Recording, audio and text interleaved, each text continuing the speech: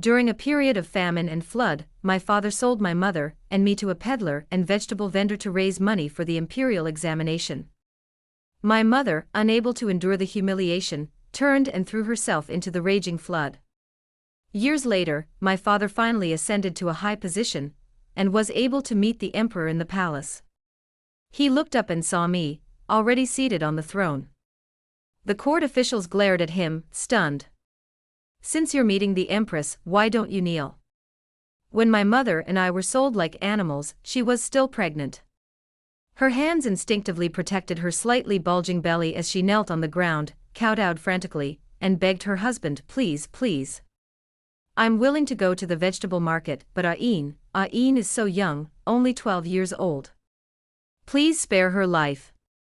Ain was my childhood name. My father, preoccupied with haggling with the buyer, didn't listen to her. He impatiently kicked her out of the way. The kick was unrelenting, and my mother curled up on the ground, clutching her stomach, unable to speak. The ropes were limited, and they were mostly tied around my hands and neck, held firmly in my father's grasp like a dog. My mother wasn't tied up, but they all knew that as long as I was tied up, she wouldn't run away. My hands were tied together, and I knelt close to her. I struggled to reach out and touch her, but was suddenly pulled, stumbling and falling to the ground.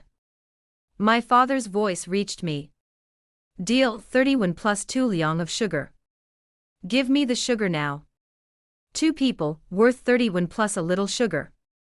Floods and famines, widespread suffering, human life worth less than pigs, cattle, and sheep." My father was once a renowned private tutor in the surrounding area. However, due to the chaotic times, martial arts were valued over literature, and the number of students who paid tuition to attend his classes dwindled. In the past 2 years, there had been no students at all. Our family was already becoming increasingly impoverished, and with the onset of floods, famines, and plagues, survival was extremely difficult. But at this critical moment, he suddenly announced that he had to rush to Shangjing, far away in Zhao State, to take the imperial examinations. The journey was long, and he needed a lot of money. Even after selling his house and his remaining land, it was still not enough, so he decided to sell my mother and me. Originally, he had planned to sell us to a brothel, hoping to earn more money. However, he encountered refugees along the way, and his bag of dry food was completely stolen. My father had been starving for several days, and when he met a peddler on the bridge, he immediately stopped him and said he would sell his wife and daughter to him as a cook for a little food and money. The peddlers of these troubled times were no ordinary men. They were broad-shouldered, thick-set, and with a face full of flesh. They also engaged in the business of reselling vegetables. The 2 men agreed, and my father received 2 taels of sugar. His eyes widened as he immediately stuffed it into his mouth, his manners unconcerned with a scholar's dignity, his eating manners both greedy and ugly. My mother was still huddled in a cold sweat. The peddler, fearing she had died on the way, went to check on her. Dead meat wouldn't fetch a good price at market. Flipping aside my mother's untidy hair, the peddler's eyes lit up. "This pregnant woman, I didn't expect she still has some beauty." So he became lustful and began to rip at my mother's clothes. My mother, already speechless from the pain, realized his intentions and struggled in fear, screaming at my father, hoping to call on her husband for help. The peddler was right next to him, beating and kicking my mother right in front of him. He finally beat her so hard she couldn't resist, and then he violently raped her in the street, causing her to wail in agony. But my father turned a deaf ear, completely indifferent, preoccupied with swallowing the little food he had. When I crawled closer to protect my mother, he reacted, slapping me hard, then lifting me and tying me to a bridge pillar, stuffing a rag in my mouth to silence me. He looked at me coldly, "Don't mess around." I watched helplessly as my mother was abused. The baby must have been miscarried. Blood covered the floor. The peddler, having satisfied himself, kicked her away, feeling unlucky. I don't know when my mother stopped wailing. She was quiet, her eyes glazed over. She looked at my father, slumped on the ground, satisfied after finishing his sugar, then at me, my face sallow and my eyes bloodshot, before stumbling to her feet. Her pale face was streaked with tears, Her clothes were torn, and the hem of her skirt was stained with blood. Every step she took left a bloody footprint. It was hard to imagine the pain she must have felt. My mother looked at me and said softly, "Ian, I'm sorry." Then she turned and resolutely jumped into the raging flood. 2. The yellow water was murky and roaring. Anyone who fell in was swallowed up in the blink of an eye, and disappeared in an instant. When the peddler realized what was happening, he was furious. He had wanted to have some fun before taking the goods to the market for a profit, but in a flash, the goods were gone, and he had lost all his money. He didn't bother my father, but came over and punched me in the head to vent his anger. "Your mother is such a fool. You're wasting my money. You'll have to sell it at a higher price later, or I'll lose money." My father was a famous teacher, and he was going to Beijing to take the imperial examination. Who knew if he would succeed? What if he did? The peddler wanted to make a good impression and didn't want to offend him, so he didn't take the money back. My father had just watched his wife being humiliated in the street, and now he was watching his daughter being assaulted and verbally abused, just as he was. He had always cared only about himself. My mother's death hadn't caused him any shame. Even long ago, when he'd forced her into marriage out of sheer willpower. My mother had a childhood sweetheart, a fiancé whose surname was Li. In the village, people used to give people names like Erniu, and the two families lived very close to each other, so they were considered family friends. My mother was the youngest daughter in the family, with many older brothers and sisters. Our family had no land, and our parents and brother-in-law made ends meet by working as farmhands for other families. They were among the poorest in the village. Li Erniu's family had always been poor. His parents had both died, leaving him an orphan at an early age. He inherited 2 tiled houses and a cow. The young man, strong and hard-working, earned a good amount of money or grain daily by tilling the land for others, and his life became increasingly prosperous. In a sense, Li Erniu was considered the village's rich son-in-law. He owned 2 tiled houses, a cow, and some savings. He was tall, strong, down-to-earth, and hard-working. My mother, who had been beautiful since childhood, was a perfect match. At that time, everyone assumed they would marry when they reached a certain age. Li Erniu came to my mother's house to help with chores whenever he could. He was generous to my mother, but he was frugal himself. He saved his money in 2 parts, one for the betrothal gift, and the other to buy a small plot of land. With land to rely on, the couple would surely prosper. My mother was in her prime at the time, full of anticipation for marriage. Marrying a childhood sweetheart was a beautiful thing. Her family was large, with few rooms, and the living conditions were poor. She usually slept on the floor by the stove. After marrying Li Erniu, at least she would sleep in a tiled house and eat meat every month. What a happy life!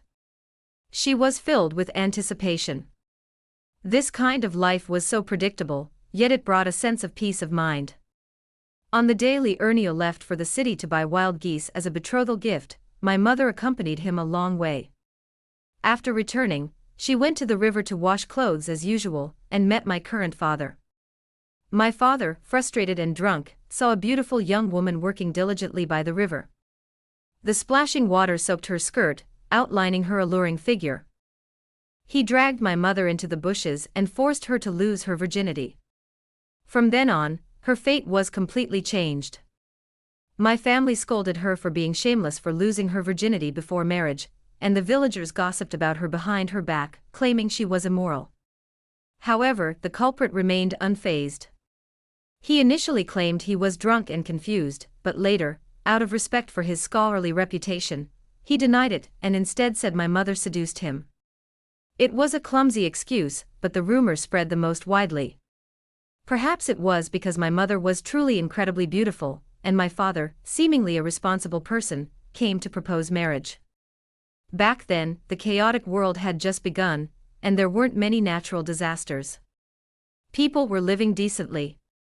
My father was a private school teacher, much wealthier than the average villager, and well respected. The betrothal gift he offered was worth more than Liurniu had saved for years. My mother's family wasn't good people. They were obsessed with money and often flattered the rich and treated the poor poorly. They immediately forgot about their cherished son-in-law, Li, and accepted the betrothal gift, demanding my mother marry him. My mother refused. She was still thinking about her beloved. She tried to escape secretly, but was discovered by her family and imprisoned. Not long after, Liurniu finally returned to the village, only to discover the world had collapsed. Just as he was eagerly hoping to bring back wild geese from the city, his childhood sweetheart, his fiancée, was raped and forced to marry that bastard. My mother was ultimately forced to marry my father. At first, she constantly sought suicide whenever she could. Later, upon discovering she was pregnant, she struggled for a long time, weeping as she cut the white silk she had hidden into pieces. As for Liurniu, he sold his 2 tiled houses and everything else, spending all his savings on treating his crippled legs. Although he eventually regained normal walking, he still had symptoms, limping and hobbling, and accumulating numerous debts. Without his oxen, his slouch hindered his ability to work, so he could only scrape by doing hard labor, sleeping in a thatched hut. The once cheerful and simple young man became a silent, eccentric, muddle-headed, and slovenly. No one wanted him to work anymore, so he resorted to begging for a living, sleeping in the open, wandering from place to place, and rarely seen again. My father was drunk that day, frustrated because his father had just passed away. He used the excuse of mourning to hastily marry my mother without even concluding the wedding. Originally, my mother could have had a less grand, yet still solemn, wedding filled with blessings. When my father married my mother, it was initially exciting, and he doted on her, promising to treat her well, love her, and protect her for the rest of his life. But after a few years, he grew tired of her, despising her as an ignorant, uncouth, and foolish village woman. After giving birth to my sister, my mother never fully recovered, and was forced by her mother-in-law to do farm work. Suddenly, her youthful energy was drained from her, leaving her haggard and aged.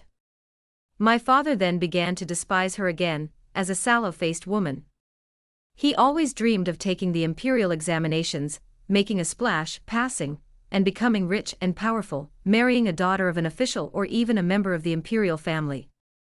In comparison, my mother wasn't beautiful enough, noble enough, or helpful enough for him.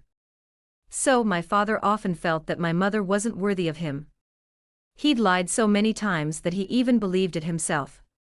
He kept saying it was all my mother's fault for seducing him, causing him to become confused and disgraceful during his mourning period for his old father. If she hadn't seduced him, he wouldn't have married an ignorant village woman.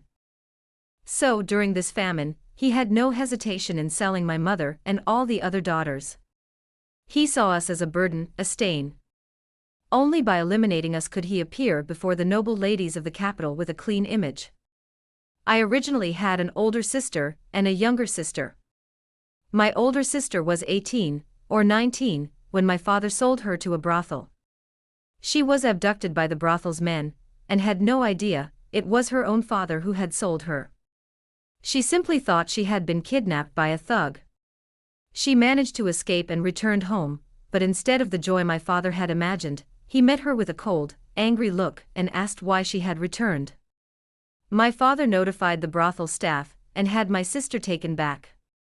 He threatened my mother and 2 younger sisters with their lives, urging her to stay there and work for clients, and to remember to send her earnings home regularly. After being taken back and severely beaten, my sister realized it was my father who had sold her to the brothel. She wanted to die, but thinking of her vulnerable mother and 2 younger sisters, she finally gave in. She humbly earned a few pieces of silver, saved them, and sent them back home, just to make our lives easier. She didn't know that 6 months earlier, my father had personally sold my younger sister, who was not even 8 years old, to the vegetable market in exchange for a small bag of rice. At that moment, I realized his intentions and knelt on the ground, begging him not to sell my younger sister. He promised me that if I could find enough food, he would let her go. Every day, hungry, I walked over 10 miles along mountain roads, scavenging for leftover sweet potatoes, picking wild rice in the mountains, and climbing steep cliffs to trade for food. When I finally gathered a small basket of food and placed it in front of my father, I noticed he had a small bag of rice beside him. I immediately understood what had happened and frantically searched for my younger sister, but as expected, I couldn't find her. My father made porridge with the rice for himself, and the assorted food I had painstakingly gathered became his, too. He wouldn't let my mother or I touch a single bit. The porridge I'd bought with my younger sister fell a little on my hand. I wiped it with trembling hands, and my father saw me. Thinking I was coveting his porridge, he punched and kicked me, warning me not to touch the bag of rice at home. That bag of rice, the rice my younger sister had bought with her life, I wouldn't eat it even if I starved to death. Did he think everyone was as cold-blooded as he was? When I was little, my father hated me and showed me no concern. When I fell ill, even though our family was relatively well off at the time, he didn't want to spend money on medical treatment. Instead, he threw me away like trash, calling me unlucky.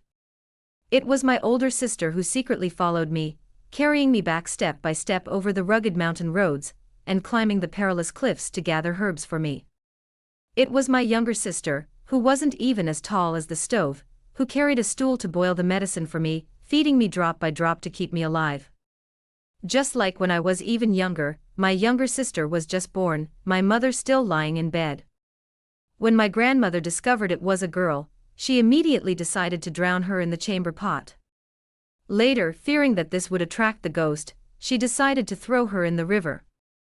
At 4 or 5 years old, I followed her, despite the beatings and scolding, wanting to see my younger sister one last time. Unexpectedly, my grandmother slipped and fell into the river and drowned. At just a tiny child, I struggled to carry the swaddled baby back home to call for help. My sister carried me, sick, step by step, home. I brought my infant sister, who was fortunate enough not to be abandoned, home. Blood is thicker than water, and we depended on each other for survival. But now, my sister has been sold into a brothel, my sister is dead, and I am about to be dragged to the market to be slaughtered alive. My mother hadn't originally intended to commit suicide. Even for the sake of her unborn child, she would have saved every extra hour. But with her child gone, her 3 daughters were doomed to a miserable end. She was humiliated in the streets, and her husband turned a blind eye. Long ago, her fate had been reversed because of abuse, repeated heard over and over again. She was truly despairing.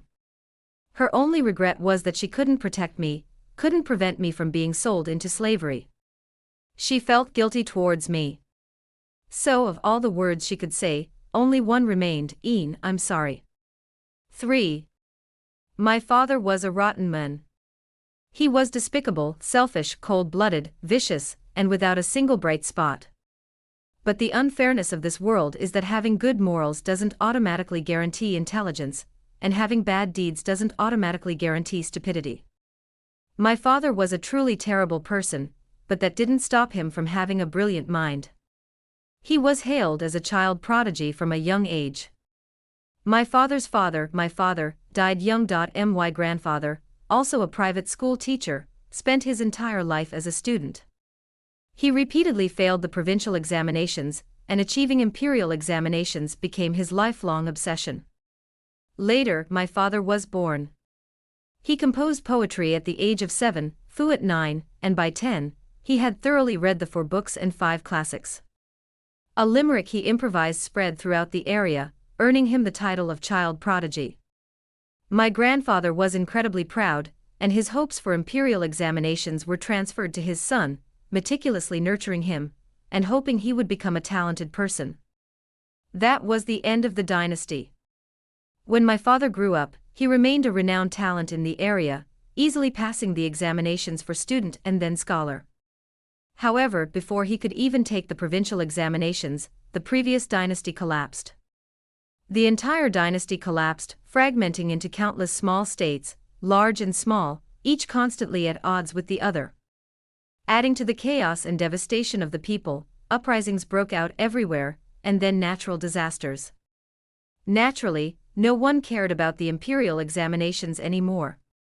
My father thus followed in my grandfather's footsteps of frustration and despair. Unable to bear the blow, he fell ill and passed away in despair.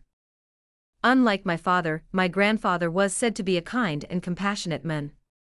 His only flaw was his overindulgence in his children, a habit that fostered my father's selfish character. Shortly after my father's death, he resorted to despicable means to force my mother into marriage. Similarly, my father's obsession was to pass the imperial examinations. He achieved fame at a young age, but the success he had hoped for was not what everyone expected. Decades passed, and no one discussed the prodigy anymore, nor did anyone know who he was. My father, a proud and arrogant man, naturally refused to accept a life of obscurity. After decades of conquest, the situation in the world was relatively stable. The state of Zhao, having inherited the Shangjing of the old dynasty, was now one of the largest states. Changing its reign title to Chengping, it reinstituted the imperial examinations, recruiting talented individuals from across the land. My father, brimming with confidence, took 30 when a coin for travel expenses, ate 2 taels of sugar, and prepared to leave, not even glancing at me. The peddler untied the rope tied to the bridge pillar and dragged me away in the opposite direction.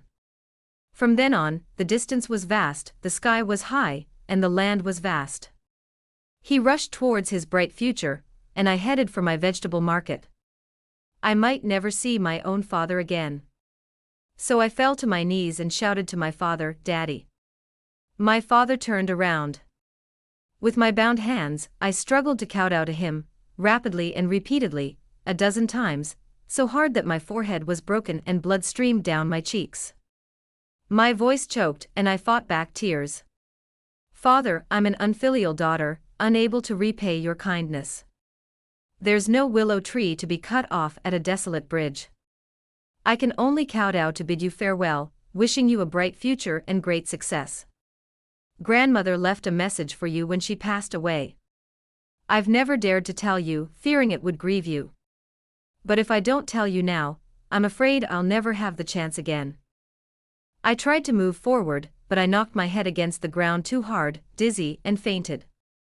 My father, who truly valued his biological mother, came over and looked down at me. "What did mother say before she died?" My grandmother died so suddenly, leaving behind no final words. My father had no idea she'd left any last words. I stumbled to my feet, my voice dropping timidly as I approached my father. She said. Then I gave my father a cold look and, without hesitation, reached out to claw at his most vulnerable eye. She said I was so young, yet so cruel. I was too young to fight an adult man, and with my hands tied, I could only attack him where he was least prepared, fighting for my life. My father cried out in pain, instinctively trying to pry my hands apart. I endured the excruciating pain and kicked him off the bridge. My father fell into the flood. The torrent rolled eastward. He probably forgot that I was the one he hated most as a child. Because I was rebellious and unruly. My mother was gentle, kind, and virtuous, and my older sister and younger sister were like her, very obedient. I was the only one who was different. From a young age, I had a fierce streak. Whenever he beat or scolded my sister, I would rush up and bite him. I would even bite off my own baby teeth to tear off a piece of his flesh, making myself suffer rather than him. When my younger sister was born, my grandmother wanted to drown her in a chamber pot. I told her I'd heard a house in the neighboring village was haunted, plagued by bad luck, and the entire family had suffered strange illnesses, apparently because a baby had drowned in the house. So she changed her mind and decided to throw my younger sister into the river to drown. I followed her, begging her desperately, wanting to see my younger sister one last time, wanting to hold her as she was about to drown. My grandmother, annoyed by my nagging, gave me the swaddling clothes. I, half a man's height, caught the swaddling clothes and immediately put away my pitiful expression. With a blank expression, I stared at my grandmother's back and, when she wasn't paying attention, pushed her into the river. My grandmother, who had troubled my mother and older sister for most of her life, certainly never imagined this would be her fate. She looked at me in horror and anger, uttering her final words before dying. you're so young, yet so cruel." I watched her sink coldly before I hurried back to call for help. I was 4 or 5 years old then, still often stumbling when I walked, when I killed my first person, my grandmother. My elder and younger sisters took after my mother, and I'm perhaps more like my father. But I was more precocious and ruthless than he was. He was writing poetry at 7, composing prose at 9, and reading the 4 books and 5 classics by 10. I was already memorizing events at a younger age, and poetry, prose, and classics were no problem. My father said girls couldn't read, and wouldn't let us look at his treasured collection of classics. He didn't know, but I had a photographic memory. While drying books or cleaning, I'd turn the pages one by one, memorizing those obscure classics. I never showed that I knew the characters. I was a troublemaker when I was little, and my father hated me. As I grew older, I became more sensible and obedient, never fighting back or retaliating. I always did what he wanted, and he didn't even notice. I became his favorite daughter again. So he sold my older sister, my younger sister, and finally sold me and my mother together. I was also ruthless to myself, directly hitting my head to show my goodwill and weakness, to let him down, just like when I pretended to be pitiful and begged my grandmother. I was born with a rebellious nature, and that's never changed. I didn't become obedient, I just learned to pretend. 4.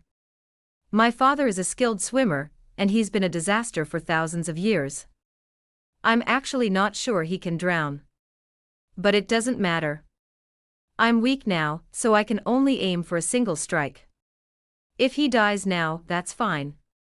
If he survives, if we ever meet again, I'll make him suffer a fate worse than death. The journey is long and arduous, the skies vast and the land vast. We might not meet again easily. This opportunity is rare, so I'm taking a huge risk. Even if I can't kill him, I'll make him suffer. If I suffer, I'll make him suffer too. If my mother dies, he won't be able to survive alone. My mother is too docile, the gentle and virtuous woman you expect from a woman in this world. She never considered resisting. She had the courage to die, but not the courage to take her enemies with her. If I were my mother, I'd take them all with me, even if it meant jumping into the river. Smart, ruthless, decisive, and vindictive. My dangerous personality is fully exposed. The peddler watched me, stunned, kick my father off the bridge. He immediately became wary and reacted quickly. He took out the axe he used for self-defense, and without a word, rushed over to chop off my hands to prevent me from causing trouble again. The so-called risking one's life, of course, includes consequences like this. As his axe was about to fall, I calmly gazed into his eyes. "Don't you want to sell me for a higher price?" This sentence gave him pause, and I seized the opportunity to persuade him. My father was going to Zhao State, and didn't need to pass through here, but he made a detour. Do you know why? Up ahead, in Linqing's largest brothel, my sister is one of the most profitable prostitutes there. Her beauty far surpasses the others. I'm her younger sister, and I can foresee that I'll be quite pretty when I grow up. He originally wanted to sell me to the brothel too, but with my sister as a comparison, I could fetch a lot more than other ordinary girls. He ran out of food along the way, and had no choice but to sell me cheaply as a vegetable. You can take me to Linqing, the brothel owner will definitely pay a high price. He visibly hesitated, but I remained calm and continued to offer him benefits. Think carefully. If you miss out on me, you might never find such a great fortune again. Sold to the brothel, of course, I had to be intact. After all, I was still just a 12-year-old girl. He was big and strong, easily able to overpower me. My threat to him was limited, not enough to make him wary enough to give up his money. He was tempted. Looking at my bloodied, emaciated appearance, he swung his hatchet to the ground, half sticking in the dirt. He spat and said viciously, "If you dare to cheat me, I'll kill you myself." He took me to Linqing instead. When the brothel owner learned that I was my sister's younger sister, she pulled me over and looked me over carefully. Sure enough, she agreed to his price, looking very surprised. Why was she so surprised? I felt a little strange. In fact, I could have told the peddler that my sister could exchange me for money in Lincoln, instead of leading him to sell me to a brothel. But that would have given me no reason to stay there for long. I wanted to sneak in and find a chance to escape with my sister. Aside from my father, my sister was my only real family in this world. Now free of the ties of mother and younger sister, she no longer had to compromise and continue to sell her body in the brothel, humiliating herself. But only when I arrived did I learn that my sister was gone too. The night before I arrived, she had hanged herself with a white silk thread in the room where she received clients. A passerby she knew had witnessed my father selling my mother and me, and she accidentally learned that we were being sold into the kitchen. Upon further inquiry, she also learned that my younger sister had long been deceased, a fact she had been hiding from me. At the time, she had just finished serving a dreadfully humiliated and disfigured client. She had endured this pain for a long, long time. Faced with this double blow, she didn't hesitate and chose the 3-foot white silk thread that night. I was just a little too late. Just a little bit more. Just a little bit more, and I would see my sister again, whom I hadn't seen for years, and find a way to escape with her. Escape, depend on each other, even if it means wandering the world. Now I only see her corpse, wrapped in a straw mat, about to be thrown out. The madam, heartbroken at the loss of her cash cow, saw me, arriving at her doorstep, and beamed with delight. As I'd told the peddler, I'm my sister's younger sister. As long as I don't go astray, I'll definitely be a cash cow in the future. Money that comes to you, there's no reason not to make money. The peddler's exorbitant price was undeniable, and she didn't even bother to bargain. She gave him the money, a rare gift of generosity, and quickly sent him away, fearing he might regret it. I stayed by my sister's body, refusing to leave. She didn't say anything, but instead had the pimp carry the body to a quiet place. She made an exception and allowed me to keep vigil. She patted my head and sighed, "Alas, you're a poor child. Say goodbye to your sister. My condolences." I stood there in silence. Then I collapsed, sitting there for the rest of the night. The next day, when they carried my sister away again, I followed them again. The madam was quite understanding and allowed me to go along. She even asked them to help me dig the grave myself and bury my sister carefully. Normally, when someone died in the building, they were wrapped in straw mats and thrown into the mass grave, but my sister's grave was actually a good ending. After we returned, they made me press my fingerprint on the indenture contract and then, holding my hand, they marked a bright red spot on my wrist, saying it was the toad's blood. The madam was a slightly plump woman with a kind face and a gentle demeanor. She held my thin hand in her warm, generous hand, feeling a little distressed. "You're so thin at such a young age, you must have suffered a lot. Your sister once mentioned you, and I remember your name." I replied, "Tingian." She suddenly realized, "Yes, Tingian. It's a good omen, so keep it as your nickname. I know our profession isn't very respectable to share, but in these troubled times, people outside struggle to even get by. At least in the brothel, we have enough food and clothing. We don't steal or rob, we make our living on our own. There's no need to belittle ourselves. We're all human beings, and the girls in the brothel are no less inferior than anyone else. I love all of these girls here as my own daughters, and from now on, you're my daughter too, and I'll take good care of you. From now on, Mom will teach you well. You have good potential. You might become a top courtesan one day. If you marry a high-ranking official, it would be a reversal of fate. Can I change my fate?" I looked at her, adorned with gold and silver, a scene of opulence. I nodded slightly. This brothel, located in Linkheng and built on the riverbank, was called Linjiang Tower.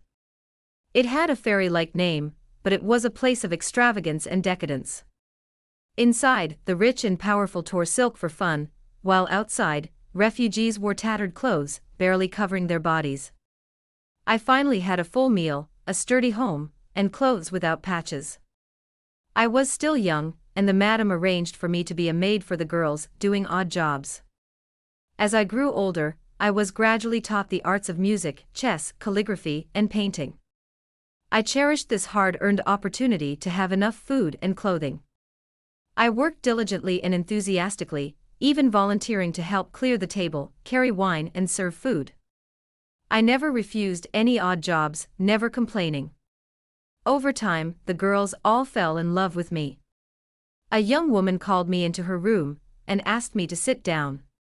She pushed a plate of exquisite pastries towards me, with a hint of disappointment. "How can you be so honest? Look at those maids and servants, I don't know where they're slacking off, but you're the only one who's constantly busy." She demanded I finish the plate before leaving. I knew her name was Ying, one of the hallmarks of Linjiang Tower, known for her charming and melodious voice. When my sister was still alive, they had a close relationship, and now that my sister was gone, she still took the initiative to look after me. She was a tough-mouthed person, but she was soft-hearted. She asked me to finish the plate of pastries simply because she couldn't bear to see others leaving their work to me, and she wanted to give me a reason to rest. I didn't refuse her kindness and sat down to eat my fill.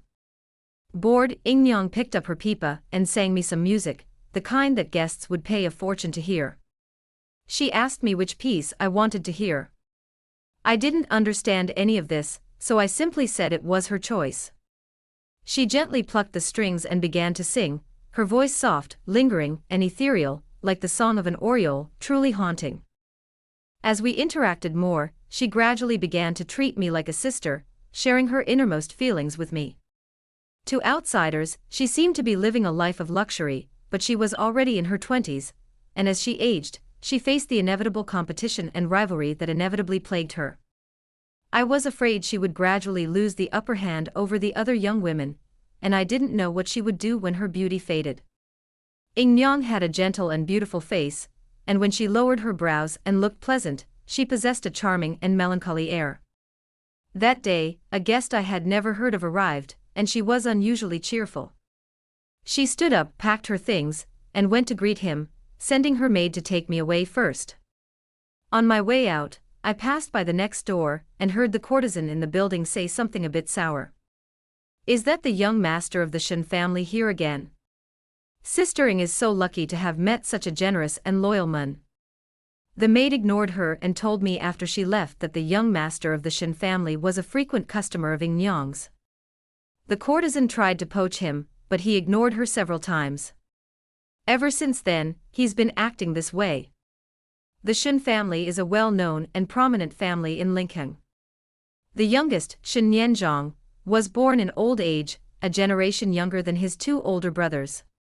He was doted on by the whole family since he was a child, becoming a spoiled and unlearned dandy. She spent her days either boating with her friends, cockfighting, or enjoying music in brothels. Shen Yanzhong was generous and often spent lavishly, making him a favorite among the girls in the brothel. However, he was often idle, often irritating the old men to the point of slamming the table. He couldn't bring himself to hit her, nor to scold her, so he had to be confined for months. This time, she had just finished confinement and headed straight for Linjiang Tower. Ying played the pipa all afternoon.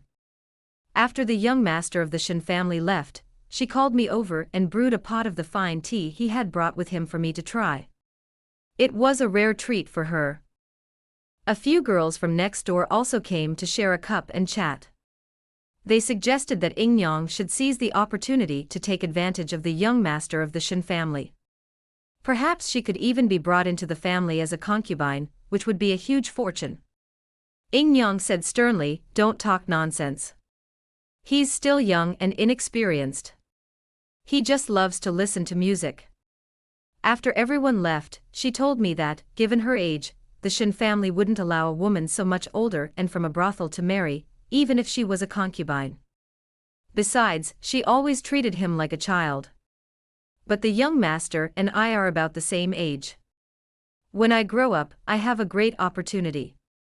I must seize this distinguished guest. The courtesan, who hadn't left yet, heard this and turned to look at me for a few moments, then laughed sarcastically. "Her Sister Ying, Look at her pale, thin figure. Who could she possibly attract? The Shun family, which neither you nor I could possibly marry, is even more impossible for her. Ingyang rolled her eyes at her, and didn't respond. She turned and whispered to me, "Don't bother with her. She's just jealous of my youth and youth." Then she pulled out a box of her treasured ointment and gave it to me. Looking at the hideous scar on my forehead, she expressed concern. "Why hasn't your head scar healed in such a long time? A customer gave it to you. Use it. A girl shouldn't get a scar." I opened it and only scooped out a tiny bit. It seemed she usually wouldn't use it, but now she was telling me to be frugal. She had the exact same personality as my sister, worrying me to death. Sadly, the peace didn't last long. After just a few days, the peddler came looking for me again. He barged in with a menacing look and demanded I'd taken a jade bracelet he'd hidden in his basket. I was puzzled. What jade bracelet? No matter how fierce his expression, I didn't know. Then he thought of another person who had approached his basket, my father, who had been kicked into the river. He hurried off again, searching the river for my father's body. He searched for nearly half a month, but still couldn't find it. He couldn't vent his anger, so he stayed at Linjiang Tower, claiming that a father's debt must be paid by a daughter. He demanded that I compensate him on my father's behalf, and give him half of any future profits I made from serving customers. I had no intention of engaging him, so I tried to circumvent him, holding the wine ordered by the previous customer. The peddler stopped me, snatched the wine from my hand, slapped the seal against it, and sniffed it, his eyes bulging. "This is excellent wine." Then he threw his head back and guzzled the entire jar in a few gulps. He then brandished his axe, threatening me to fetch more, clearly with no intention of paying. He didn't care if I would be punished. He was tall and strong, blocking the road, making it impossible for me to call for help, so I obliged. Actually, delivering wine was the job of the peddler's staff. To avoid being lazy, they simply gave me the key to the warehouse, and often asked me to fill in for them. The peddler, true to the principle of never taking advantage of a bargain, drank several jars of excellent wine and even asked me to fetch him another one to take home. He was red-faced and drunk. I said, "Okay." I went back to the storeroom and fetched a jar of expensive wine. I stood before him, took a few looks, and seeing he was truly intoxicated, I kicked aside the nearby sword and smashed the jar against his head. He staggered, his face doused with wine, and before he could react, he looked at me. I pulled out a tinderbox, lit it, and casually threw it at him. The peddler instantly erupted in flames. He screamed heartbreakingly and rolled on the ground, trying to put out the fire, but to no avail. Watching him wail in agony, I kindly reminded him, "Turn right, there's a pond." He rushed over without a second thought. A moment later, I saw black smoke rising from the sky to my right. It was a lie. There was no pond at all, just a place where clothes and fabrics were stored, easily ignited. Chaos ensued inside the building, as people rushed over with buckets of water to put out the fire.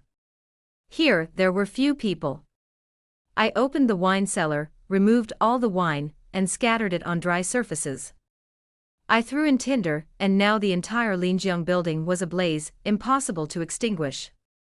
Seeing Linjiang building engulfed in flames, the people who had initially rushed to put out the fire scattered, packing up their belongings and running away. The chaos was uncontrollable. When no one was looking, I found the peddler collapsed in a corner.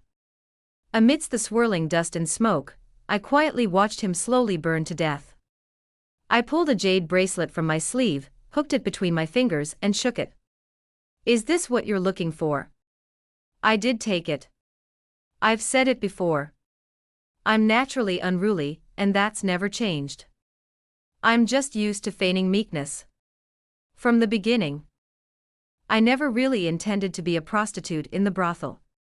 Even if I couldn't rescue my sister, since I was already here, I had to do something. I had to make this beast who raped my mother die a horrible death, and destroy this brothel that forced women of good character into prostitution. This bracelet has a nice, smooth finish and looks worth a lot of money. There's even a little blood on it. I guess he took it from a dead person on the road and planned to pawn it. He was worried about it falling or getting hurt, so he hid it in a shopping basket, thinking no one would notice. Sadly, I noticed it. Those who are greedy and lustful are the easiest to control. I casually left the jade bracelet behind, and sure enough, he came back to find me. I was confined to the brothel and couldn't leave, so I sent him to find my father's body to see if he was truly dead. Sadly, he didn't find it. It seems my father is indeed a scourge that will last for thousands of years. When he came to me again, I was ready to burn the brothel down. I proactively worked so hard to gain trust and obtain the key to the wine cellar. I deliberately brought out the best wine, letting the peddler see it. He thought he'd snatched the good stuff, unaware that I was getting him drunk.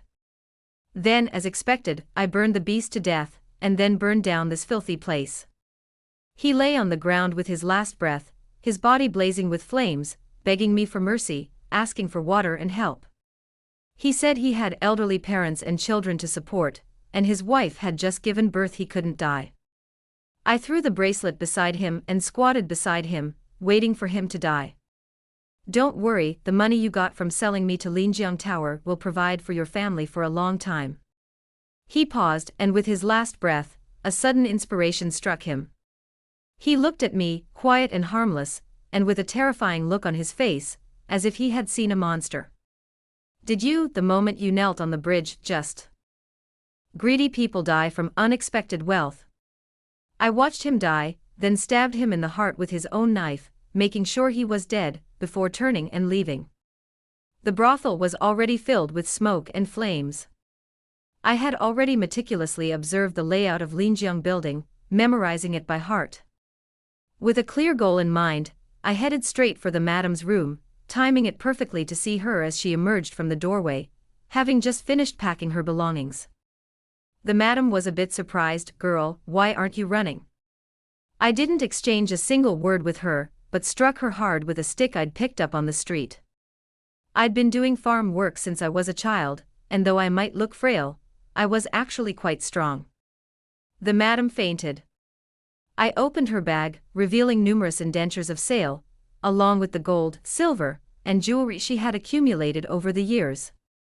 The indentures, some for living women, some for long-dead women, hadn't been torn up yet. I stood in the attic, a blazing fire below. With a casual flick of her hand, a flurry of papers fell, engulfed in the flames, and instantly reduced to ash. 8.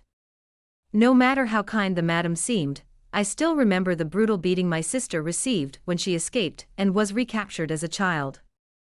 When my sister was buried, the only valuable possession on her body was a wooden hairpin she had worn before being sold to Linjiang Tower. Many of the girls in the tower were forced into prostitution, so every door was guarded. No one was allowed to leave without permission, and any resistance was met with beatings and torture. No matter how much money they earned while alive, the madam took most of it. When they died, they were just thrown into a mass grave with a straw mat, not even bothered to dig a grave. They took advantage of them, then discarded them like trash. So who would believe the madam's claim that she treated the girls like her own daughters? She seemed kind and loving to me, but it was all just superficial favors, small gains and small favors. Seeing people is like looking at a cloud. We must see their innermost essence, their most essential qualities. She was adorned in gold and silver, and she was plump and sturdy. I wonder how many girls' freedom and lives were paid for her. The fire grew larger and larger, and the beams collapsed. Exiting the main gate was impossible. I dragged the madam to a shallow, windy pool to soak her. She would be protected from the smoke and the fire. She had never directly killed anyone, so I spared her life. I wanted to destroy both her life and her wealth. The entire Linjiang building was deserted.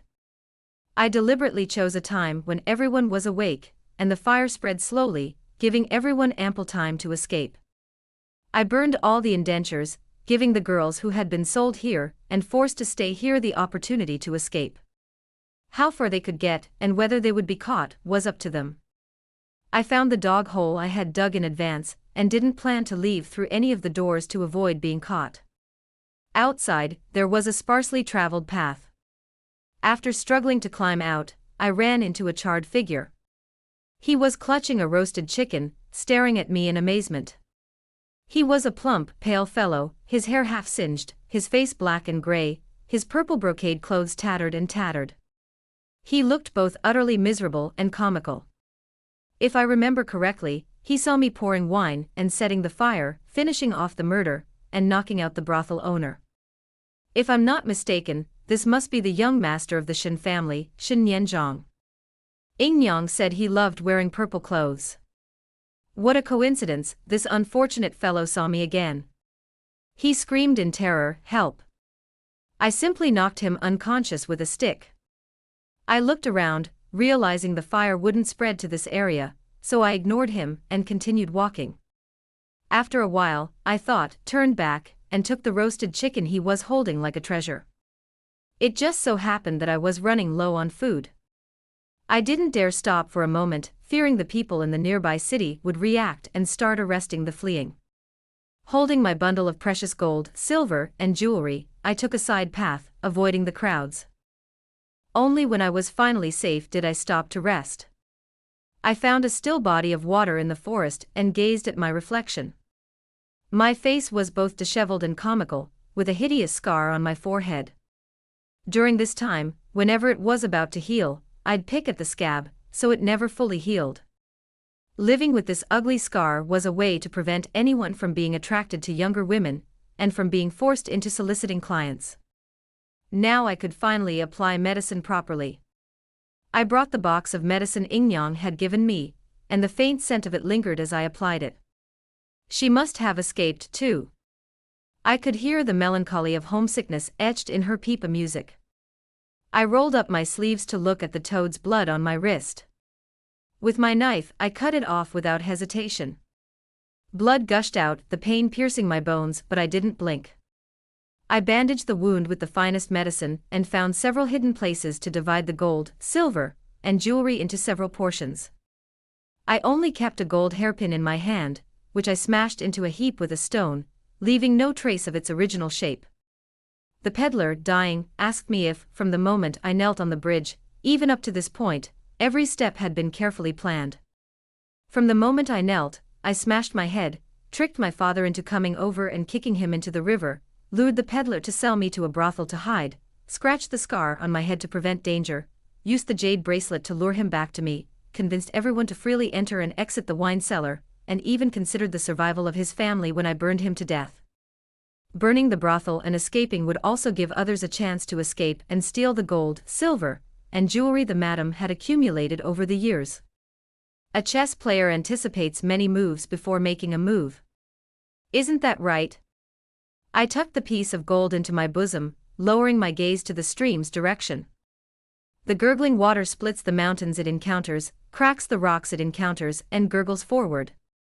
Looking up again at the sun and the dense forest, I discerned my direction and walked, without looking back, in the direction opposite Linkheng. The madam said the girls in the brothel don't steal or rob, and they make their livings on their own. They don't need to belittle themselves, they're no less inferior than anyone else. It was just self-consolation. How could someone whose life and death could be decided by a single word from others be anything but inferior? Self-consolation alone won't help. True defiance of fate isn't about clinging to the powerful and becoming someone else's plaything, but about possessing the power to control one's own destiny. So, I will climb. I will climb by any means necessary. I will climb faster and higher than my father did. I will be ambitious, purposeful, and resolute, swimming against the current. 9. In troubled times, heroes emerge. Who says women can't vie for supremacy? I'm determined to do what ordinary people can't. After acquiring my first sum of money, the next step is to acquire my first batch of troops. Neither recruiting soldiers nor becoming a general is suitable for me. First, women can't serve in the military, and recruiting soldiers wouldn't be convincing. Second, I'm too young, making it easy for people to look down on me. I can't follow the ordinary path. So I've already decided, I need to recruit a strong and sturdy man to serve me. I thought of my mother's childhood sweetheart, that crazy, lame eccentric, Lee Ernew. When I found him, the down and out man was living in a dilapidated, long abandoned hut, cooking a pot of pungent, smelly wild vegetables on a small stone stove. The man was aloof, always wielding a hoe and shouting, "Get lost," at any stranger he saw. The bag of precious steamed buns I'd brought was thrown into the mud. His gloomy face was hidden by his messy hair, revealing only a pair of sharp eyes filled with hostility towards strangers. No wonder he was called a weirdo. I picked up the stained steamed bun and said with uncharacteristic calmness, "Uncle Ernew, my mother is dead." This successfully froze the man's hoe swinging at me. "I know you recognize me. I'm the second daughter of Zhang Wenjing and Chu Xinyang. My mother, my elder sister, and my younger sister were all killed by my father." In a few words, I explained the whole story and my purpose. "Uncle Ernew, I want to take you with me to seek revenge for my father." He froze for a long time before reacting. His expression turned cold again, and he continued to drive me away without any courtesy. "What's your business? Get out of here. No one is welcome here." Of course, I didn't expect to convince him with just a few words, but I wasn't going to give up easily either. I lingered near this shabby hut, and refused to leave. When he tried to chase me away, I moved further away. When he left, I followed him back. At night, I curled up on the ground to sleep. When I was hungry, I broke off a few steamed buns and ate them. Even though they were covered in dirt, I didn't mind them at all. I stuffed them into my mouth without batting an eyelid. After chewing the cold buns, I'd find some wild grass roots to chew on to fill my stomach. When I couldn't get any more, I'd catch insects. For days, the wind blew fiercely, and the rain fell relentlessly, seemingly without end. Even though I was soaked by the rain, I huddled under the eaves, refusing to leave. I've always known how to push things further. When he didn't bother to chase me away with a weapon, I'd inch closer. Now we can live under the same roof peacefully, but for all this time, I've never attempted to enter the house on my own initiative. I knew he hated me because I was half my father's blood. It was good enough that he didn't actually hit me with that big hoe. I could have continued to push things further, seeking shelter inside the house, but that wasn't what I wanted. I wanted him to open the door and pull me in. After so much rain, I finally got sick. When I touched my forehead, it was hot. My hands and feet were scalding, yet I felt cold. I had a whole piece of gold in my pocket, but I didn't rush to see a doctor. Instead, I leaned against the doorway, muttering to myself as usual. I talked about interesting things about my mother's youth, my childhood experiences with her sister, and the mountain god behind our old home. "Uncle Ernew, have you heard of it? There's a mountain god on the hill behind our house. My sister and younger sister both worship him. My sister says he's very effective. She envied someone else's jewelry, so she asked the god for a hairpin, and a few days later, a wooden hairpin appeared on the ground. Later, when there was a famine, my sister and younger sister often prayed to the god, and they often found food in the hills behind. Once they even found a wild rabbit. They wanted to drag me along, but I don't believe in ghosts or gods, and I've never prayed to anyone. I've always fought for what I want." The tattered door creaked open, and Lee Ernew's voice was furious. "Do you want to die of illness at my door?" My head was dizzy, but my eyes were still clear. Seeing this, I knelt at the door and, imitating my older sister and younger sister's gestures, bowed to him. Looking directly into his eyes, "Lord Mountain God, I pray to you." After a pause, I said with deep sincerity, "I pray you protect me." Thunder crackled beneath the gray sky. The rain continued to pour, and everything was trapped by the long downpour. I hadn't eaten enough for a long time, and after days of being caught in the rain, I was dizzy and sick. I held on, waiting for him to come out on his own, when I finally passed out. I was still groggy when I woke up. I could only feel him carrying me quickly, the bumps giving me a headache. When we arrived, the doctor saw we looked like beggars and fearing Ernia wouldn't be able to pay for the medicine, refused to admit me. I don't know what they argued about. I was laid to bed, covered with a thick blanket, and then given a bowl of bitter medicine.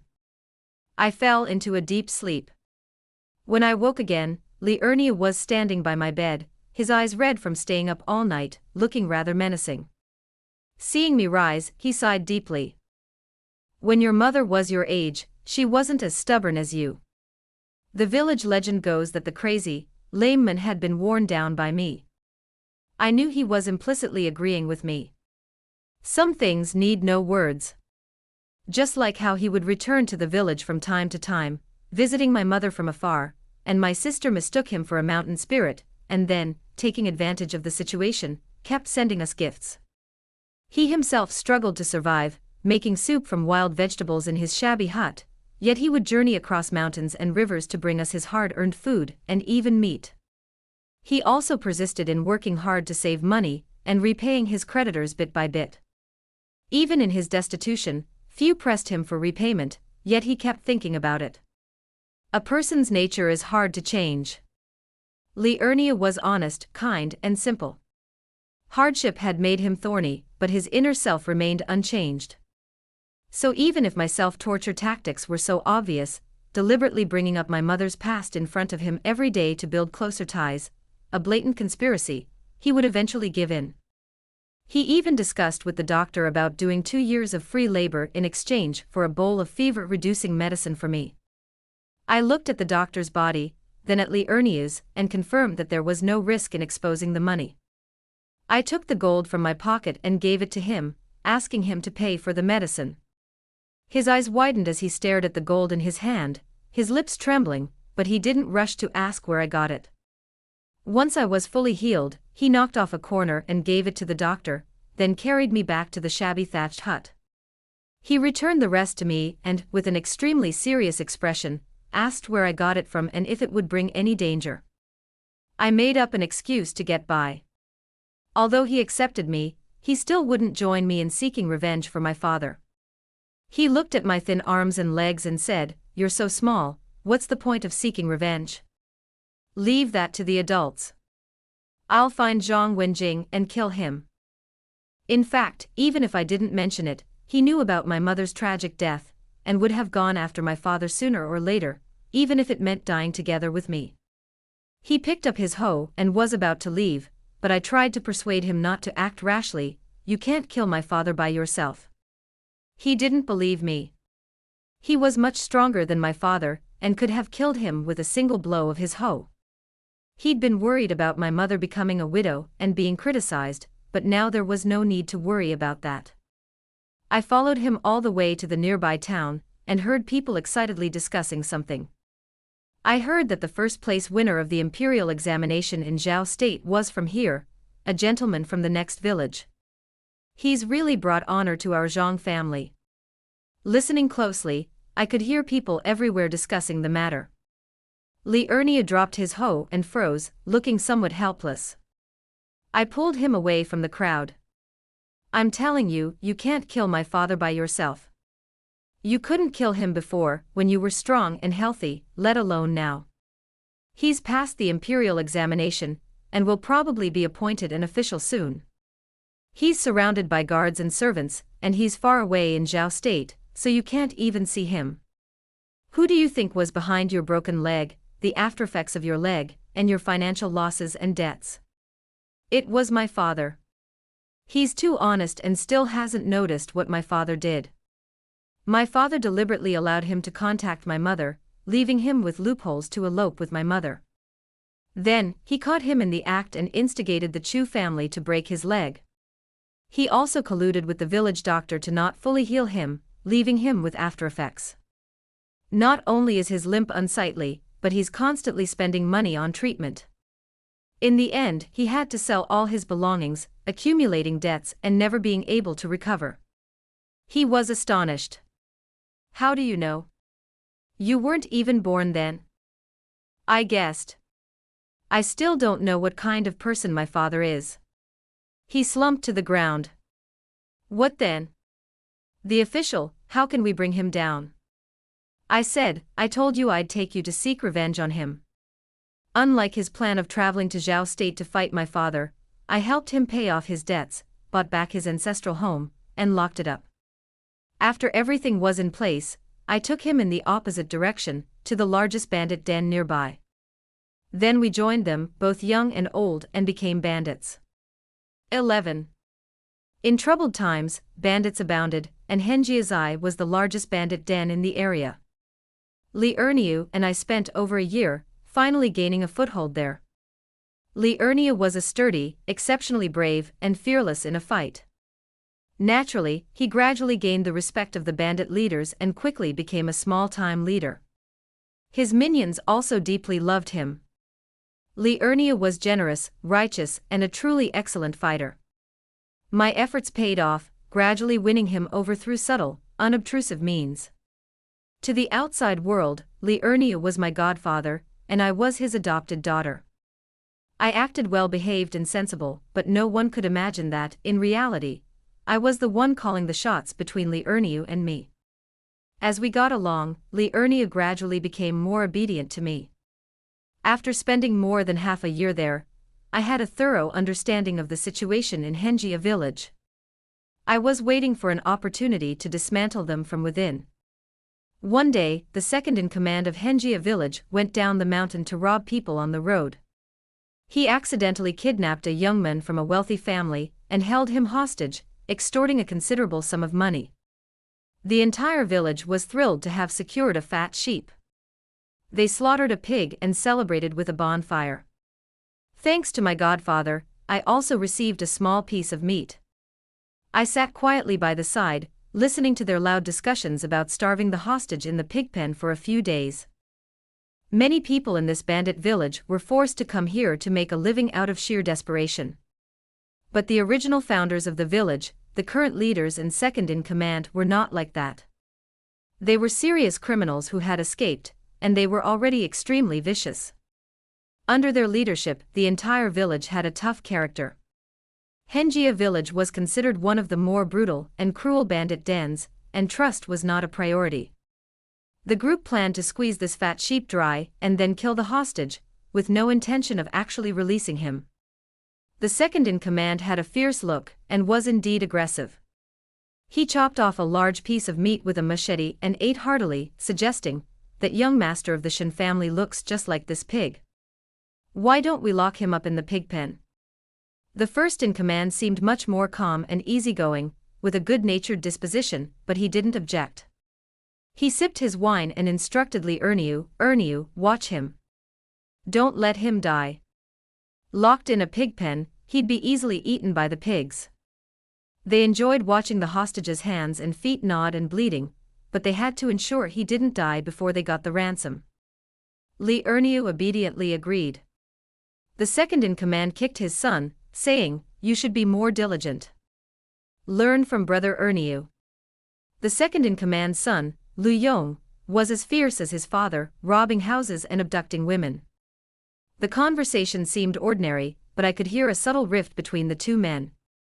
The eldest leader assigned someone he trusted to guard the hostages, and the second in command also wanted to intervene. On the surface, they appeared to be in perfect harmony.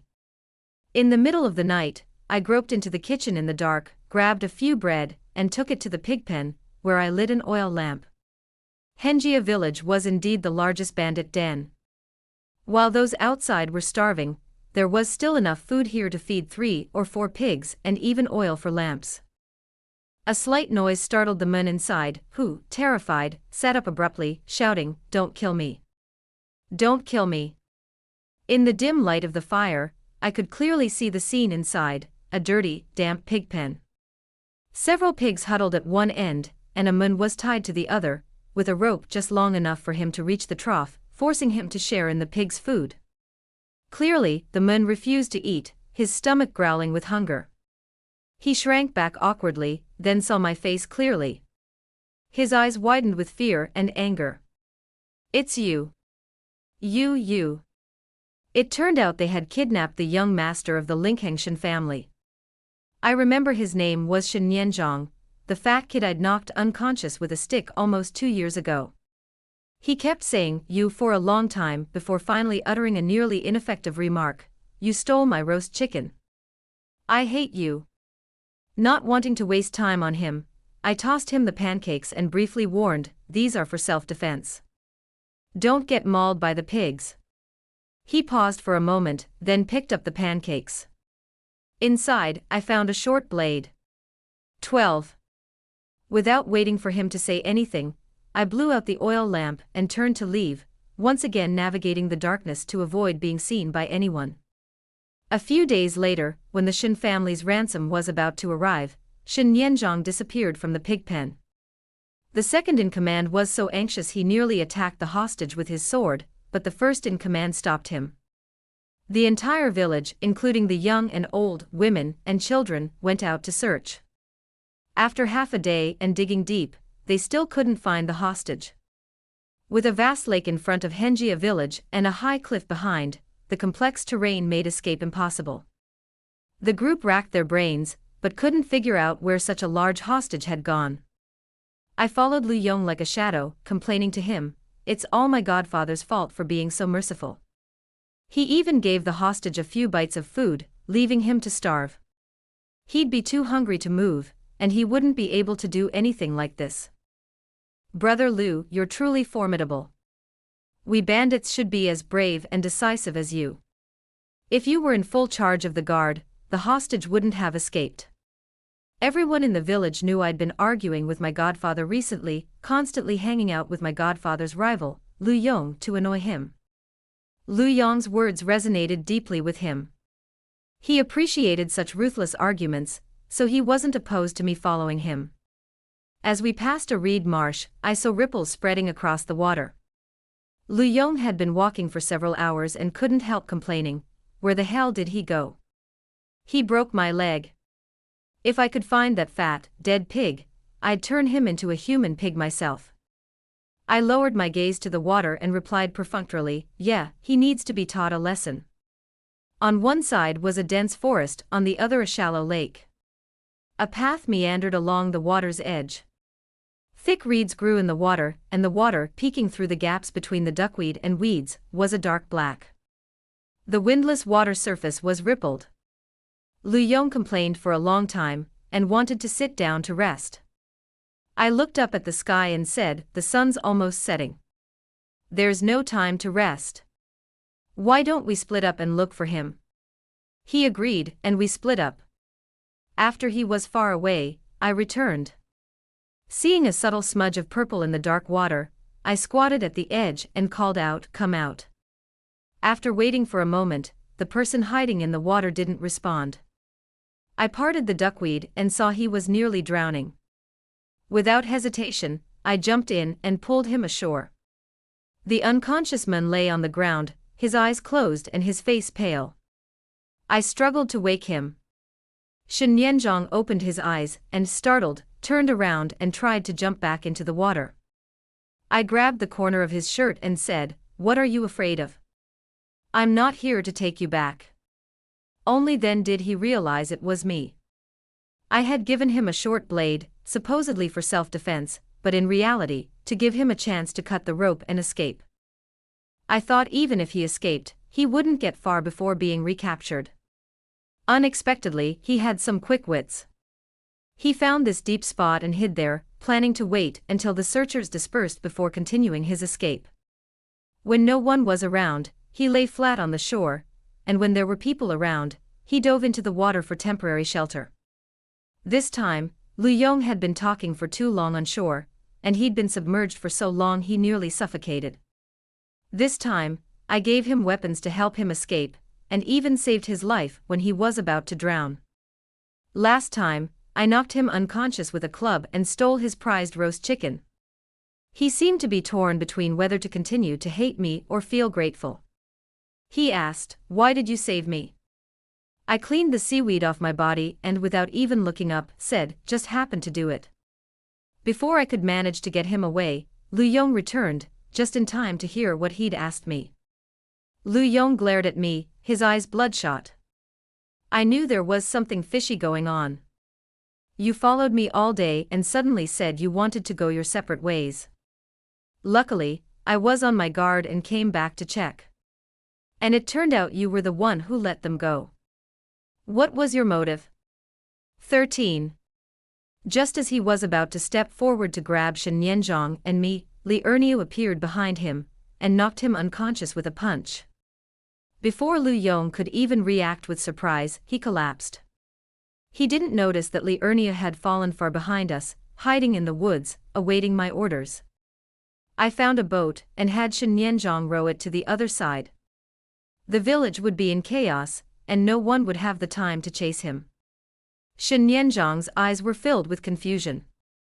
At the last moment, as if he had made up his mind, he looked me in the eye and said seriously, Although you've committed murder, arson, and banditry, and even stole my roast chicken, I don't think you're a bad person. Being a bandit has no future. Why don't you come with me? I'll have the housekeeper find you a good job, and then marry into a wealthy family. It's better than this life of violence. I tossed him the oar and kicked the boat away from the shore, saying rather coldly, let's go.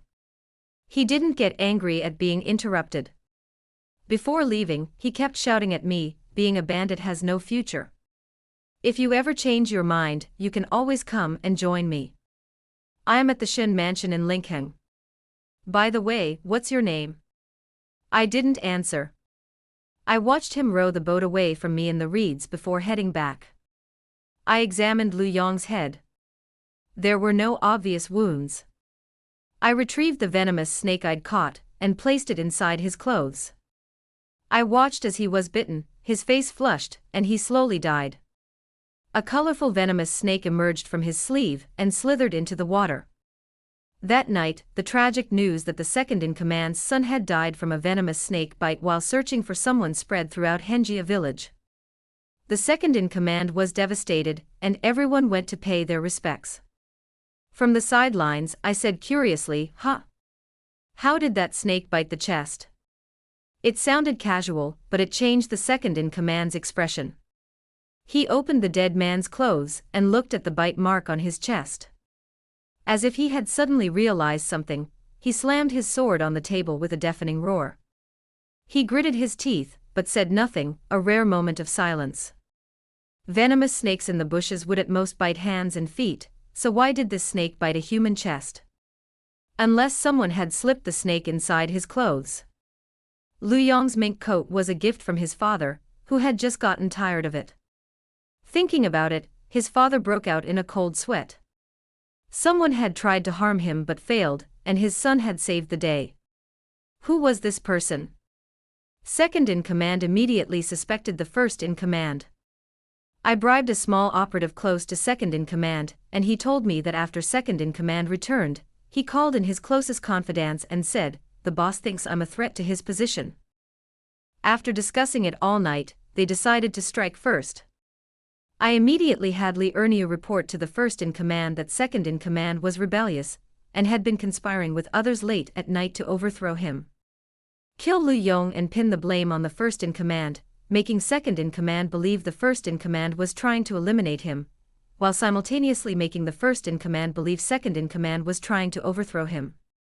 There was already a subtle rift between them, so I seized upon it and magnified it, escalating the conflict.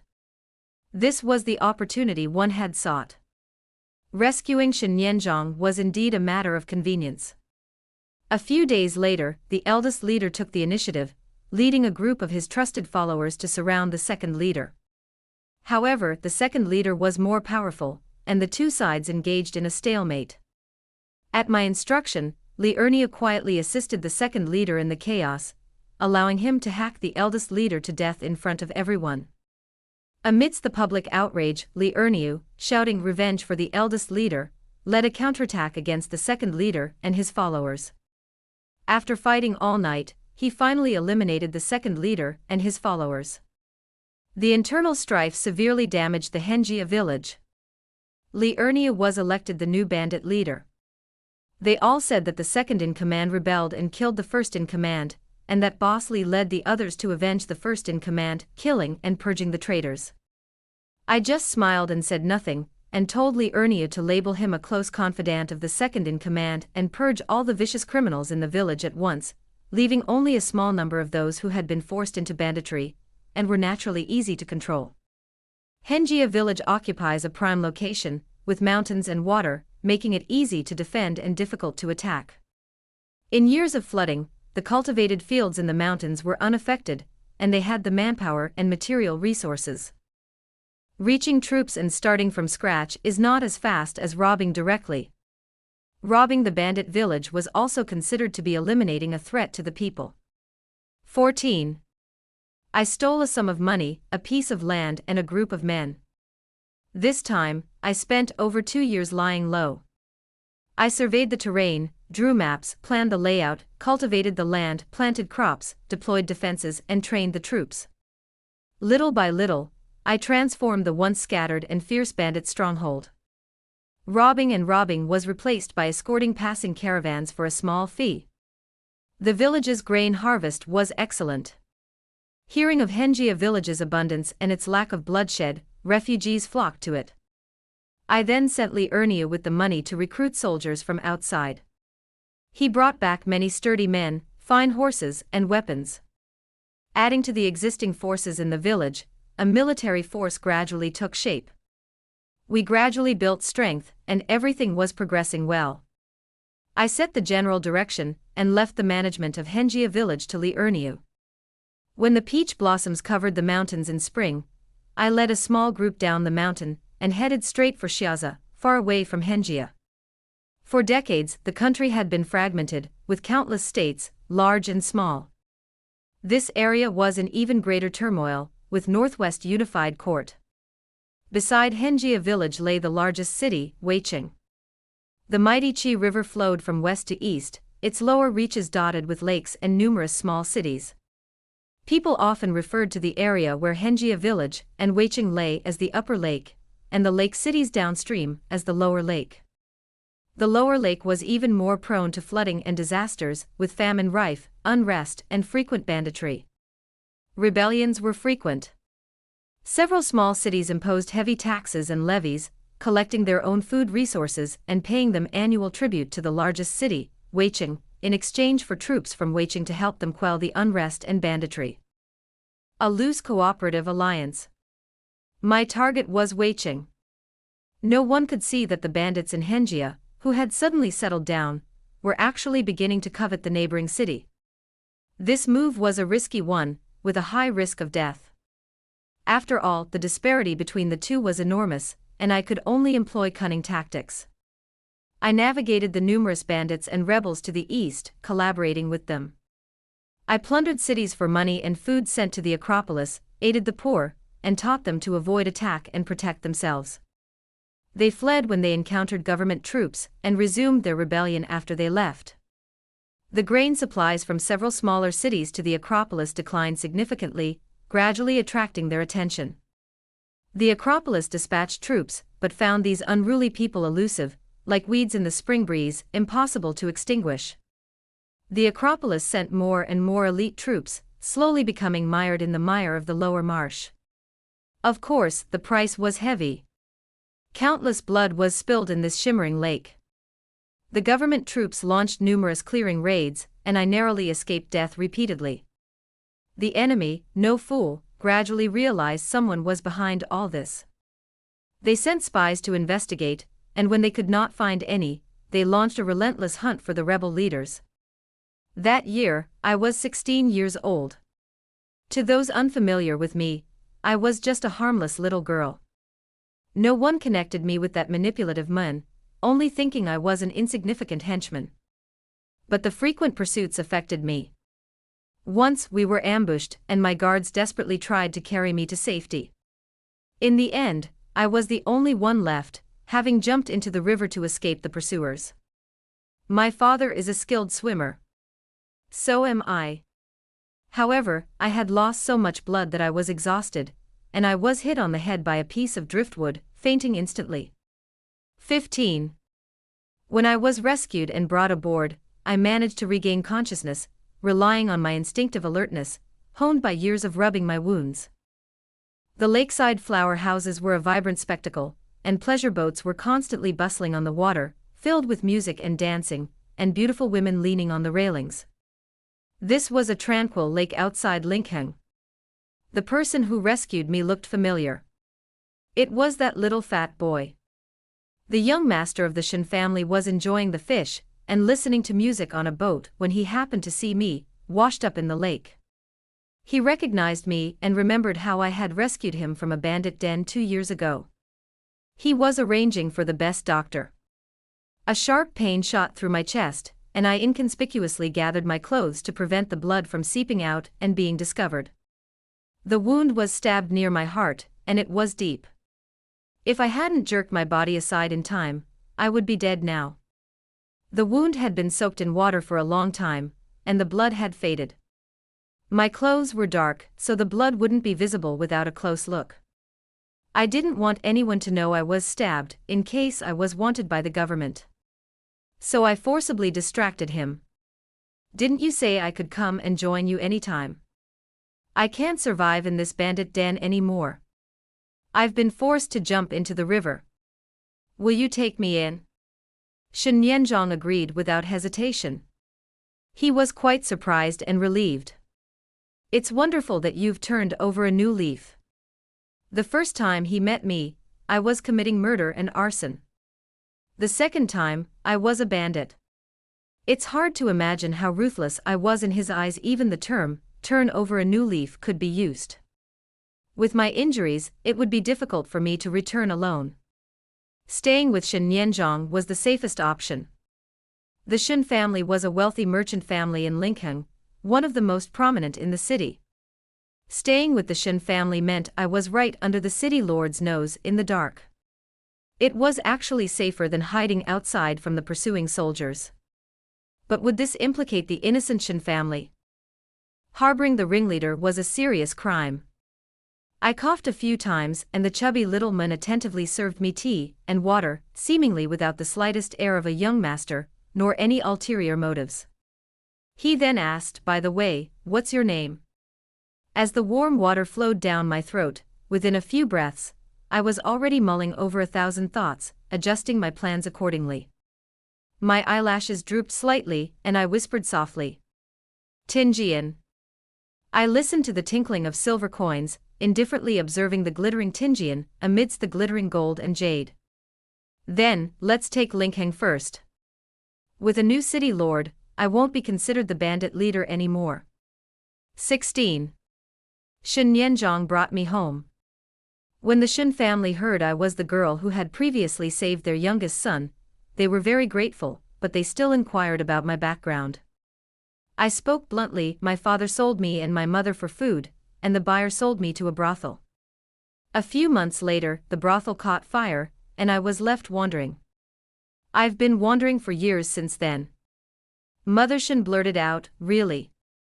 As soon as she finished speaking, she regretted it and apologized profusely. I knew she didn't mean it. Having grown up in a stable and affluent life, it was hard for her to believe such a tragic experience could exist in the world. I lowered my eyes. "Of course it's true. Every word was the truth, not a single word was false. I couldn't guarantee I'd concealed any details to make myself appear pathetic." Mother Shen's eyes were immediately filled with pity, and they decided to take me in as their cousin and raise me in the Shen family. They chose a brand new courtyard for me to live in. As the maid led me to my room, Shen Yanzhong followed me all the way, repeatedly stealing glances at me, wanting to say something but stopping himself. But in the end he said nothing. Later, the chubby boy entered with difficulty, carrying a suitcase in his left hand and a pile of odds and ends in his right. He was also draped with several paintings and calligraphy, so heavy that he staggered as he walked. Behind him, several attendants carrying a dazzling array of belongings also staggered in.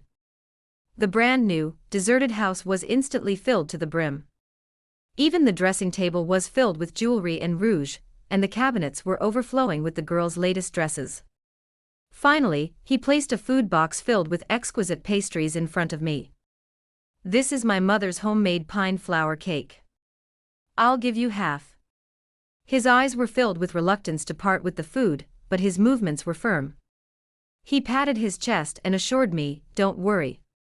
Our Shen family is very wealthy, and will definitely support you for the rest of your life." I was momentarily stunned.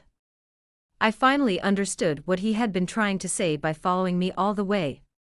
Shen Nianzhong had heard my story and wanted to comfort me, but he was not good at speaking, so he chose to silently pass the things around. My father sold me, leaving me homeless. He promised me he would never let me wander again. Since I had lost my mother, he was willing to share half of her kindness with me, so that I wouldn't be left without her care. In reality, it had been years since that happened. It was the first time someone had so clumsily tried to comfort me.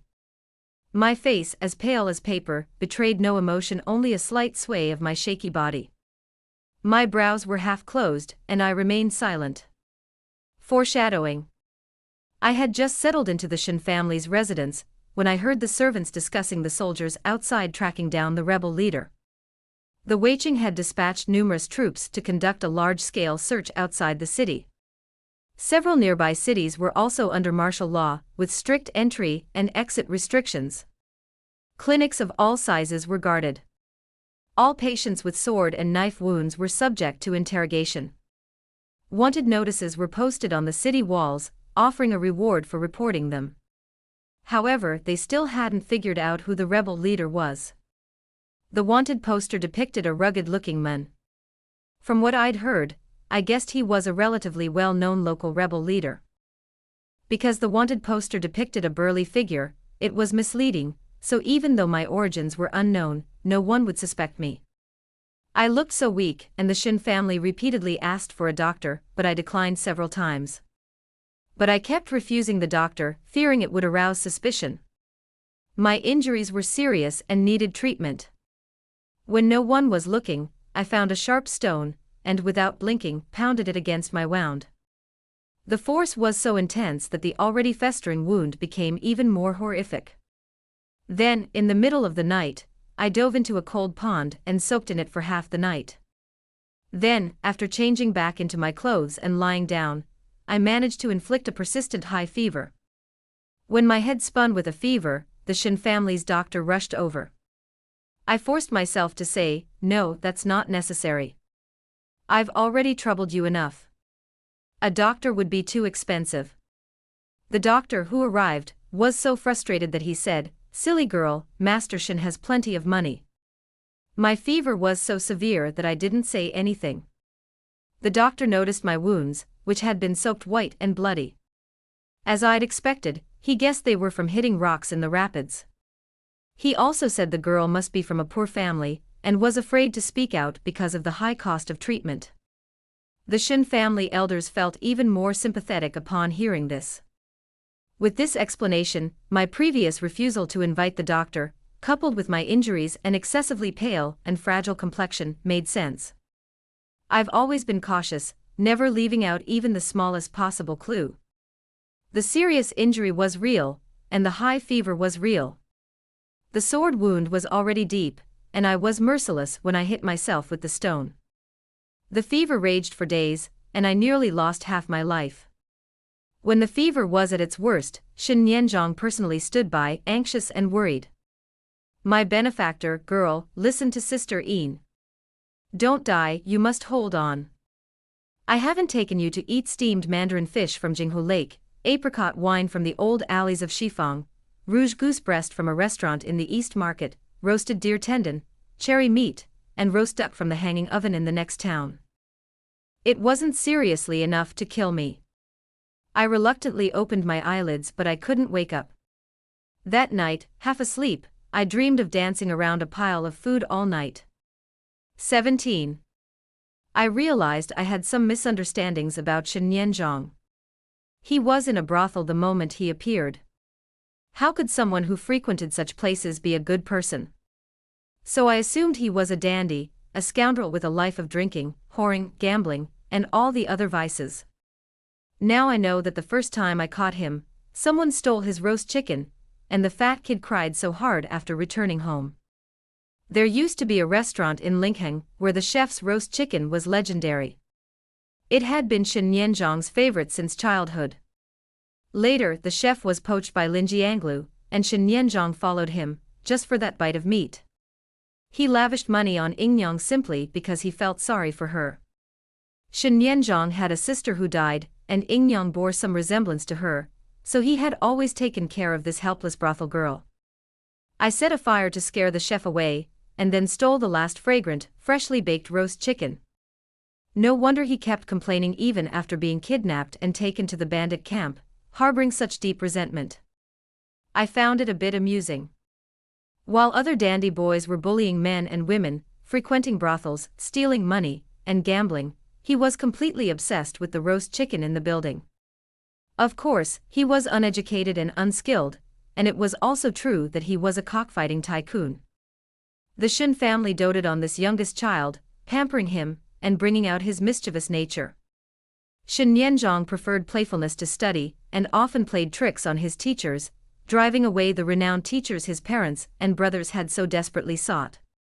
Master Shen, helpless, found a way to get him enrolled in the most prestigious academy nearby.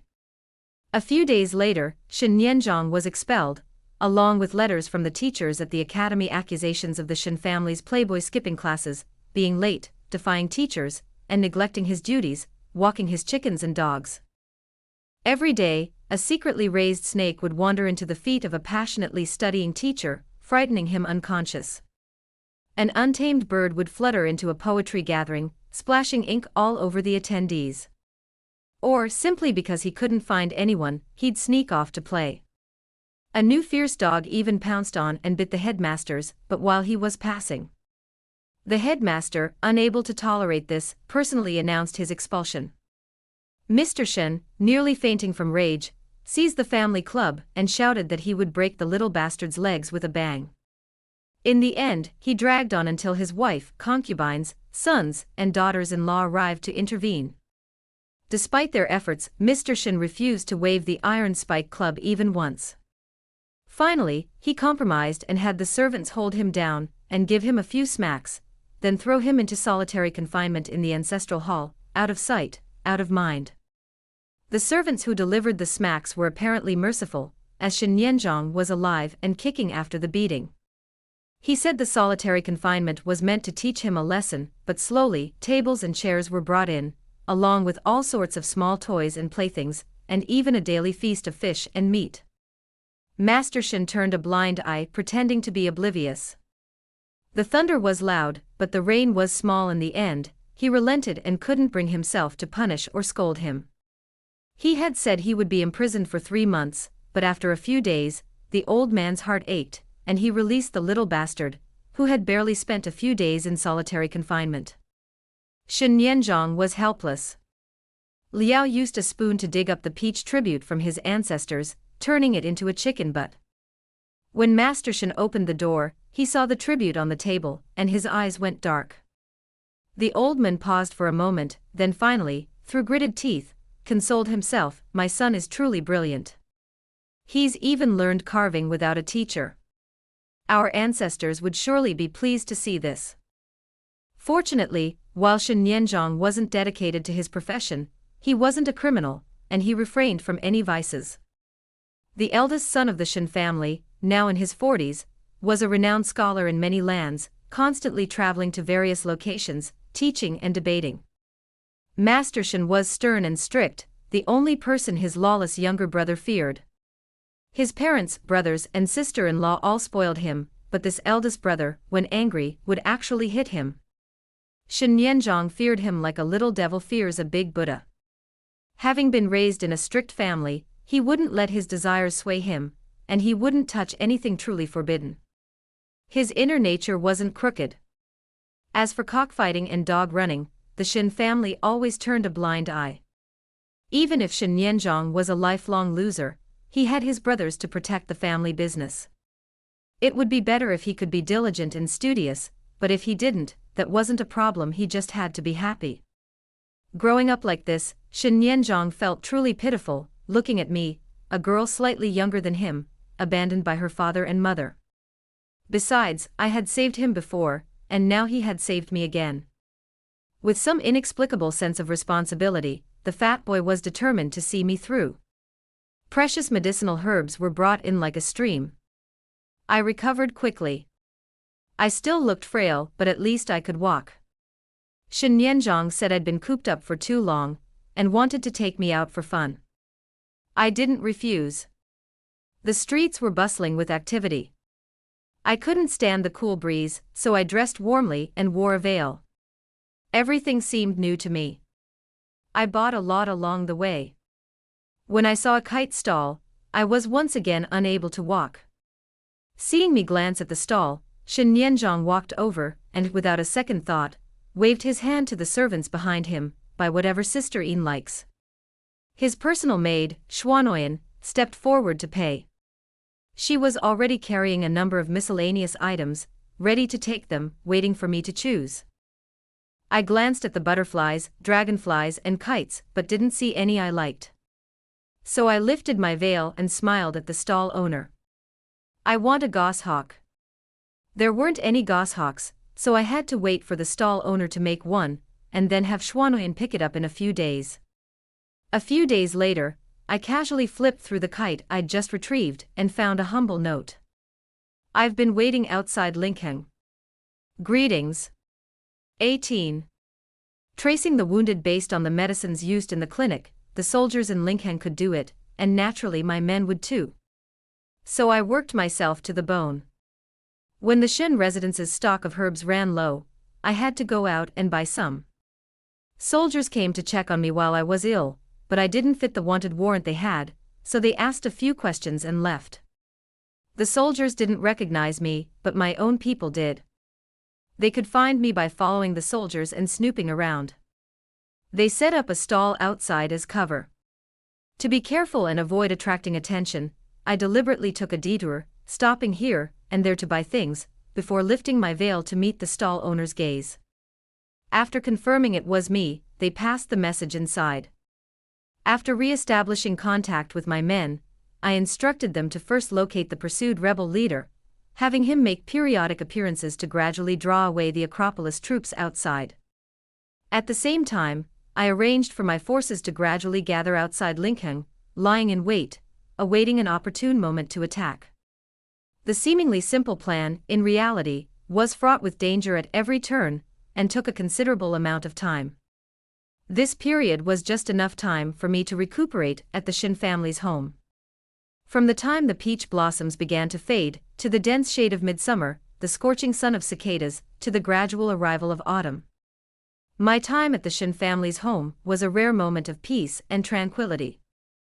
Wild fish from Jinghu Lake, apricot wine from the old alleys, rouge goose breast from the restaurant, roast duck from the hanging oven in the neighboring city. It turned out Shen Nianzhang wasn't just talking nonsense.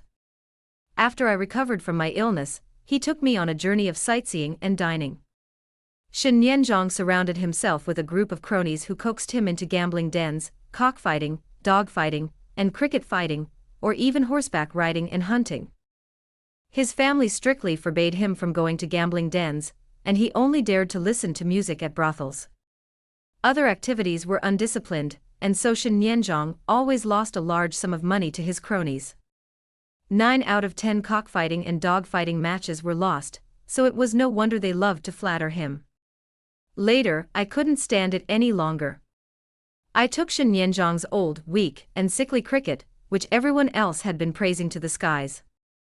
Late at night, I took him to the fields with a light on and caught a large, ferocious one.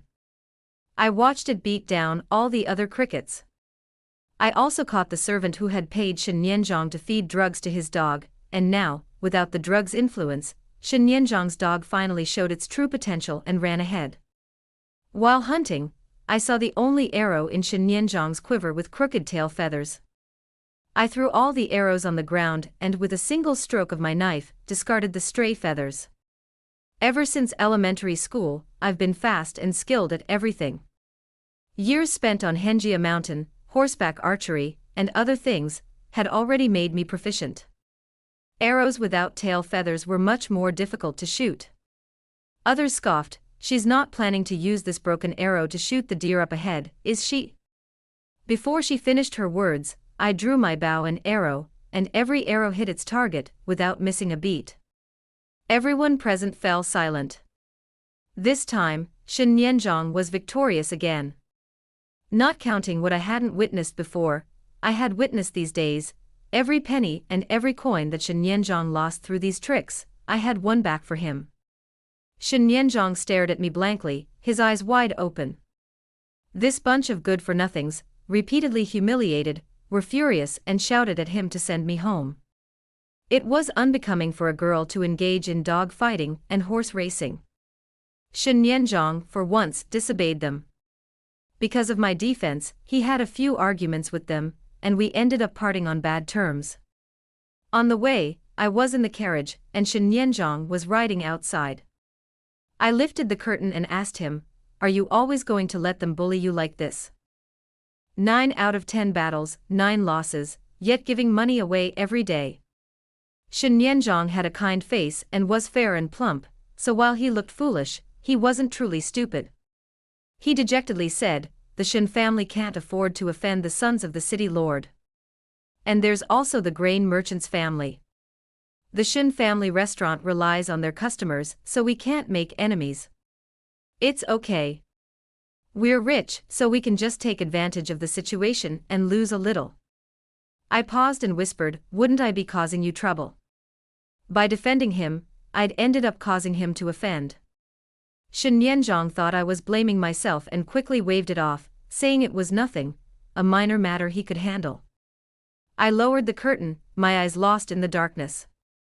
Of course, I wasn't blaming myself, and I wouldn't cause anyone any trouble. I'd considered the consequences before I took action. The troops in the Acropolis have been largely drawn away, and the forces lurking outside the city have been waiting for too long. We must find an opportunity to initiate action soon. The forces of the city lord's mansion and the merchants, who are taking advantage of the flood to raise grain prices, will all be eradicated. In my opinion, their time is numbered. So these people can actually afford to offend them now. I'm just wondering what kind of death I should arrange for them to appear merciful, not cruel. 19. The Xiaza area is prone to flooding and frequent unrest. During lean times, the land is always littered with starving people. Now it's lean time again. On the way back, I encountered a group of people blocking the road, surrounded by a circle of onlookers. Xuanoyan approached to inquire about the situation. It turned out to be a family that had fallen on hard times, and was in debt, and the creditor had come to their door. A young man, half beaten to death, lay sprawled in the middle of the road. His features were handsome, yet unkempt. He gritted his teeth, staggering to his feet, and shielding a young girl. A family owned a martial arts school, and also took on some escorting business. Their parents had been killed in the war, leaving only their brother and young sister. They had lost their goods, incurred a large sum of money in compensation, and incurred numerous debts that they couldn't repay. Now, the creditors had come to their door, demanding to forcibly take their sister away and sell her. The young man refused to allow them to take his sister, but 2 fists were no match for 4, and even with a bloody head, he refused to yield. The 2 sides remained in a stalemate, blocking the road and attracting a crowd of onlookers. After watching for a while, I looked up at Shen Yanzhong and said, "I want to save him." Shen Yanzhong was stunned. I hadn't even asked him for anything. The fat boy puffed out his chest, dismounted, and forced his way into the crowd, shouting at the ferocious-looking men. "Stop! Let her go!" The young man looked up at us, and everyone around us also looked over. In full view of everyone, I dismounted the carriage and with my delicate, pale hands, pulled the tall man to his feet, saying, "I'll help him pay his debt." Instead of using the Shen mansion's silver, I used the small change I had on me to help him send the gang away. The young man knelt before me, kowtowed several times, thanked me, and asked for our address. He said the money was a loan, and he would repay it with interest in the future. Even if he was refused, he insisted on counting it as a loan. Let him be. I was just thinking of my father, who sold his wife and daughter. Having fallen into the same predicament, the young man would rather die than sell his sister. So I chose to help him. Thinking of my father reminded me of the recent news from outside. Long ago, I sent people to the distant state of Zhao to keep an eye on my father, watching him achieve success in the imperial examinations, earn the top spot, and receive the favor of the Zhao monarch, leading to promotions and rank. Lingheng, Xiaza, is very close to where I grew up. Recently, rumors have been circulating that Zhangjia village was attacked by bandits, and the entire village was massacred, leaving no one alive. It was truly brutal. Zhangjia village is what I call my hometown. Some people are using the banditry as a cover to commit shady acts. A spy reported that my father had received another promotion in Zhao, and was favored by a prominent family. He was about to marry a member of the imperial clan. My mother and my sisters were completely oblivious to him. He claimed to have never married, but now he was trying to marry into a prominent family. To prevent anyone from investigating his background and discovering he was lying, he hired assassins to slaughter everyone in the village who knew about the incident overnight, leaving no further trouble. So many innocent people were killed in vain. But the Chu family, blinded by their greed, forced my mother to marry him, and the village doctor who deliberately refused to cure Li Ernia's leg disease. These people, who had helped my father, ultimately met their end at his hands. It was retribution. I had my men search for any escapees, and they actually found one who had escaped by going to town to sell goods. Her parents and fiancé had all been killed, and she was crying out for revenge against the bandits. I told her that everyone in Zhangjia village had been murdered by my father. My father was far away in the capital of Zhao state, living in a high-ranking official's mansion, heavily guarded. Would she still seek revenge? Looking at the girl, a few years older than me, with dark skin and a strong build, he picked up the hammer and answered with gritted teeth, "Go." I selected a few men to escort her to Zhao state. Back at the Shen residence, the housekeeper said someone was waiting to see me. It was the young man I'd rescued a while ago. He was holding a heavy load of small change, claiming he'd come to repay a debt. He'd saved it by working hard day and night at the docks. I hadn't expected him to be so honest. He promised to pay it back, and he actually worked tirelessly to repay it, both principal and interest. I looked him over carefully. "What's your name?" He replied somewhat nervously, "Zhou Ling." I smiled. "Zhou Ling, would you like to come to the Shen mansion and be a guard?" Seeing his honesty, his sense of responsibility, and his martial arts skills, I felt a pang of appreciation for his talent and decided to take him on as a guard. "Sister Yin is truly kind," Shen Nianzhong sighed. Then he tiptoed over, looking guilty. "Ah Yin, can you lend me your copy of yesterday's homework? My eldest brother will be back soon, and if the teachers complain to him, it'll be all over, all over." After Shen Nianzhong was rejected from the academy, the Shen family went to great lengths to hire a group of teachers for him, and even had me attend their classes. Outside, every ancient book is a prized possession. My father used to treasure his small box of books like nothing else, never showing them to anyone. I could only browse them when they were drying them. But the Shen family had an entire library, filled with treasures, ready for me to browse. The Shen family hired talented individuals, truly knowledgeable and insightful. I didn't waste their kindness. Even though I had a photographic memory, I never slacked off. I was incredibly diligent and hardworking, reading through countless books day and night. Shen Nianzhong and I were completely different. He repeatedly tried to sneak me out to play, but when I refused, he lost interest and sat quietly at his desk. Unfortunately, even when he settled down, his mind was absent-minded. I'd often turn my head and find him asleep. He perfunctorily completed the tasks assigned by the teachers. He only became anxious when his eldest brother was about to return. When the Shen family elders questioned him, the head teacher lamented, "The young master isn't stupid, but he's just lazy and playful." That little girl, on the other hand, is incredibly intelligent, tenacious, diligent, and respectful of her teachers. She's a promising prospect, a promising one. It's a pity she's a girl. It's all in vain for her to learn, he muttered to himself, his regret overflowing. They only heard the previous part. "Teacher, are you saying that the boy has really been staying at the private school this whole time?" Mr. and Mrs. Shen were delighted. It was already a rare achievement for Shen Yanzhong to stay at home and study, but whether he did well was another matter. They thought it was my contribution and treated me even better. Mother Shen often called me over to help her sew new clothes, chatted with me about the past of the Shen family, taught me how to survive in the mansion, warned me not to be taken advantage of, taught me how to make flour clay, paint my nails red, and apply powder to my cheeks. Occasionally, she would stare at me in a daze. I used to have a daughter, but unfortunately, she's gone. She paused for a moment, then suddenly said, "Little girl, my boy has a crush on you. How about he take you as a concubine?" It was like a thunderclap in my ears. I looked up at her. Mrs. Shen's eyes were filled with joy, clearly serious. She thought her proposal was a good one, and the servants nearby cheered and congratulated me. I smiled softly and calmly withdrew my hand, pondering how to respond. At that moment, someone outside arrived with a message, interrupting the conversation. "Madam, the eldest young master has returned."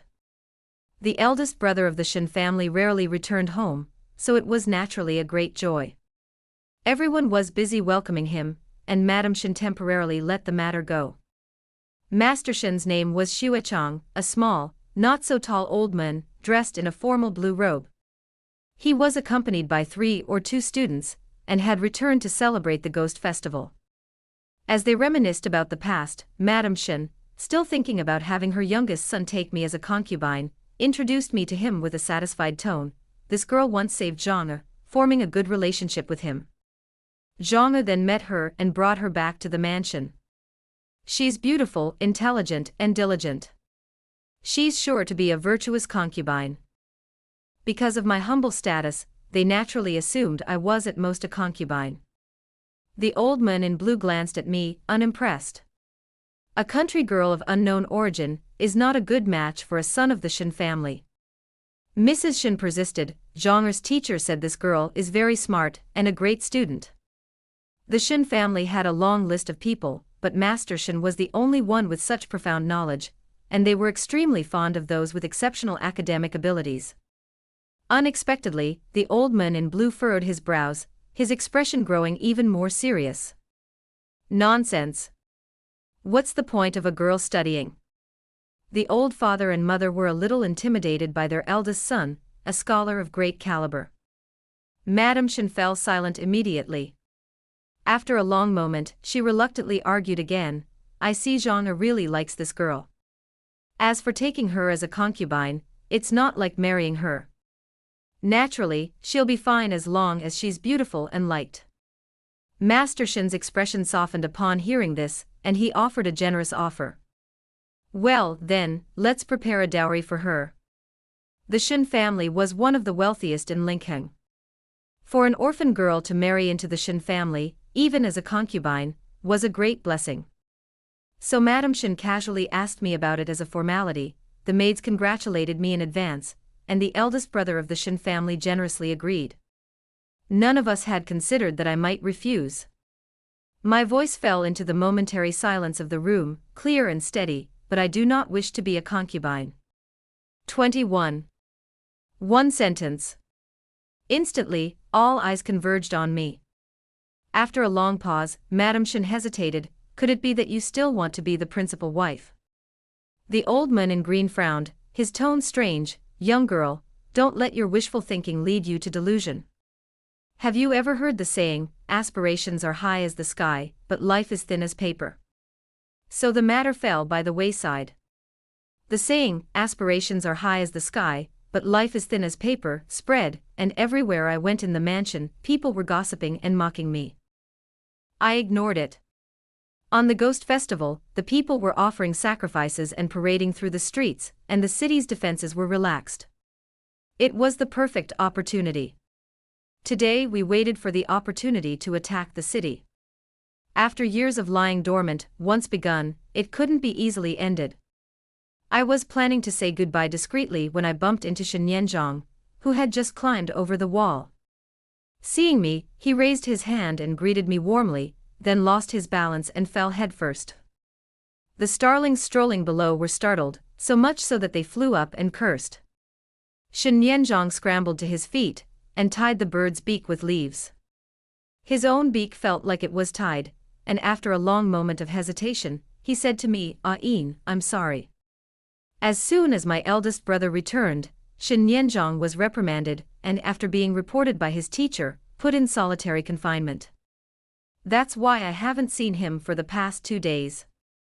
Madame Shen had taken it upon herself to propose that I become his concubine. Wealthy families prioritize parental consent and matchmaker agreement, and since this wasn't a marriage, she didn't specifically release him, but only came to ask me first.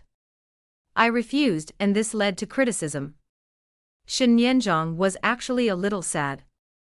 With a touch of shyness and loss, he struggled to speak honestly. "Mother is right. I think I really like you. Ah-een, you are so excellent in every way and so kind." It was mother who was too aggressive, causing you to be misunderstood and criticized. I'll have the housekeeper give those who spoke too much a lecture. Recently, someone from the city lord's mansion came to offer to marry their daughter to the young master of the Shen family. Unable to refuse, the Shen family was forced to accept the match. The eldest daughter of the city lord's family was ugly, domineering, and vicious, with a notorious reputation. The old lady felt pity for her youngest son, and wanted to quickly find Shen Yanzhong a concubine of her choice before the marriage was finalized, as she feared there would be no chance later. This was a good thing. She didn't expect me to refuse, nor did she expect it would cause me any trouble. My refusal was so abrupt and unyielding that Shen Yanzhong felt somewhat disappointed. However, after hearing the servants' gossip about me, he still managed to climb over the wall and escape. He apologized, promising that he would have the housekeeper keep the people in the mansion in check, and telling me that the Shen family would support me for the rest of my life, no matter what. He also brought 2 beautiful and exquisite lanterns as an apology. It was the Ghost Festival, a day when the people of Lingheng would release river lanterns to commemorate their deceased ancestors. Shen Yanzhong had made these 2 lanterns himself, and they were clearly intricate and meticulously crafted. He knew I had lost my mother, and perhaps this day, I needed a river lantern to commemorate her too. Years had flown by since my mother's death. I took the lantern and walked out into the street with Shen Yanzhong. The streets were bustling with people, flowing toward the river. Outside the city, troops, silently ambushed, sharpened their swords, a storm brewing. Shen Yanzhong had bought a lot of paper money along the way. The intersection ahead was crowded, so he turned back to ask me to take a shortcut. Ah-een. He was stunned. When he turned back, I was gone. He hadn't seen a group of people squeeze in from the corner just now.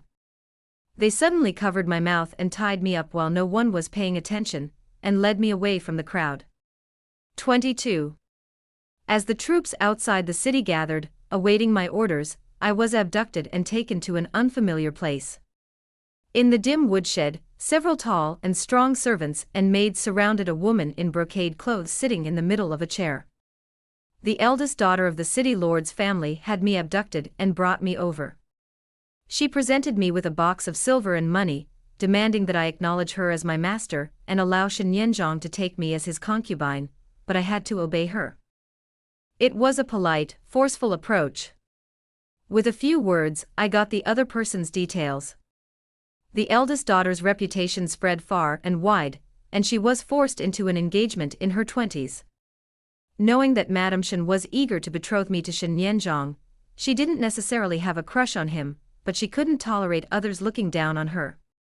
Jealous and resentful, she initially planned to abduct me and drown me in the lake, but then remembered her own hidden illness, preventing her from having children.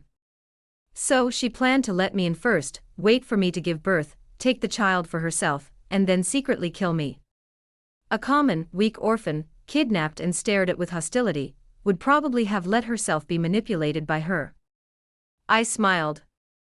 The same answer, but I don't want to be a concubine. Her face suddenly changed, her tone filled with contempt, disdain, and disgust. If you don't want to be a concubine, do you still dream of becoming my wife? For a lowly commoner like me, it's a great favor for me to allow you to be my concubine. I urge you not to be so shameless. She took out her long whip and lashed me out. I'll give you another chance. Will you agree? If you agree, you'll marry her, bear children with her, and obey her every word. Before I could utter a word, Shen Nianzhang's voice reached me, shouting, "Let her go." He and his guards rushed over to untie me, but were stopped and a stalemate ensued. I was a little surprised he'd managed to get here so quickly. My summer shirt was thin, and a blood stain ran from my shoulder down my arm, oozing blood. When he first pulled me out of the lake, I was half dead. I'd been nursed back to health, but now, whipped, I was back to a pitiful state. Shen Nianzhang looked at me, then glared at the strange woman in front of him. He gritted his teeth and declared to everyone, "Even if Ain wants to be the principal wife, why not? Miss Liu, I'll go back and ask my parents to suspend our engagement. If Ain is willing, why can't she be the principal wife?" Old Master Shen had also arrived, and upon hearing this, he glared at him, "Nonsense." Shen Nianzhang was truly intimidated by his elder brother, but for a moment he panicked and, for once, refused to obey, stiffening his neck and insisting. Miss Liu was furious, leaping to her feet, and wanting to whip him too. The guards were wary, and the servants and maids over there also watched. The scene was in chaos. At this moment, I softly said, "I don't want to." There was a moment of silence and they looked at me. Miss Liu was startled. "What did you say?" My face remained calm, unperturbed, and I patiently repeated, "Even as my wife, I don't want to." The moment I finished speaking, I grabbed the end of her whip, which was already half raised, and yanked it. When she stumbled forward, I quickly freed myself from the ropes binding her hands, grabbed her neck, and spun around to stand still. Everything happened in a flash. I pressed the sharp blade against the neck of the city lord's daughter and took her outside. It turned out we were inside the city lord's mansion. Blood gushed out as I brought the blade down. After she screamed, I looked up at her servants and said gently, "Be obedient, or she will die an undignified death." 23. Always vigilant, I sensed something was amiss the moment those burly men approached me in the crowd. This group of people weren't very cautious. Even while doing their evil deeds, they were still wearing the attire of the city lord's mansion, making it easy to guess where they came from. Instantly, I adjusted my plan and allowed them to kidnap me, taking a desperate risk to see if I could get a better chance. Seeing that the mastermind behind my kidnapping was indeed the Linking City Lord's beloved daughter, I smiled. My bet was right. Having been kidnapped, I instantly decided to kidnap her in return. I always carry a number of weapons, including a short blade hidden in my sleeve. When they bound my hands, I used my sleeves to cover them and inconspicuously cut the ropes. I allowed her to whip me so she could distance herself from the servants and approach me, lowering the vigilance of those present and allowing me to test her strength. Though I was harsh on myself, I didn't want to suffer meaningless injuries. So, I wouldn't give her a second chance to whip me. While everyone was still unaware, I quickly and decisively kidnapped this seemingly useless young lady and demanded a horse, a large sack of silver, and the city gates open to let me go. I'll release her once I'm out of the city. I was alone, so I didn't alert the Linkheng Lord. They all assumed I was seeking wealth, feeling I'd offended the Lord's beloved daughter, and could no longer stay in Linkheng, so I planned to use the hostages as leverage to extort money and escape. For just a horse and a sack of silver, the Lord readily agreed. He angrily and nervously warned me not to harm his daughter, and glanced at the Shen family, presumably planning to settle a score with them later. Shen Nianzhang stared at me, stunned the entire time. I mounted my horse with my hostage, and with every step I took, a group of people followed. When I reached the city gate, I stopped and looked back. A large group of soldiers and officers, along with bewildered civilians, followed me. It was the Ghost Festival, and the entire city was ablaze with colorful lanterns. The midday sun shone brightly, casting a shadow over the world, radiating its presence above. I glanced across the crowd at Shen Nianzhang, who had followed me. From afar, I said, "I'm sorry. I don't want to be a concubine, nor do I want to be a wife. These past few days, I've heard the people in the Shen residence whispering and mocking me, as if my rejection of Madame's proposal for a concubine was a major event. I ignored them. What I think, what I imagine, what I plan, what I see, what I seek. I never have to explain myself to those not my kind, seeking the approval of the mob. I simply think, imagine, plan, see, and seek. Even if the world doesn't allow it, even if I walk alone. The people in that mansion have spent half their lives trapped within the mansion, scheming against each other, dreaming of marrying up to a young master to enjoy the good life, worrying about their newly painted nails, or discussing whose newest cosmetics. They would not know that the summer floods were approaching, and the floods in Shiaza had submerged many fields, leaving the lands wide open for starvation and despair. They would not know that the imperial army from the Acropolis was arriving in droves, the rebellious army becoming increasingly difficult to contain, and a massive upheaval was brewing. They would not know that far to the east, in the state of Zhao, the renowned General Zhao Cheng was once again planning a foreign expedition to re-establish the old dynasty's rule. The brief equilibrium between the nations in this turbulent time was about to be shattered, and the flames of war would spread once more. They had spent half their lives, and the other half, confined to a small mansion. Looking up, all they could see was the vast white sky and the eaves on all sides. It was a well with carved beams and painted rafters. I didn't want to be like that. Whether wives or concubines, they were all dependent on others, like my mother, who was sold and brought to market without the freedom to stay or stay. In the future, their names in history would be recorded only as Ms. So and so. I will not be anyone's concubine, nor anyone's wife. I will only be myself. I want history to remember my real name, Chu Tinjian. Tinjian, the Tinjian of I listen idly to the clanking of a few taels of silver, indifferently watching the glittering light of a house overflowing with gold and jade. When I was born, I was given a humble name. My mother, knowing it was unpleasant, begged my father for a long time, before he casually wrote this line of poetry, and chose 2 random characters. It means to be indifferent to fame and fortune, to be content with what one has, whether high or low. He himself coveted fame and fortune, yet he expected me to be indifferent and detached. But I was just that, fighting and vying for power, ambitious, cautious, and unscrupulous. The city gate slowly opened and I looked at the city lord. I promised you I'd release her once we were out of the city.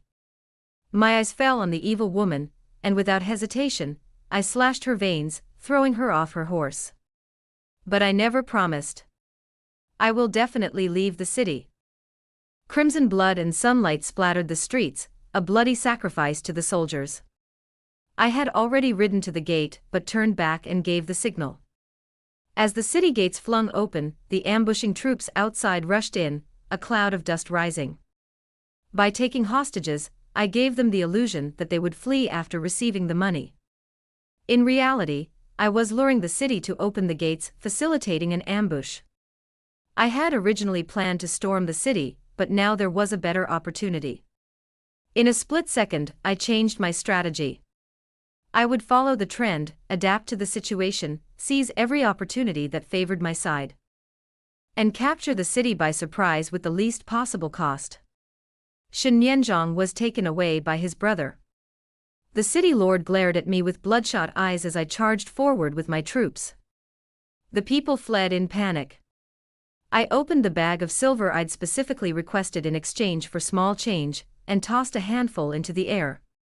The small change rained down into the crowd, and a large man nearby, receiving the order, shouted, "We're recruiting on the spot. 1 silver coin for joining us, 2 for each head. First come, first served. First come, first served." A cloud of dust approached, the clatter of horses' hooves deafening. A well-trained bandit rebel army rushed in to engage the city's defenders, while a sturdy man, waving a bag of silver, was recruiting and distributing the money on the spot. It was a strange sight. But it also had a miraculous effect. The direct payment, the gleaming silver, so many people couldn't earn it, was enough to attract the fearless. Those who rushed forward to pick up the dead's weapons were considered joining in. Amid the chaos, more and more civilians grabbed weapons and joined the attack. As we forced the city lord and his troops into retreat, the city was forced to retreat. Horses' hooves trampled bloody weapons, their hurried footsteps crisscrossing the horseshoes. A few ounces of small change fell to the ground, making a tinkling sound. 24. I forced the Lord of Lincoln back to his mansion. I watched him secretly send out a message for help, feigning ignorance.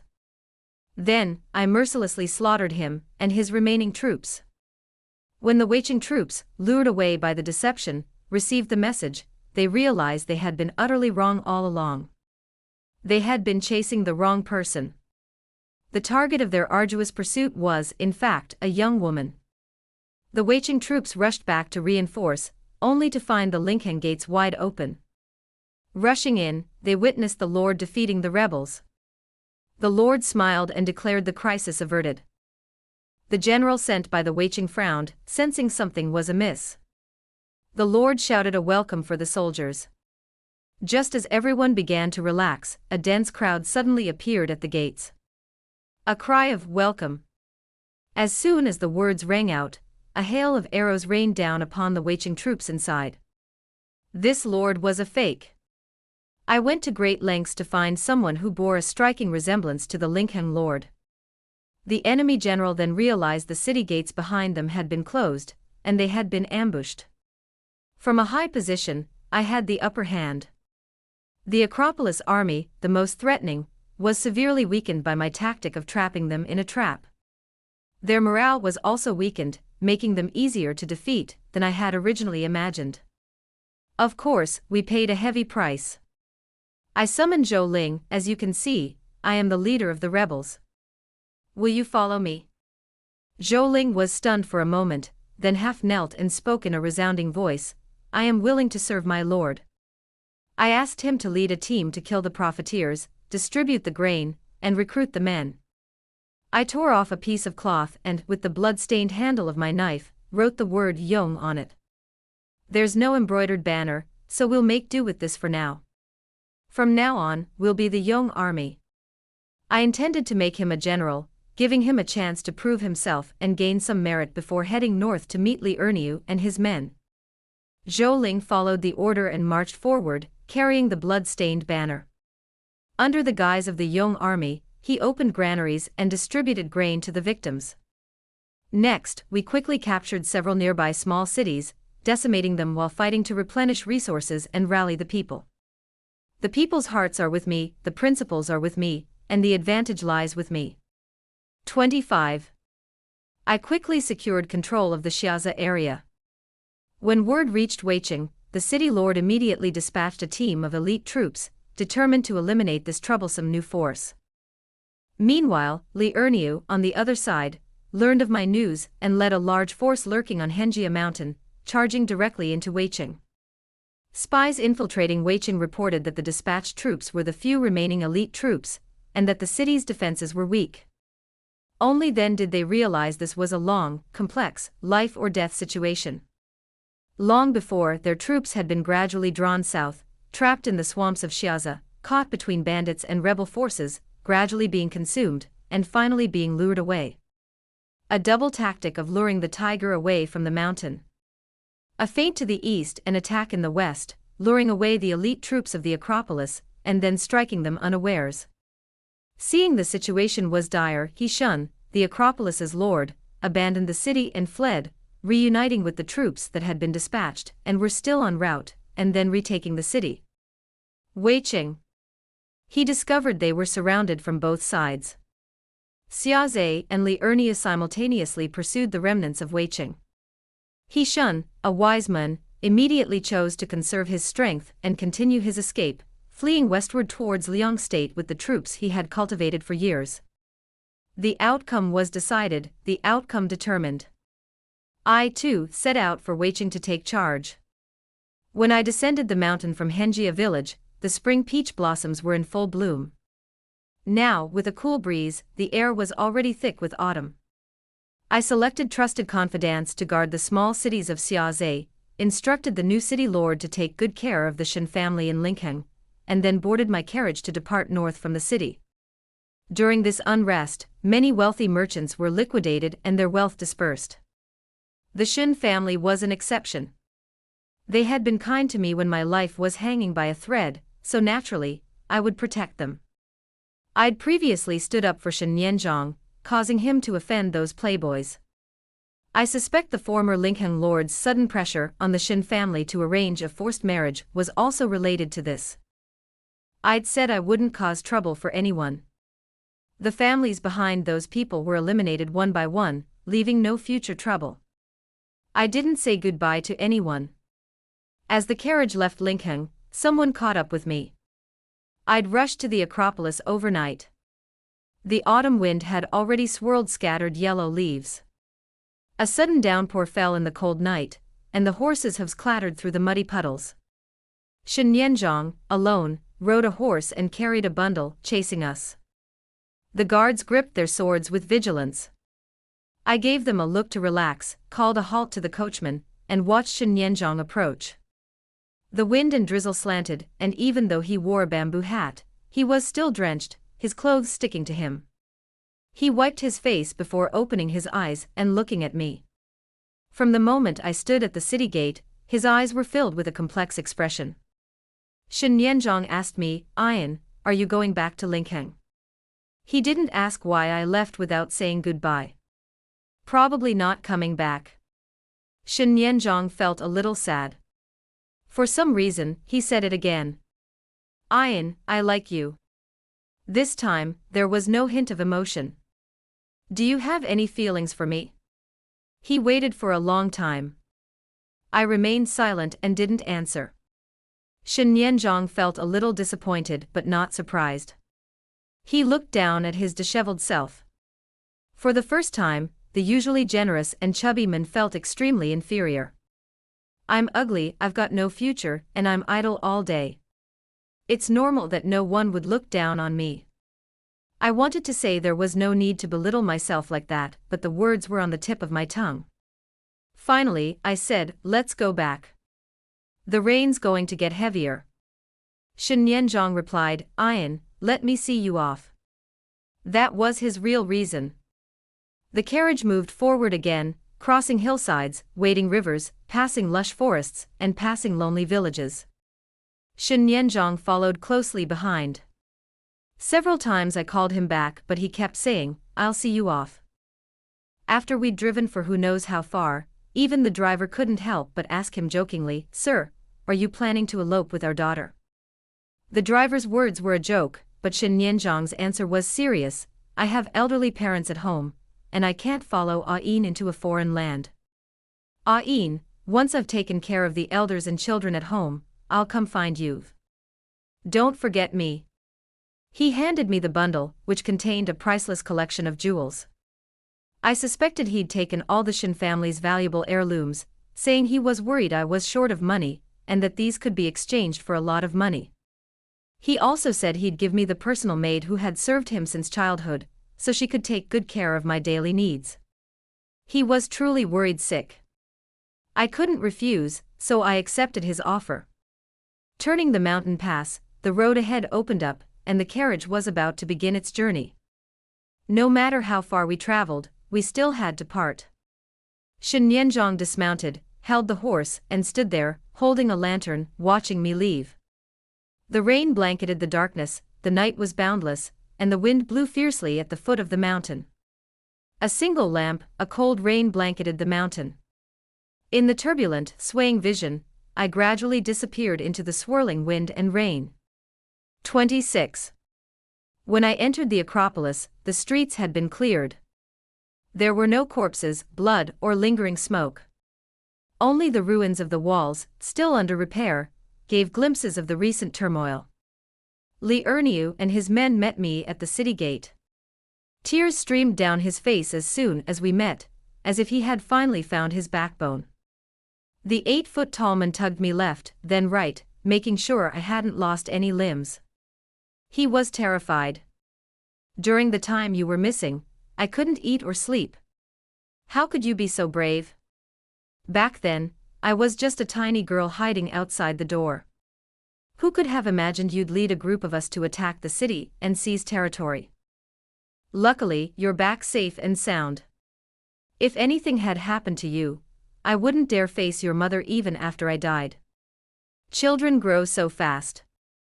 In the blink of an eye, you've grown taller, and become a big girl. Liurnia was overjoyed.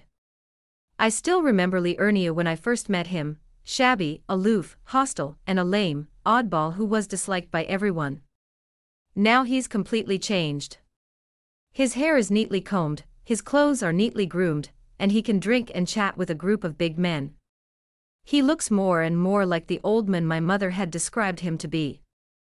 Of course, he became increasingly nagging, like an old father worrying about his children alone without a wife. I handed him the apricot wine I brought from Linkheng. Uncle Erniu, finish this jar, we're going to get busy. Repair the city walls, provide relief to the wounded, replenish troops, take over government offices, consolidate the land, establish official and land systems, and so on. From now on, the scattered area downstream of the Qi River will have a unified name. Yong State. I didn't proclaim myself king. Instead, I chose to let Liurnia take on the title.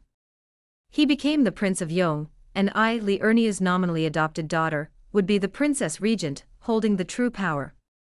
A woman claiming the title of king or emperor would inevitably provoke widespread opposition, and might even give surrounding countries a reason to suppress Ziyong. At present, the domestic regime is not yet stable, and our foreign influence is still weak. I cannot act rashly. I need a long time to educate the people and consolidate my power. Only when I have sufficient strength can I wear the crown that belongs to me. Of course, this is also another kind of gamble. If Liurnia later covets power and refuses to abdicate, it will cause me considerable trouble. I can do this, so I naturally have ways to deal with it. Moreover, long ago, when I specifically handed a large ingot of gold to the then impoverished Liurnia, he, faced with his sudden wealth and my weakness and youth, remained unafraid, neither snatching it nor keeping it. This was actually a kind of temptation and test. Otherwise, I wouldn't have been so reckless as to show off my wealth when I was still so weak. At that moment, I was convinced that the kind-hearted Liurnia was someone I could trust. Preparations for the establishment of the system were underway, and as the business expanded, I became increasingly short of manpower. Along the way, I recruited many promising talents, among whom Zhou Ling proved to be the most valiant. When Liurnia needed help, I called him over. Zhou Ling was young, handsome, skilled in martial arts, diligent and literate. Liurnia was extremely pleased and praised him profusely, taking him on as his apprentice. But we still didn't have enough manpower, and Liurnia was a little worried. When we fought Heishan, almost all our young generals died. After all, the enemy was quite strong. I said, "There's one more on the way." A few days later, a carriage slowly stopped at the city lord's mansion, and a beautiful woman disembarked. Liurnia asked with curiosity, "Is this the one?" I was stunned. No, not really. The person who came was Sister Xuanoyan. Shen Yanzhong had said he wanted to give her to me. He had ridden alone in the rain, so he naturally didn't let Xuanoyan, a young woman, get wet. He had someone come with him safely in the carriage. Xuanoyan was the Shen family's biological daughter, raised by the most favored young master. She was well trained and meticulous. Shen Yanzhong always felt sorry for me. I was so busy that I didn't even have time to eat or sleep.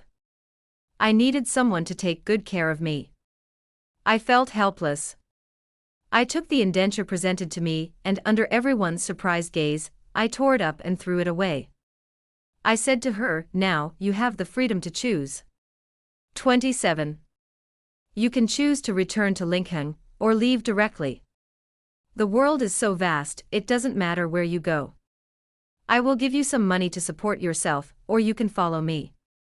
Frost Cloud was shrouded in darkness for a long time, and then he bowed deeply to me. "I am willing to serve you loyally." She still chose the path she had originally planned. I didn't force her, and let her settle down in the temporary residence. A few days later, with the resounding cry of an eagle, the group that had left for Zhao State finally arrived before the ceremony of the founding of Yong State and the enthronement of the king. They all carried injuries, some minor, some serious. The most seriously injured was the girl who had said she would seek revenge for my father. She was half dragged, half carried back, lying half dead in her bed. But she was still awake. I sat down beside her and asked, "Did you avenge yourself?" As expected, it failed. My men escorted her to Zhao State, just in time for my father's wedding. This girl, incredibly fearless, slipped in, wielding a hammer and striking my father on the head with it, knocking him unconscious. However, his guards were too tight, and we failed to kill him immediately. We lost our initiative, and it would be difficult to kill him later. The guards swarmed over and restrained the uninvited guest. She shouted about my father's evil deeds, lying about his background, killing people to silence them. His actions shocked the guests and hosts. Just as the girl was about to be beaten to death, the warriors who had been escorting her struggled to rescue her and fled with her overnight. She was deeply frustrated, and after a moment's hesitation, she replied, "I didn't succeed. Give me another chance, and I'll die with this old villain. But before that, I'll kill all his relatives and let him taste the bitterness of it." She gritted her teeth. I said calmly, "I'm his only living relative." She was stunned, her eyes widening as she stared at me.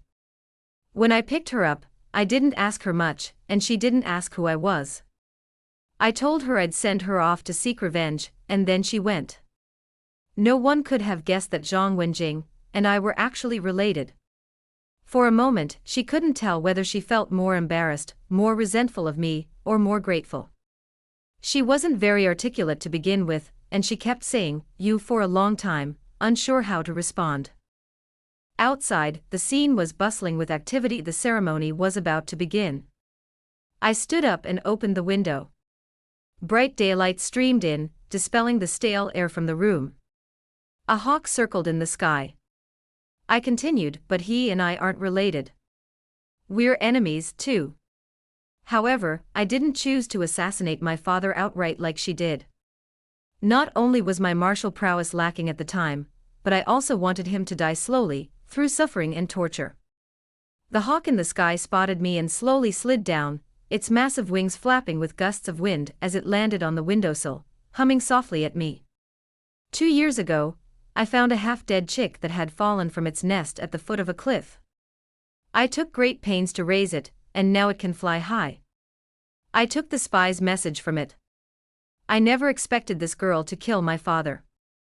I simply gave her a ride to vent my anger and fulfill a wish. My real goal was to cause trouble for my father. The journey to Zhao State was long, and by the time the group we sent returned, several months had passed. The spies who stayed behind sent back follow-up information via the hawk, just as they arrived at the Acropolis.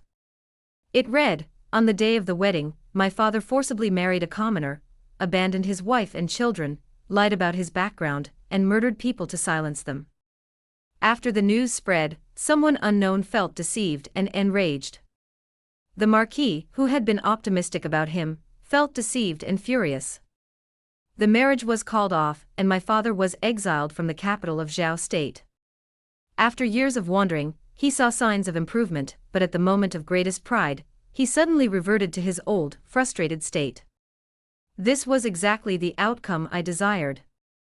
I burned the letter, fed the little eagle some meat, and after visiting the wounded, someone came to urge me to the ceremony. When I arrived, everyone was already there. I scribbled out the names of the civil and military officials, but soon they stood in a heap, craning their necks, waiting for my words. The ceremony was both grand and simple, a scene of burgeoning industries and establishing laws. I wrote down the name of the country. Yong. I thought of my mother, at an inopportune moment. I remembered how my mother was humiliated and married to my father, sold, and abused again, losing her children one by one, and finally, in despair, throwing herself into the torrent. Her last words were, "Ian, I'm sorry." She said she was sorry for me. She couldn't save herself, nor could she save me. But I really wanted to tell her. She didn't really sorry for me. It was this world that's sorry for us. It was this world of selling wives and children that's sorry for millions of people like us. So I wasn't in a rush to kill my father. That wasn't the ultimate solution. I wanted not only my father to die, but millions of people like my mother to live. My father wasn't just one person, not just one particular person, but a kind of person, a certain type of person. He wasn't just him, he was the father of millions of people who sold their wives and children, of millions of tigers and scoundrels who didn't treat people as human beings. My mother wasn't just my mother, she was part of countless others who were deprived of their freedom. I will not only kill my father but also countless tigers and cicadas. I will not only save myself but also the people struggling in their distress. I will always remember the day I was taken by the peddler to be sold at a brothel. The dark clouds were low, and the roaring flood was deafening. That was the quietest road I have ever walked.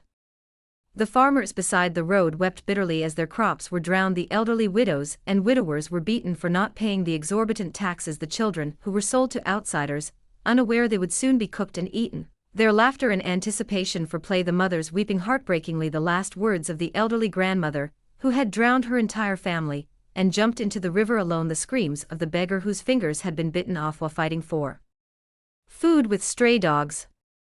The world is filled with misery, and the people are in dire straits.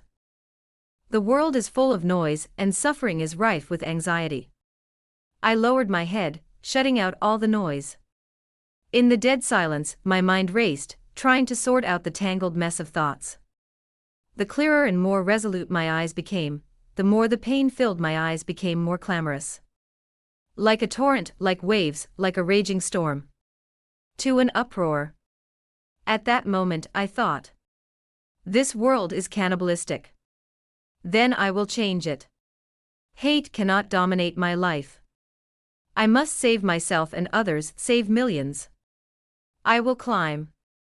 I will climb by any means necessary. I will possess the highest power in the world, the power to change fate. I toyed with the newly carved seal, raised my hand, and placed a large, blood-red stamp on the bright yellow edict. I appointed myself Princess Regent, with the title Changzhou. 28. When Yong State was first established, the neighboring state of Liang sent envoys to offer congratulations. The visitor wore a genial expression, beaming with congratulations and presenting gifts. Scraps of jade, oddly shaped pearls, broken pieces of stale tea, and a pair of rare and exotic birds' doves. A cuckoo that has usurped the magpie's nest. The Liang envoy, still smiling, said with a hint of meaning, Yongzai, in ancient Chinese, means birds by the water's edge. Our Majesty has specially ordered this pair of birds to be brought to you. They are perfectly fitting. A blatant mockery. An insinuation that we've usurped He Shun's territory. The pile of tattered gifts, presented with a kind of haughty air, like dismissing a beggar. The Liang envoy had come not truly to offer congratulations, but to demonstrate his power. He Shun had sisters who served as concubines in the Liang palace, and he was somewhat related to the king of Liang by marriage. For years, He Shun had established a separatist regime, occupying Weiqing and controlling Xiaza. He imposed heavy taxes and levies, extorting the people's wealth, half of which he paid to Liang, in exchange for Liang's support. Later, seeing himself unable to defeat our army, he chose to flee to Liang. Naturally, the king of Liang sent someone to seek revenge. Not content with severely humiliating Xinyong with gifts, the Liang envoys also dictated my recent new policies, arrogantly and disparagingly, finally demanding that Yong pay tribute to Liang annually. This must be their ultimate goal. What a ridiculous demand, even more than before. The Acropolis had even more to offer them. They immediately demanded a tribute of 3,000 dan of grain, 50 oxen, 100 sheep, 500 jin of fish, and 1,000 bolts of cloth. I paused. The scalding hot tea I'd just poured fell onto the other person's face. A crisp crack shattered porcelain shards all over the floor. The smiling tiger in the lead immediately covered his face and screamed, finally dropping his hypocritical and arrogant smile. With my action, the ministers present understood my stance. The Minister of Rights, who had just received the pile of rags, quickly rolled up his sleeves and, taking the lead, grabbed the jade pearl tea bag and threw it at Envoy Liang. You still want grain, fish, cattle, and sheep? Eat shit. The two sides then engaged in a brawl right there in the courtroom. I calmly drank the newly served tea. Seeing that my frail civil servant was losing ground, I stood up, drew my sword, and pointed it directly at Envoy Liang's brow. The scene finally quieted down. The Liang envoy trembled with anger but dared not move. He resorted to a common refrain: when two countries are at war, envoys are not executed. I laughed. The Qi River is swift, and the Liang delegation accidentally drowned there. It was an unexpected fate. How can my dynasty be blamed? The implication was that if they provoke me, I'll literally kill them all. Now they dared not act presumptuously, and fled in disgrace, intending to save their lives before returning to complain to the king of Liang. I cordially escorted them out of the mansion, releasing the two doves. In the blink of an eye, a massive goshawk flew over us, snatched up its prey before our very eyes, and landed on the eaves, feasting on it with delight. I also hinted at something: since ancient times, titles of kingship and prime ministership have been bestowed upon the ablest. Those who compare themselves to birds should know that, whether doves or sparrows, they are merely prey to birds of prey. The Liang envoy's face darkened as I continued: do you think Shan alone has backers and I don't? His expression changed, testing me. I spoke bluntly: my father, Zhang Wenjing, holds a high position in the state of Zhao. If you need anything, go directly to him. If you want to trouble me, consider your own worth in Zhao's eyes. The gap between a small country and a large one is simply too vast. Even the king of Liang dared not act rashly in front of the high officials of Zhao. This was intelligence they had never heard of before. The Liang envoy, startled and perplexed, hurriedly left the Weiqing and headed back to Liang. Having successfully tricked the envoy, I calmed down.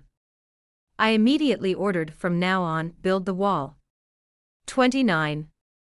Despite my tough stance, I also knew that the newly formed Yong state was still too weak. It would be easy for Liang to suppress us. Liang had been operating for many years, and was inherently stronger. On the other hand, the neighboring state of Shi also had close ties with Liang, and the two countries had a long-standing marriage alliance. If they united to attack our dynasty, Yong would have little chance of resisting. Moreover, Liang state lies upstream of the Qi River, and a dam has been built within its territory. They wouldn't even need to resort to force to deal with Yong state downstream. They could simply block the water supply during the dry season, and release it during the flood season, effectively crippling Yong state in the grip of drought and flood. But I still couldn't compromise with their insatiable greed. Squeezing Yong state's resources to pay tribute to Liang would only strengthen Liang state and weaken Yong state. The people would be unable to make ends meet, and Yong state, already plagued by disasters, would become even more turbulent. So I couldn't agree to a single word. But rejecting them would also expose Yong state to imminent repression from Liang. I didn't show any signs of panic, and with a few words, I tricked them into going to Zhao state. I appeared so confident that King Liang wouldn't easily offend a powerful nation. Upon hearing the envoy's report, he would undoubtedly send someone to Zhao state to investigate. From the time the envoys returned to Liang, to the time Liang sent envoys to Zhao state, and back again, it would take at least half a year. If natural disasters or man-made disasters delayed the journey might have taken even longer. This was the respite I had secured for Xinyong. Using this limited time, I ordered my men to work tirelessly around the border, building fortifications against Liang, recruiting able-bodied men, and training the troops. I personally led a group of officials to survey the riverbanks inch by inch, selecting sites for digging lakes, and developing water conservancy projects. From the beginning of spring to the end of summer, and the beginning of autumn, 2 rice harvests had just been completed. This year, with neither floods nor droughts, it was a rare bumper year. The harvest was excellent, and the grain merchants who had previously profited from the scarce grain had been nearly wiped out. Everyone was in danger, and no one dared to hoard grain and manipulate prices anymore.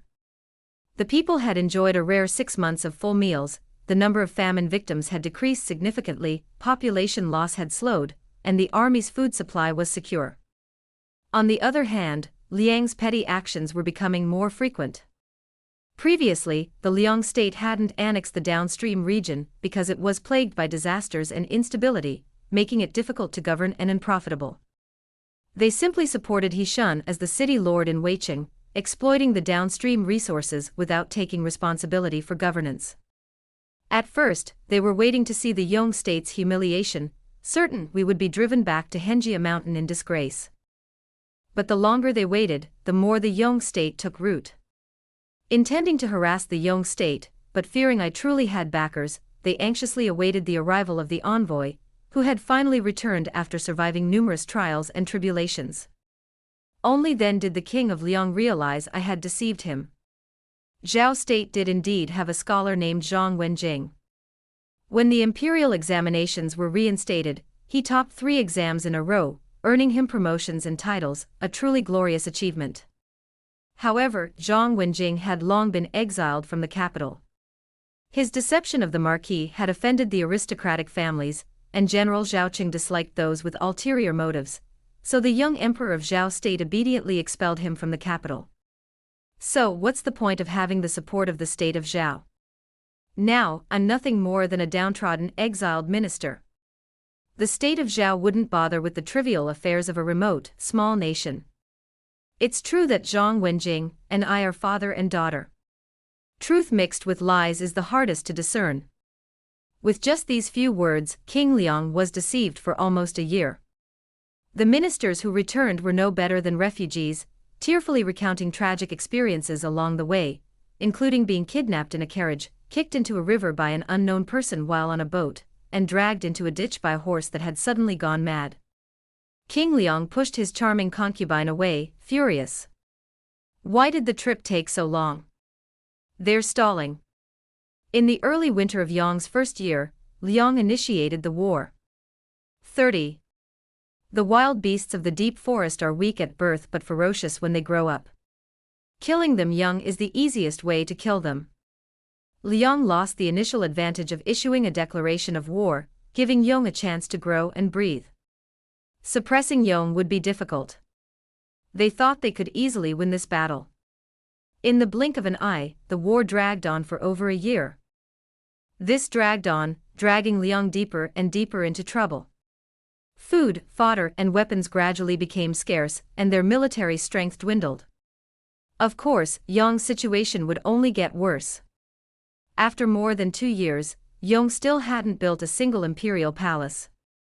Li Erniu and I lived in the lord's residence in the citadel. The walls of He Shun's lavishly expanded mansion had been demolished to remove bricks for the towers. All valuables were emptied out, leaving only a few living quarters and a large hall for meetings. It was a desolate scene. But despite the frugal retreats in the rear, the front line never gave in, and even advanced slightly towards Liang. I command many brave generals and wise counselors, and the people and soldiers love and obey me. Coupled with my cunning tactics, which the enemy praised as divine, my victory became increasingly apparent. The Liang state sought to weaken the Yong state by exploiting its topography and water resources, but I never stopped rapidly developing water conservancy projects, digging reservoirs to ensure a safe haven.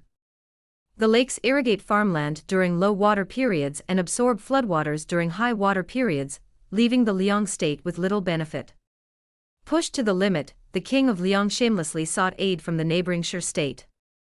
These old vassal states, large and small, have complex intertwined relationships and vested interests, offering a significant advantage over us, a bunch of common people, fierce bandits, and barbarians. By sieging the 2 states, the already exhausted Yong state was bound to be defeated. The smoke of battle shone on both sides of the front line, with their respective armies. He Shun, personally leading his troops on the opposite side, laughed heartily. Surrender, Neo Lanzi. Hand over your beautiful little princess to our brothers, and I'll leave you with an intact corpse. Li Erniu stood before the battle line, his face flushed red with rage, his eyes wide as he slashed the ground with his saber. As a child, I often went hungry, and my frail frame was thin. Even with my diligent daily martial arts training, I could barely protect myself, naturally unable to lead troops into battle. Standing atop the city wall, I gazed down ahead, unperturbed. I said lightly, "Shoot." I paid no heed to the reinforcements from the Shur kingdom. Following my command, me.Many, already impatient and excited, led his troops forward with a fierce charge.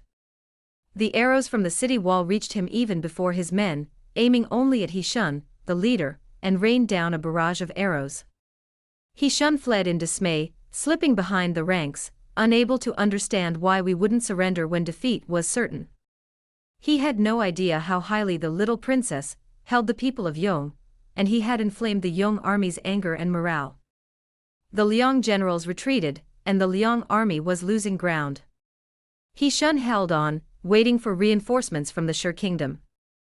But after a while, the Shur reinforcements never showed up, and he even received tragic news.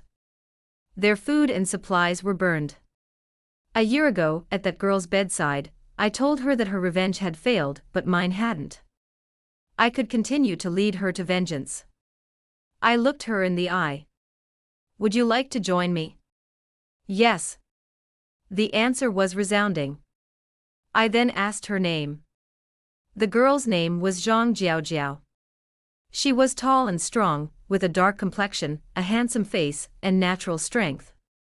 She was a promising talent. But she was different from Zhou Ling. Zhou Ling's family ran a martial arts school, so she already had martial arts skills. Zhang Jiaojiao only had brute force but no skills, so I relegated her to the military camp, waiting for her to make her own mark. She didn't disappoint me. In just 2 years, she spent her time on the battlefield, honing her skills and becoming a fierce and renowned general. I dispatched Zhang Jiaojiao with a group of troops to bypass the enemy and cut off the Liang army's supplies. He-shun panicked, and once he showed signs of fear, he lost his composure. He dodged an arrow that was aimed at him, but it struck him in the chest, knocking him off his horse. The two armies clashed, and He-shun was riddled with bullets. Such is the fate of speaking without restraint. 31. The Liang army suffered a crushing defeat. Even before we advanced directly into Liang's capital, they hadn't received any reinforcements from the neighboring state of Shur. The king of Liang, nearing death, lamented, "Why? Why?" I surveyed the magnificent palace and kindly explained, because Shur was already struggling to cope, and Kai had already invaded their capital. Make friends with distant enemies and attack those nearby, dividing and conquering them. Kai, separated from Yong by Liang and Shur, also shared a border with them. Long threatened by both, they had long sought to annihilate them, but their close relationship meant they could defeat one, not both. I sent envoys to secretly negotiate with Kai. I would attack Liang, and once Shur's reinforcements had left the capital, Shur's capital would be depleted of troops. Kai, naturally unable to miss such a prime opportunity, launched a surprise attack on Shur. 1 man against 1. Fearing death, the king of Liang begged me for mercy, saying he was willing to surrender and promised not to covet Yong again. Under his astonished gaze, I explained, "You covet my territory, but don't I covet yours? I'm not one to defend the status quo." From the very beginning, this war wasn't about self-preservation. I want to swallow up Liang's territory as well. Since ancient times, no powerful nation has possessed only half of a mother river. The growth and development of a nation or dynasty naturally cannot rely solely on maneuvering. The most fundamental thing is resources. Mountains and rivers provide farming and fishing, while high cliffs and steep ridges serve as natural defenses. Water, land, forests, population, minerals, and location, these are all vital resources. Leaving a vassal state upstream to build a dam and cause trouble is unacceptable. I want Yong to have exclusive control of the Qi River. I personally killed the king of Liang, but I didn't rush to celebrate my victory. I immediately ordered my troops to turn around, wary of the state of Kai, not content with annexing the state of Shur, and seeking to exploit our fatigue to launch a further attack. Some time later, an envoy from the state of Kai invited me.Many and me, offering a reward. I arrived alone in a carriage at the border, where the general on the other side burst into laughter, produced a small box, and ordered his troops to surround us. The Grand Marshal of the state of Kai exclaimed in triumph, "Princess, does this look familiar?" "Your Highness, I didn't expect it. I have your army's military token. No one will come to rescue you. Since you can't mobilize your troops, you might as well surrender." The Lord's mansion in Weiqing had been dismantled and shabby. This small box, stored in a most confidential location, was made of the most precious agar wood. They sent spies in, naturally assuming it contained the military token, and stole it. Without the military token, they couldn't mobilize their troops. They had to lure me here. They would capture the thief first, then advance in one swift move. A brilliant calculation. I lowered my eyes in thought for a moment, then drew my sword and beheaded a servant beside me. Blood billowed on the spot, but I didn't even blink. This was the spy. Marshal Kai didn't regret the death of the spy after all. The reward he'd received was far more valuable. He hacked open the box before me, and then his smile froze. My expression grew cold as I ordered the troops, already ambushed, to kill.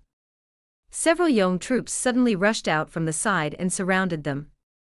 The battle was raging, and Marshal Kai collapsed to the ground, gravely wounded. Nearing death, he heard me say, "Yong, we don't have the military token yet." The Yong army recognized only me. A chopped-up agarwood box nearby spilled fragments onto the floor, old swaddling clothes, a simple wooden hairpin, rags stained with black blood. The Grand Marshal of the state of Kai spat toward the box with a gloomy expression, a mocking gesture even at the brink of death. Such an expensive box filled with a bunch of useless stuff. Your noble princess was born a ragpicker, wasn't she? Zhang Jiaojiao, enraged, stomped on his face, cut off his tongue, and spat into his mouth. "Eat shit. A defeated general, yet you dare to complain. She's been led astray by my bunch of civil and military officials. She never used to swear like that." The battle is over, the Kai army completely annihilated. I stomped across the littered ground, picking up the scraps one by one. Zhang Jiaojiao helped me, curiously asking, "What are these?" "My deceased younger sister's swaddling clothes, my deceased elder sister's wooden hairpin, the only scrap of cloth my deceased mother left on the bridge." There were also the belongings of familiar generals who had died along the way. Every time I lost someone I cared about, I'd save one item, placing it in a small, most precious and secret box. Before I knew it, I'd accumulated a lot.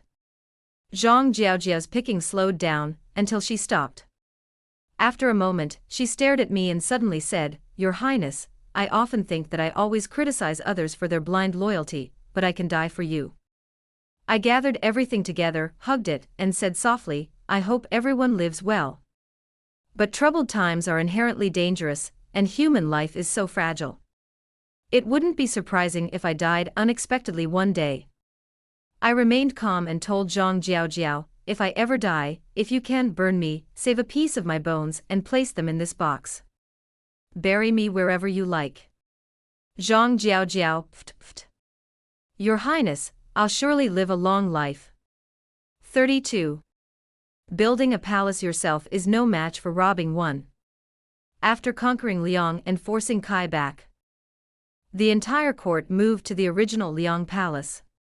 Ministers finally no longer had to worry about standing to discuss matters.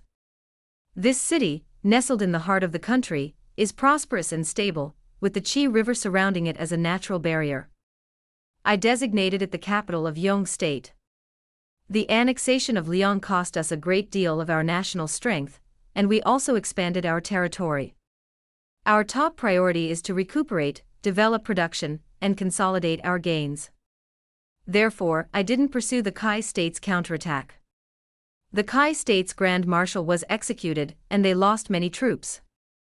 They were filled with resentment, but without their chief general, and without a successor, they chose to remain patient and retreat, first digesting the recently conquered Sher state before plotting revenge. But the feud between the two countries had already begun. As spring faded, flowers fell, summer shades thickened, and torrential rains continued, I received an unfamiliar letter. I opened it, and the handwriting looked familiar. Greetings to the daughter of Emperor Yongzhou. It was from one of the teachers who had taught me at the Shen family. Handwriting. The master, deeply concerned, came to ask me to counsel the young master of the Shen family.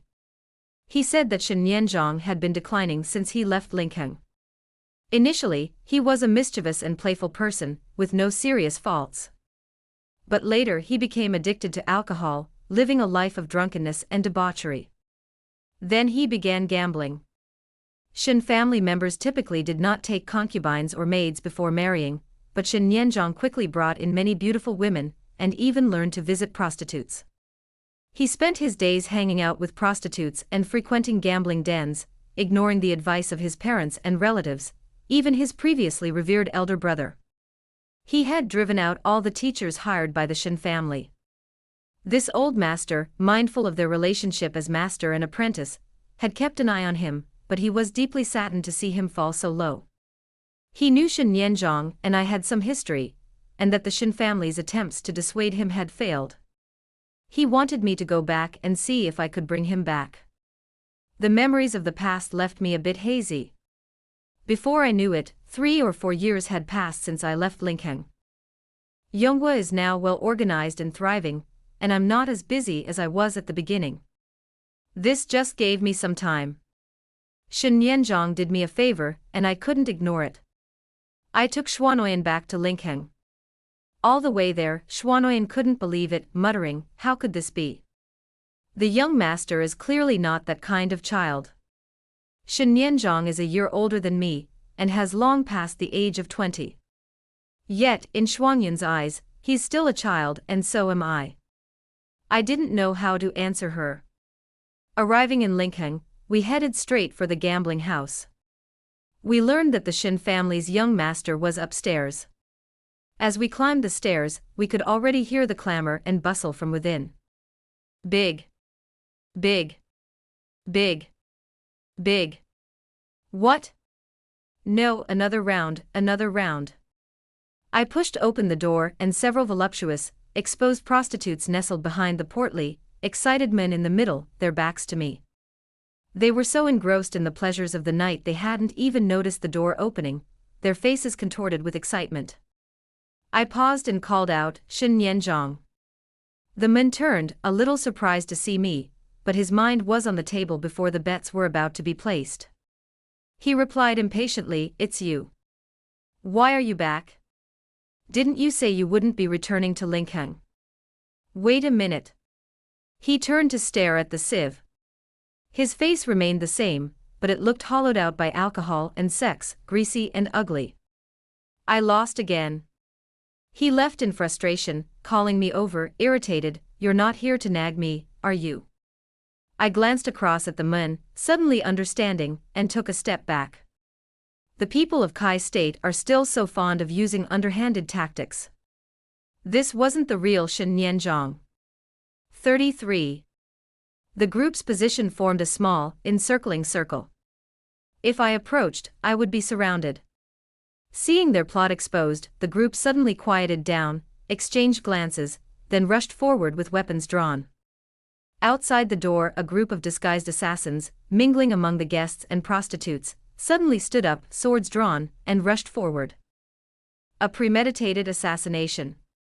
First, they imitated the old man's handwriting to lure me out of the capital, and to Linkheng for a private matter. Naturally, I wouldn't make a big fuss, bringing only a few trusted aides, leaving them vulnerable.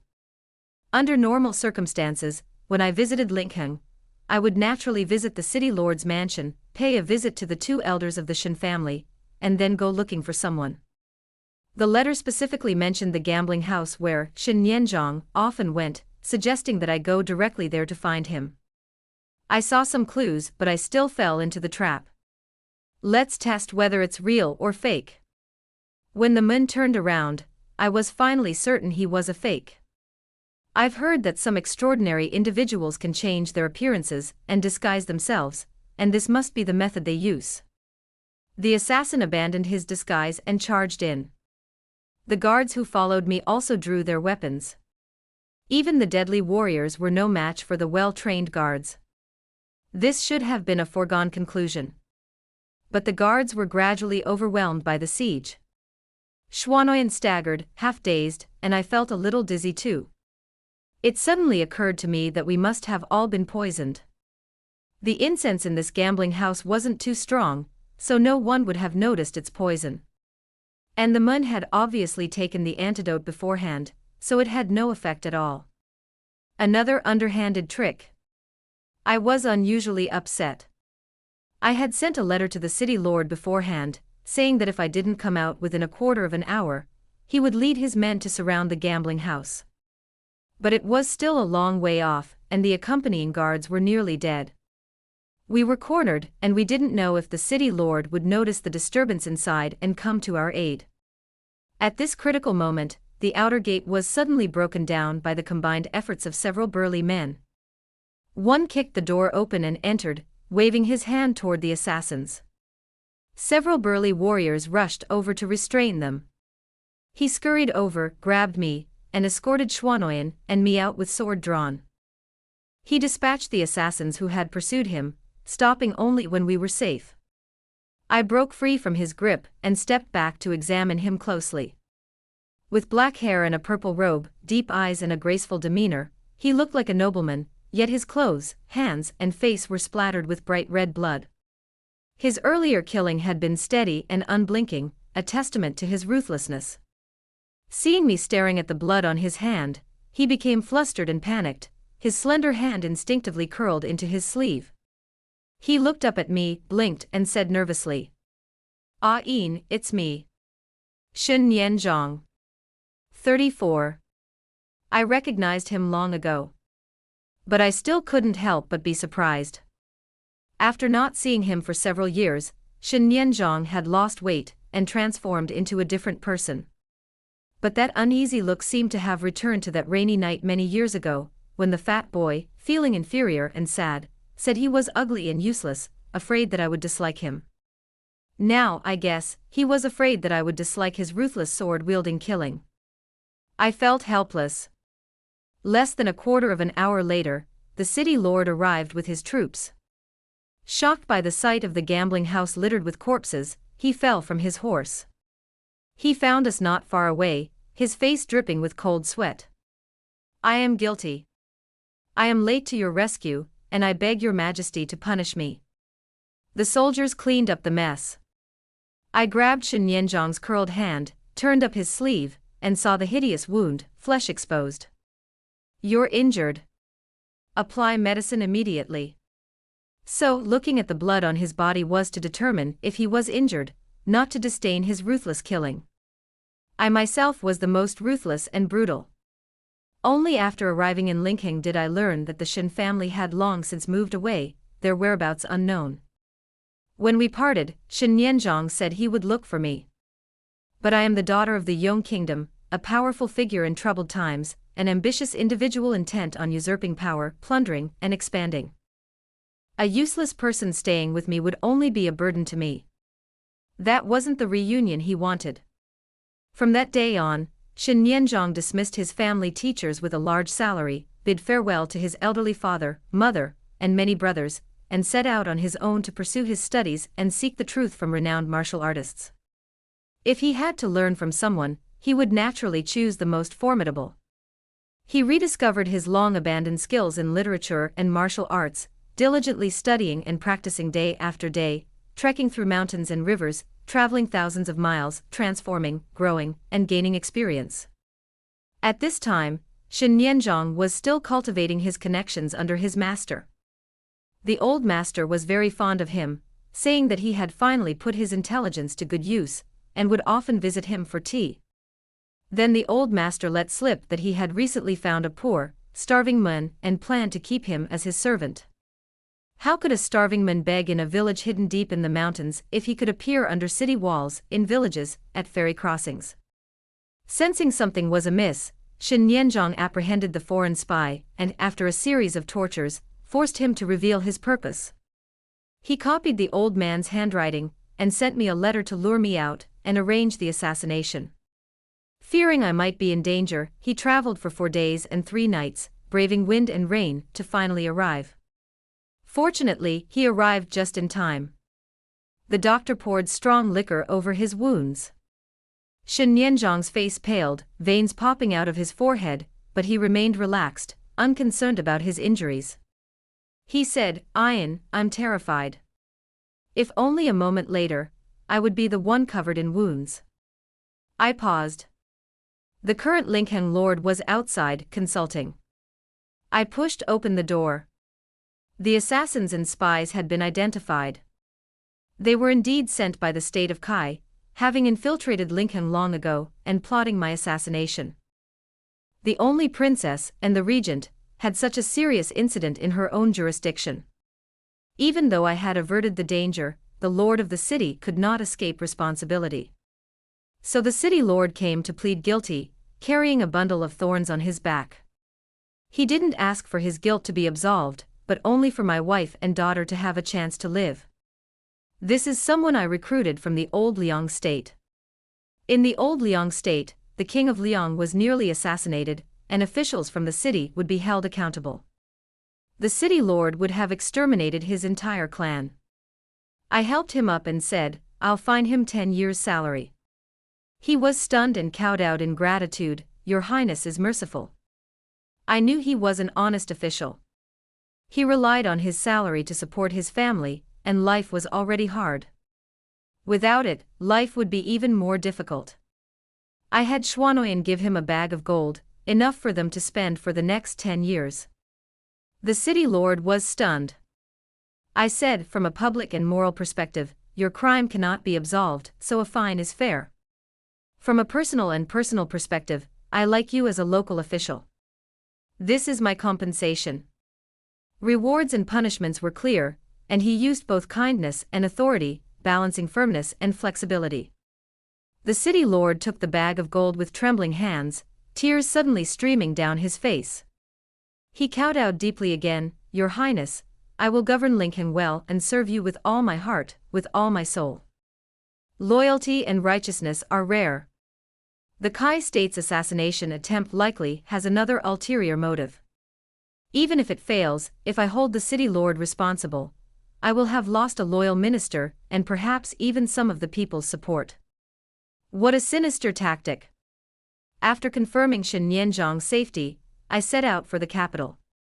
Shen Nianzhang said he wanted to follow me, offering him the chance to serve as a general or an advisor. He had diligently acquired all his skills just to find me. I agreed, and we returned to Yongdu together. A torrential downpour lashed the Qi River, its waves surging and raging. I called a driver and braved the pouring rain to the plowed fields by the roadside. Amidst the gloomy sky and earth, dark clouds stretched to the horizon, dense raindrops fell, and vast, dim green waves rustled in the strong wind, making people and carriages seem dwarfed. I observed the nearby farmland. The flood control had been remarkably effective. The crops, once submerged by floods, now stood tall and straight. In the distance, a few wisps of smoke drifted past. Perhaps a village was cooking. I suddenly felt an inexplicable surge of emotion. I tilted my head and saw Shen Nianzhang standing beside me. He was clearly a handsome young man, yet he looked like a drowned rat. Frost cloud hid in the carriage, filled with worry. Your Highness, young master, don't catch a cold from the rain. The driver laughed heartily. Young men, why worry about getting wet? I suddenly said, let's go and seal that gap. The water inlet to a nearby farmland had been breached, and muddy water rushed in. I rolled up my clothes and waded through first. Shen Nianzhang and the driver also jumped in. Frost Cloud, worried, followed suit. The attendants remained where they were. We all sealed the gap together and caught a few carp that had escaped from the pond. Covered in mud, we stopped by a dilapidated temple to shelter from the rain and grill some fish. The vast, endless rain curtained the leaky temple, the fire warm and bright. This day was the summer of the 9th year of Qingping. 35. On this trip to Linkheng, I also ran into an old friend. Leaving the gambling house, I glimpsed a familiar figure in a brothel along the river. I thought Yingyang had escaped the brothels and returned home. The world only knew the title of Princess Changzhou, not my name. So when I, accompanied by the imperial guards, approached her at the brothel, Yingniang was stunned and speechless. Then, she sighed with relief, trembling and tearful. "Ah Yin, you've grown up." She had aged a bit, her face a look of sorrow and haggardness far beyond her years. I thought someone had forced her back into the brothel, but she said she had returned on her own. Yingniang returned to her long-cherished hometown, and saw her long-missed parents and family, but it wasn't as rosy as she had imagined. Even her parents and siblings were bothered by her being a prostitute, not to mention the neighbors. She was met with scorn, and unable to marry and live a normal life like other women. They all looked down on her for her age and impure character. Her parents and siblings coaxed her into spending all her savings, leaving her unable to make a living. With nowhere else to turn, she returned to the brothels. Only after leaving did she realize she had long been inseparable. Yingniang, however, grew older, her beauty faded, and she had fewer and fewer customers. Once she encountered a difficult situation and her voice, the very voice of her greatest pride, was silenced by poison. Her situation became even more difficult, filled with sorrow and desolation, a life that seemed to end at a glance. She clutched an old pipa and said, "What a pity. My voice is hoarse. I can no longer sing for you." I stared at her for a long moment, then snatched her pipa and turned to leave. "You've only aged a few years, not died of old age. Come with me." I thought that by helping her on her journey, I could finally give her a sense of fulfillment. Now, I think I was sometimes a little immature back then, and my actions weren't enough to get to the root of the problem. I remember that she was actually quite skilled in painting, but naturally, the paintings of a courtesan lacked the elegance of those of a scholar. Back in the capital, I asked her to accompany the officials from the Imperial Astronomical Bureau to survey mountains, rivers and cities. As the Yong Kingdom expanded, new maps needed to be drawn constantly. Yingniang followed her, bewildered. I shoved Shen Nianzhong into the staff room. For some reason, the older staff were quite repulsive to him, perhaps thinking he was just some gilded gigolo sent by the princess. After a while, the most senior advisor came to me excitedly, Your Highness, you truly have a keen eye for talent." Shen Nianzhong was never foolish, it all depended on his willingness to use his cunning. If he wanted to, winning over people would be easy. After settling him down, I summoned Xuanoyan and asked her, "Now that your old master has returned, you can choose to continue to follow him." Over the years, Xuanoyan has lived up to her master's trust and taken excellent care of me. During marches, battles, and court meetings, I often forgot to eat and sleep. Even in the most challenging circumstances, she diligently prepared my meals, arranged my clothes, and combed my hair neatly. Li Erniu often lamented that with Xuanyan's arrival, he finally didn't have to sew my clothes with a needle. In Linkheng, seeing Shen Nianzhong, whom she hadn't seen in a long time, Xuanoyan covered her mouth and nearly burst into tears. I thought she was missing her old master and wanted to let her go, but Xuanoyan knelt down and said firmly, "There's no reason for a servant to serve two masters. I've followed you, and I'll follow you only. It's just that I'm a little sentimental." The young master has returned to the person he should be. Watching Shen Nianzhong transform from an unlearned, useless, and dissolute little fat boy into a distinguished young master of extraordinary talent and military strategy, Xuanoyan wanted to cry again. I comforted her and didn't mention the matter again. Political affairs were mostly tedious and mundane, and the years passed without her noticing. Another year passed in the blink of an eye. The officials of the Imperial Astronomical Bureau had long since completed their mission and returned to the capital, but Yingniang chose to continue her travels, documenting the landscapes, customs, and people, sending them back sporadically. That day she returned in person. After entering the palace, she excitedly signaled me to dismiss everyone. Lowering her voice, she said to me, "Your Highness, I've discovered a vein of ore." 36. I personally and secretly led a special team to explore, and it turned out to be iron ore.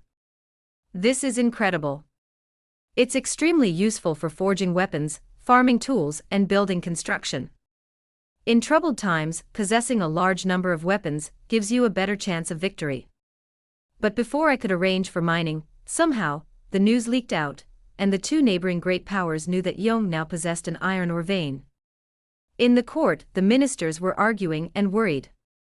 Currently, there were many vassal states, large and small, but the situation was temporarily stable. 6 major powers were balancing each other. 2 of them were Yen and Nye, the neighboring states of Yong. Yen and Nye were great powers, unlike Liang, Shi, and Kai before them. Yong was far inferior to them, and could only be at the mercy of others. Possessing a treasure is a crime. That mineral vein suddenly went from a valuable asset to a hot potato. The court officials worried that the two countries would attack and annex Yong state and seize the mine. The councillors offered their advice one after another, but none could find a good way out. Someone asked the silent Shen Nianzhong about this. He glanced at me, then turned nonchalant. Piao said, "Give it to Nye." The ministers present condemned him for being so spineless. After the argument died down, I slowly said, "Okay, let's do it." Because that's what I thought too. Give control of the mine to Nye, but only to Nye. If Yong sent troops to resist, Yong would naturally be unable to withstand the attack of two great powers, and would inevitably be conquered and divided. Giving the entire mine to Nye up front would remove me from the conflict, leaving the dispute to Yen and Nye. While I had the mine in my pocket, they would fight over it, but if I gave it to someone else, how could Nye willingly give up the benefits already in Nye's pocket? Yen would have no choice but to fight for it. Why Nye and not Yen? Because Nye is closer. This was a blatant conspiracy, but no one could refuse. Nye naturally accepted and sent people to help with the mining. However, I also proposed a condition: in exchange for Nye's troops, we would help us conquer Kai. Kai, having long forbearingly planned and training its troops, sharpened its swords, anticipated a major battle with Yong. Instead, they encountered the Nye army, and within a month, they were defeated by both the Yong and Nye armies.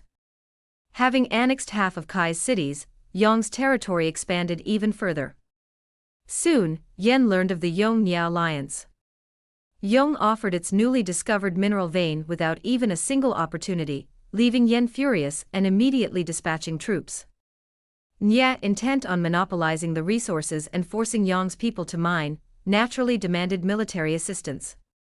Yen and Nye, equally powerful, had long been at odds, and now, with new and old grudges compounding, the conflict erupted. While the two countries were at war, Yen lacked the energy to harass Yong.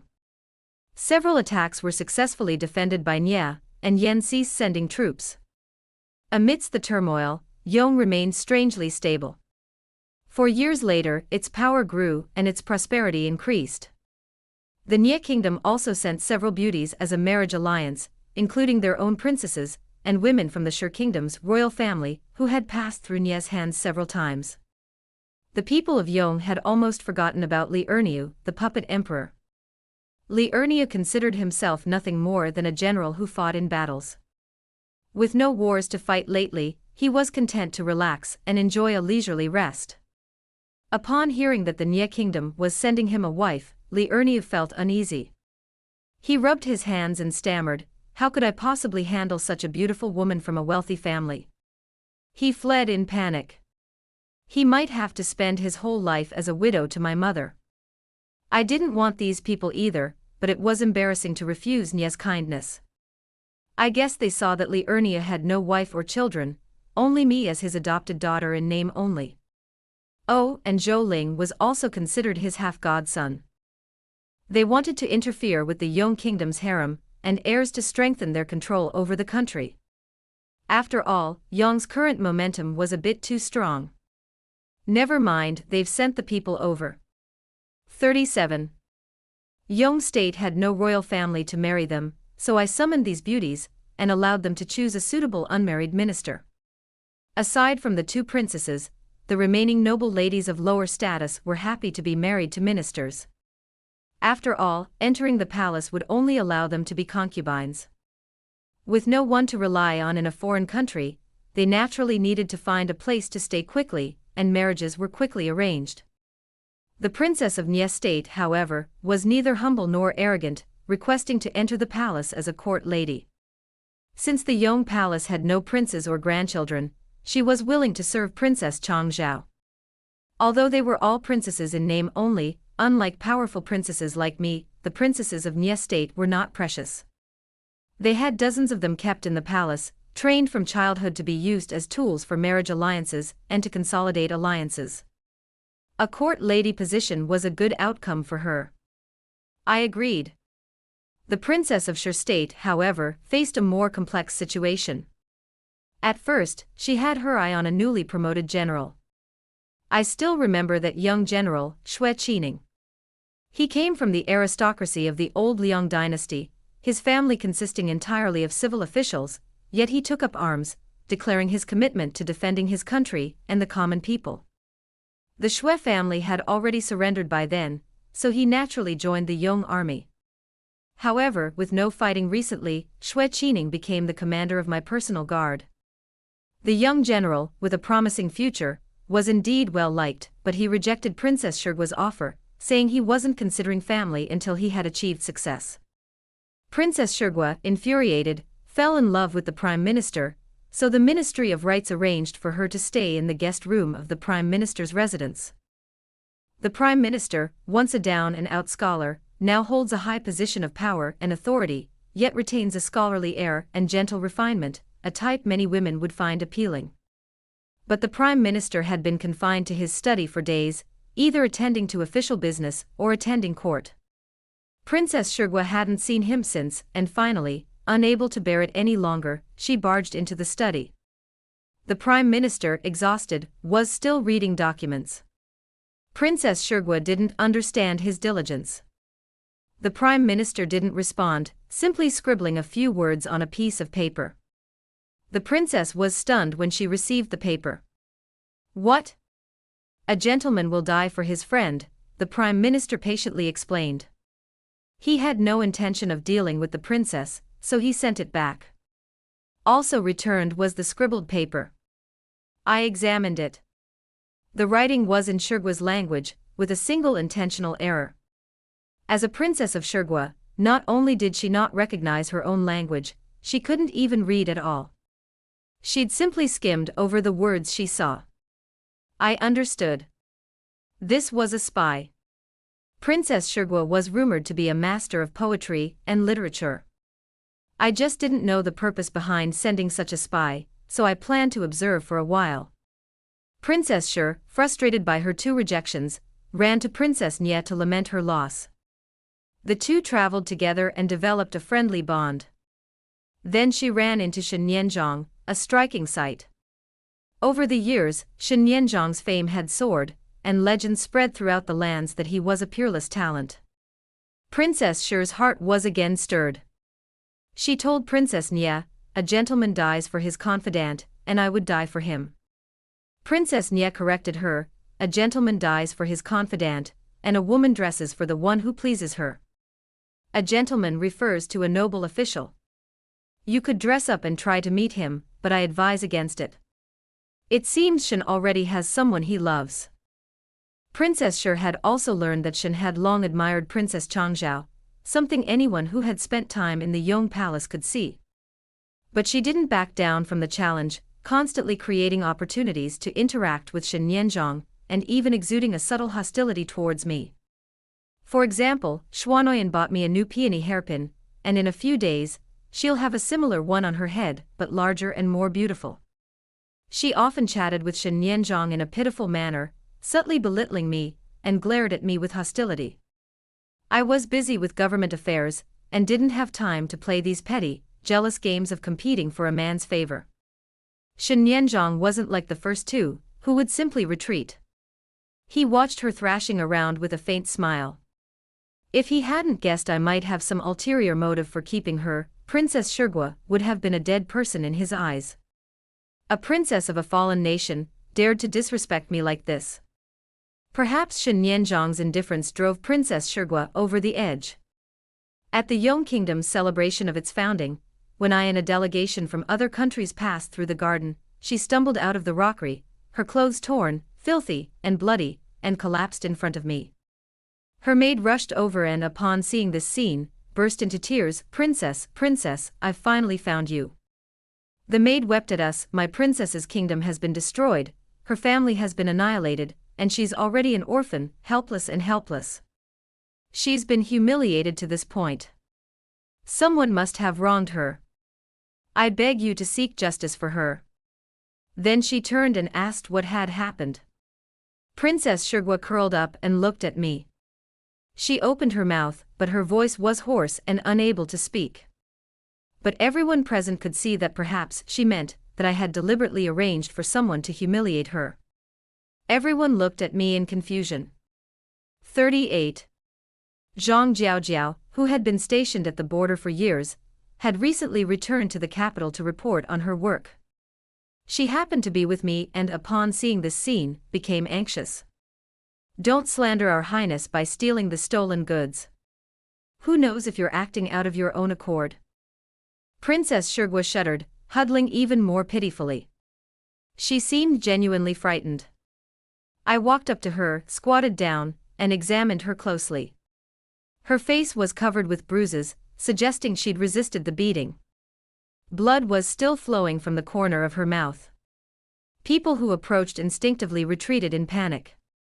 I grabbed her. I took off my outer robe and covered her with it, shielding her from the onlookers' gazes as she was naked. She stared at me blankly. I stood up, looking down at her, and said, 3 days ago, you asked someone to get you an aphrodisiac. I knew it. At first, I thought she was trying to give me the drug at the palace banquet and publicly embarrass me. Now it seems she wasn't so bold or malicious. She only dared to give herself the drug and then frame me, hoping to damage my image in the eyes of her ideal husband. I added, 3 days ago, I had someone replace the drug in your hand with icing sugar. She shuddered again. So, whether she intended to harm me or frame me, the drug was useless. Yet, she was still humiliated and publicly observed. Princess Shirgwa was dazed when she finally spoke, her voice hoarse. I was just pretending. I hadn't expected to be forced into humiliation. Her plan to slander me had failed, but someone else was fanning the flames, using her to continue the scheme. The panic, fear, and despair on her face were genuine. She felt humiliated in the presence of so many people. She curled up, speechless and in a daze. The guards had already searched the area for the assailant and brought him before me. He was a lieutenant general of my dynasty. He reeked of alcohol, and the sight of me startled him, sobering up and causing him to panic. Realizing he'd made a drunken mistake, he sank to his knees and said, "I'm willing to take responsibility. I can marry her." I had Zhang Jiaojiao kick him away. "You have no right to speak." I pulled Princess Shir up and buttoned her robe one by one. I placed a dagger in her hand. "Stand up. You've only lost your innocence, not your life. If you're not going to die, just deal with him yourself." She was stunned. The deputy general was horrified. He'd been panicking, not realizing the seriousness of the situation. Now frightened, he kowtowed and begged for mercy. His colleagues also pleaded for him. After all, he was a general who had shed blood defending his country. I was cold. "Can you even recite military orders?" The deputy general froze for a long moment, filled with remorse. I acknowledge my guilt. He had fought for his country, earning promotions and generous rewards. He had violated military orders and coerced others, so he deserved the punishment. The princess stood for a long time, dagger in hand. Finally, she stepped forward, stabbing the deputy general in the heart. The deputy general was strong, and could easily have resisted, but Princess Shir was draped in my robe, like a royal robe. No one dared touch her. To do so would not only kill him, but also implicate his entire family. Looking at the deceased deputy general, I closed his eyes and ordered graceful burial. There were 2 others, Princess Shir's maidservant and Princess Nye. I signaled the guards to arrest them on the spot. They looked stunned and puzzled. To Princess Shur, blood-soaked and dazed, I said, I know you're not the Princess of Shur. You're a spy, right? The envoys present were shocked. She didn't object, a sort of acquiescence. I pointed at the two. You don't know, they're also the Princess of Nye. The real Princess Nye had been assassinated on the way. This was a spy who had come under her name. Since there were so many Princess Nye, and they were kept in seclusion, no one noticed. I suspect they were all sent by the state of Yen. The spy impersonating Princess Nye was their true pawn, while the one impersonating Princess Shur was merely a useless pawn to draw attention. One was obvious, the other was hidden. The obvious one was a temporary hire, easily discovered, while the one impersonating Princess Shur couldn't even read. The Yen people calculated that if I exposed the obvious pawn, they would lower their guard and give the truly well-trained spies an opening. Princess Nye also knew the other party was a useless pawn, while Princess Shur was unaware of the others' identities. It was these two who orchestrated her humiliation. I explained everything clearly, and the two captured were stunned and confused, unable to figure out what flaws they had revealed. I pointed at the maid and said to the Princess of Shur, a real maid wouldn't emphasize your tragic past, or the humiliation she suffered when she found you. She was simply exploiting your plight to attract attention. She looked at me, understanding, then stepped forward, grabbed the maid's neck, and stabbed her to death with a dagger. The other one, the Princess of Nye, said, I know your conversation. She was deliberately leading you to attack me. Didn't you notice? She had gone on a killing spree, this time slicing the man's neck with a clean, decisive blow. After killing 3 people in a row, she stared blankly at her blood-soaked hands. The dagger dropped to the ground, and suddenly tears flowed. The tears rolled more and more, not the feigned tears of tears she had previously shed. Her face was a grimace. After a long sob, she choked out, saying, Your Highness. No one has ever covered me with a single garment. 39. She was not the Princess of Shur. Her own name was Lieniran. In reality, Lieniran was originally a prostitute in the Shur army, a captive brought from another kingdom. Later, when Shur fell, she was forced to impersonate the princess because of her physical resemblance to her, thereby helping the real princess escape. As the Princess of Shur, she was given as a trophy by the king of Kai to his generals. Then, when Kai fell, she was sent to Nye, where she remained a despotic plaything. She was then transferred to Yong. Someone came and forced her to consume a poison, demanding she perform services for him in exchange for a regular supply of the antidote. The man had her use a beauty trap in Yong, seducing Princess Changzhou's most trusted ministers and sowing discord between them. To save her life, she acted like a clown, seducing them. But she never realized she was a useless pawn, a tool to attract attention and shield the real spy, destined for death. They also planned to have her beaten and humiliated. Lieniran had experienced this countless times, like a wound that had never healed, repeatedly scratched. She had lived a miserable life, a prostitute in the Shur Kingdom's military camp, a trophy at Kai Kingdom's banquets, and a plaything in Nye Kingdom. Every time she was filthy and naked, the gazes of the world burned upon her like torches. She thought she had long since become numb. But then, when someone put a piece of clothing on her, Lieniran suddenly burst into tears. No one has ever put a piece of clothing on me. No one had ever picked up her trampled dignity. As she was being escorted away, she stared at me intently, struggling to break free, turning to kneel and bow deeply to me. Your Highness. She waited for a long time, but she was speechless. So she was taken to the prison again, and soon, she would be sent to the border to do forced labor. I disliked the practice of using such despicable tactics as drugging and humiliating others to scheme against them. Before I was born, my mother was forced to marry my father. During a flood and famine, she was raped by a peddler and heartbroken, jumping from a cliff. That year, the madam applied the toad acupuncture mark to my hand, which I removed without hesitation. A scar still remains on my arm. I dislike the practice of deifying women's purity and loyalty, then using this deification to suppress others. I also dislike such despicable tactics. So, as spies themselves, those two were executed on the spot. As for Lieniran, I helped her resist, but as a spy, she still deserved the punishment she deserved, and was dealt with according to the law. This time, the princess sent by the Nye kingdom was killed in front of the ministers of another country. The Nye kingdom was somewhat surprised, but when they learned that the two had been replaced as spies, they understood their apprehension. Without the beauties hanging around looking for marriage, Liurnia finally dared to return to the palace. He even brought me a gift, plums he'd picked from the mountains. He patted his chest and promised, "They're so sweet." I took a bite, and they were incredibly sweet. Liurnia chuckled, recalling his childhood days of stealing plums from other people's homes with my mother. "Your mother doesn't like sour things," he said. "My eyes are so well trained. I can tell which plums are sour, and which are sweet at a glance. I can tell." As he spoke, he said with a wistful look, "Tingian, Uncle doesn't want to stay in the capital anymore.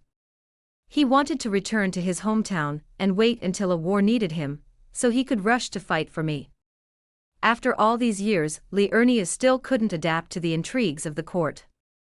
As Yong state grew larger and its politics became more complex, he became increasingly uncomfortable. I thought about it and said, "Then abdicate to me. It just so happened that I now hold great power. The court is united and the people love me. After years of education, it's common for women to engage in business and become officials. So why not become emperor? Yong state now has the basic ability to defend itself externally." The time was ripe and everything went smoothly. So that month, after some preparations, Yong state held a welcoming ceremony. As expected, there was some opposition, but it was not a big deal. During the abdication ceremony, as the ceremonial officer was reading the imperial edict, a courier suddenly rushed into the capital. News spread through the ranks and ministers rushed in to report. "Your Highness, bad news. Yen launched a surprise attack, and has already reached the heart of Chimen Pass." 40. Yen's sudden military action, larger than ever before, caught the border defenders off guard, resulting in the loss of several cities. The situation was critical. I had to suspend all court affairs, retaining a sufficient number of troops to defend the capital, and deploying the rest to the northwest border to resist the Yen army. Meanwhile, I notified the Nye kingdom to provide support as soon as possible. I personally went to the front lines to take charge. I called on the important generals and prepared to go.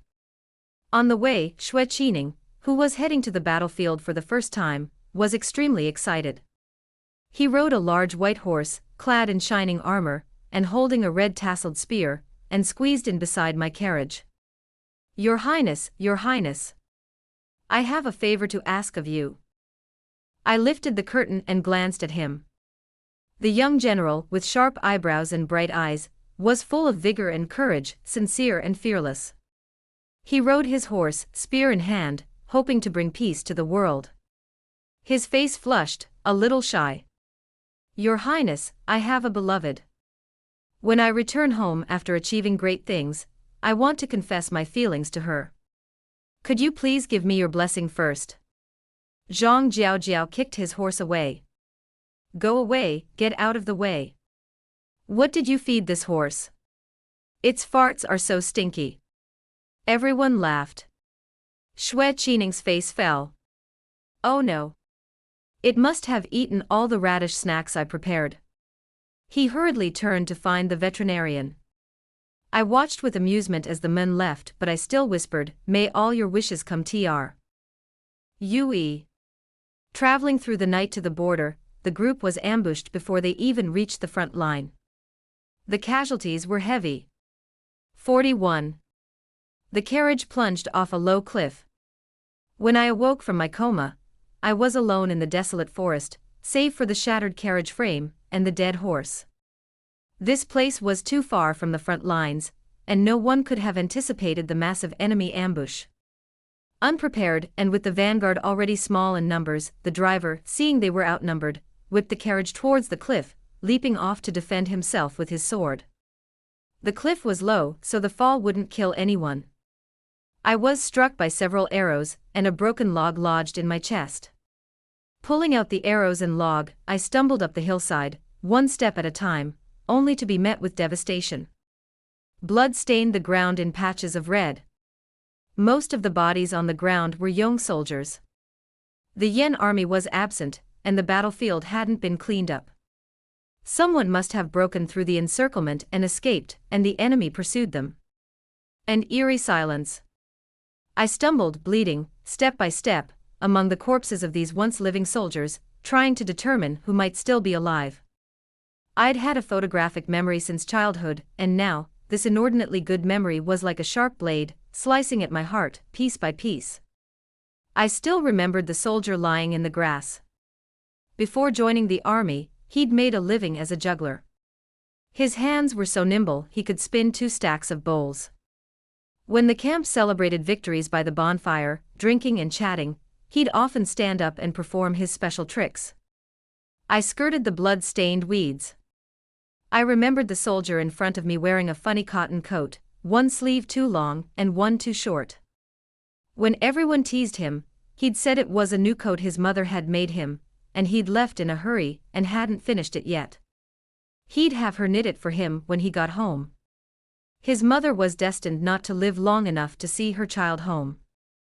The coat was soaked in the cool blood, and I stumbled a step back. I was also dripping with blood, and I didn't want to stain it further. Another familiar soldier appeared at my feet, his spear entangled with the enemy, still kneeling. I remember him raising a beautiful, large pet rooster. He and others were complaining to the sergeant about it. One soldier said his rooster was crowing in the middle of the night, and making a noise. He cried and complained, saying he wanted to kill his rooster for food. The other soldier spat at him, saying, "You're such a whiny idiot. You're boneless."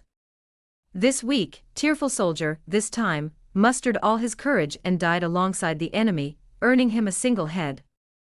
I picked up a knife and cut the pole between them. He fell to the ground, at least no longer entangled with the enemy. I saw the dying Xue Qining.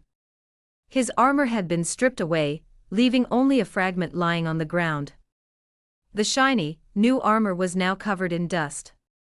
The pampered, large white horse lay collapsed not far away. The enemy was brutal, severing both of Xue Qining's legs. He lay dying on the ground, on the verge of blood loss. He still had a breath left, and upon seeing me, his eyes gleamed. "Your Highness, ahem, Your Highness, you're still alive. How wonderful." He begged me to kill him. His legs were broken. Even if he could have survived, he would have been crippled. The young general, a man with a promising future like the rising sun, possessed a stubborn pride in his bones. He refused to accept such a dismal end, preferring to die in the best image in his beloved's memory. After all, I couldn't confess my feelings to my beloved. Besides, he had already lost so much blood that it would be difficult to save him. Slowly, feeling my own death was too painful. With trembling hands, I slowly plunged the knife into his heart. As he lay dying, he murmured repeatedly, Your Highness, please, live well." The man before me slowly faded. After a long moment, I let go of the knife. My vision darkened, and I felt like I was about to faint. I gritted my teeth and persevered until I reached a secluded spot, where I finally collapsed. If I stayed in the carriage, I would be easily found. I couldn't let the enemy find me like this. Before I fainted, I silently chanted, "Yes, I must live well. Only by living can I avenge my grievances. Mountain God, please bless me to return alive and fight my way back." My eyes were bloodshot, swallowed by darkness. 42. When I awoke, I felt a jolt. I struggled to open my eyes and found myself being carried up the rugged mountain path. Branches scratched the man's pale face. I was stunned and surprised. "Shen Yanzhong. Why are you here?" When I left for the expedition, I left Shen Yanzhong and the Prime Minister in Yongdu. We climbed all the way to a steep, densely forested area, where Shen Yanzhong finally let me go. His handsome face was extremely haggard, as if he hadn't slept for several nights. His face and body were covered with numerous small cuts. His black hair and robes were disheveled, and he looked utterly disheveled. Ian, it's Zhou Ling. Zhou Ling betrayed you. An urgent report had arrived from the border long ago, but Zhou Ling had suppressed it for a long time before reporting it. Ximen Pass had actually been captured long ago, and the enemy had penetrated deep into the interior. He concealed this information and lured me here to facilitate an ambush by the Yan army. Zhou Ling had also instigated a rebellion against me, along with Li Erniu. The two of them had taken control of most of the officials in the capital, claiming they wanted to abolish the princess's power as regent and allow the true emperor to assume the reins. When news of my disappearance after the attack at Ximen Pass reached Yongdu, Shen Yanzhong, regardless of anything, mounted his horse and came looking for me. No one could stop him. The day I collapsed in my hiding place, the Yan army returned to clean up the battlefield and search for me. They didn't find me. After the Yan army left, Shen Yanzhong arrived and searched inch by inch for several days before finally finding me. Since I was such an important person, the Yan army's superiors naturally issued a strict order to find me alive or dead. The enemy troops were constantly searching the area. Shen Yanzhong carried me, unconscious, from place to place. Just then, a group of enemy soldiers from behind almost discovered us. He moved me overnight and finally found a relatively safe hiding place. But after just 2 days of peace, the enemy came back, and Shen Yanzhong continued to carry me on his back. I was conscious for only a day or two. He had bandaged my wounds, but without adequate medication, I was slowly recovering. I began to faint again. Shen Yanzhong was afraid I would faint again and never wake up again, so he kept me awake all the way. Ian, don't sleep. We'll be at the village soon. I'll go get you some medicine. Don't close your eyes, please. Don't sleep. Ian, please don't die. Have you forgotten? You still owe me a roast chicken. If you die like this, I'll haunt you even as a ghost. I hummed helplessly in response. Shen Yanzhong was still the same Shen Yanzhong. Although outsiders saw him as a formidable figure, cunning and unpredictable. In my eyes, he was still the same chatterbox Shen Yanzhong. In my half-conscious state, I rarely let my thoughts wander. For half my life, I've never regretted anything I've done, regardless of success or failure. I've always been open-minded. My only regret is my first encounter with Shen Yanzhong. I had only taken a roast chicken from him, and now, I owe him a roast chicken for the rest of my life. He held me close, holding me together. Shen Yanzhong found medicine to treat my injuries, and just as things were improving, a small group of Yan soldiers spotted us and quickly surrounded us. Shen Yanzhong placed me in the cave, and drew his sword to face them. The tall, graceful, and unparalleled young man, even in his distress, remained dignified, his sword stained with dried blood. He remained steadfast. The breeze rustled his sleeves gently. I suddenly remembered something Xuanoyan had said, I just feel a little nostalgic. The young master has returned to his proper self. She said Shen Yanzhong was born with exceptional intelligence and remarkable talent. When the eldest son was young, he was struggling with obscure poetry. The youngest took it, tilted his head, and in the blink of an eye, he understood the difficult parts. The whole family was so surprised that they invited a group of renowned scholars to teach him. As a child, Shen Yanzhong was handsome, well-behaved, intelligent, and sensible, making him universally adorable. As he grew older, the youngest, precocious and mature, took the initiative to help his brother run the business. Soon, the Shen family shop was bustling with customers. Everyone expected him to be extraordinary. Unfortunately, everything and everyone turned out differently. So when Xuanoyan saw Shen Yanzhong again, she immediately burst into tears, overwhelmed with emotions, unable to express them in words. Now Shen Yanzhong is a formidable figure, capable of taking on 10 opponents. But there were more than 10 men on the other side. More than 100. I watched helplessly as Shen Yanzhong, blocking the cave entrance, was covered in wounds and blood, surrounded by a swarm of enemies. With a single ounce of determination, he killed every last one. Shen Yanzhong glanced at me from afar, staggered and collapsed. I ran over, tearing at my wounds, and pushed down the remaining enemy beside him. I quickly slashed his throat with my knife. I picked up Shen Yanzhong's sword and dragged the unconscious man away. As I dragged him, I gathered broken wood along the way to form a crude raft and put him on it. Shen Yanzhong's purple clothes were soaked red, and he was covered in wounds, not a single spot intact. My nose tightened. How tragic. He had carried me, unconscious, on his back, fleeing. Just as I had recovered, I was dragging him, unconscious, away again. We slept in the open air, struggling for a long time. We were eventually found by the enemy troops, who were searching extensively. But not before I hid Shen Yanzhong, so they only saw me. I was brought before Zhou Ling, who said, "Your Highness, you're so hard to find." 43. I asked him why he committed treason. Zhou Ling was silent for a moment. "Don't blame me.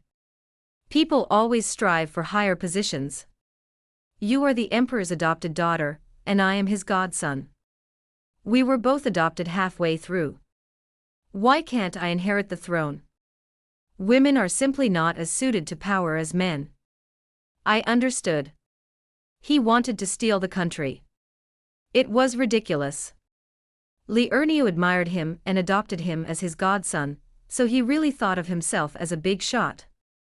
I founded the entire Yong kingdom, and he knew full well that Li Erniu himself was just a puppet.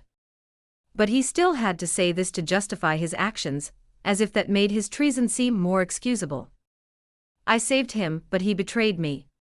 Seeing that despite his kung fu, he could only do hard labor and barely make a living, I offered him a position, an opportunity, a life of wealth and glory, but he began to feel that my wealth wasn't enough.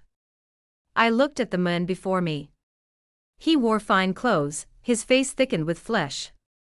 Having been in high office for so long, he had become saturated with bureaucratic airs. Power can change and save a person. Power can also alienate and corrupt a person.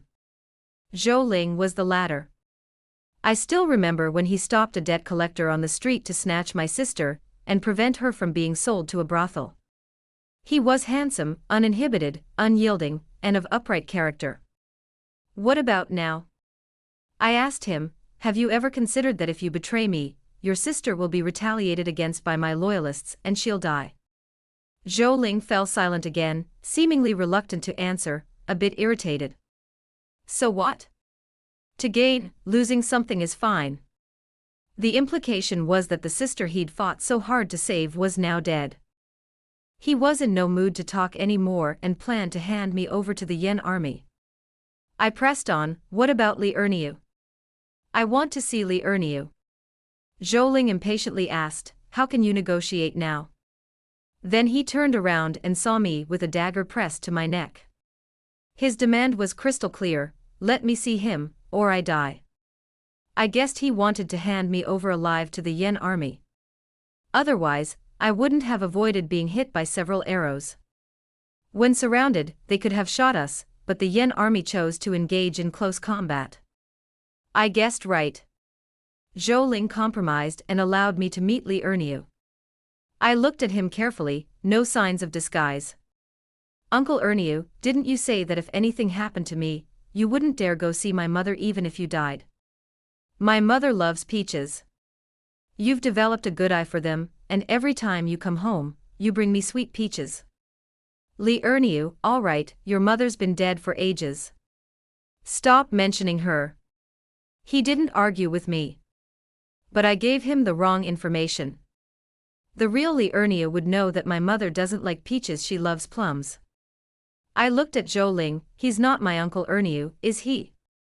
Zhou Ling sighed in surprise. "Your Highness, you're truly difficult to deal with." This Li Erniu simply dropped his disguise.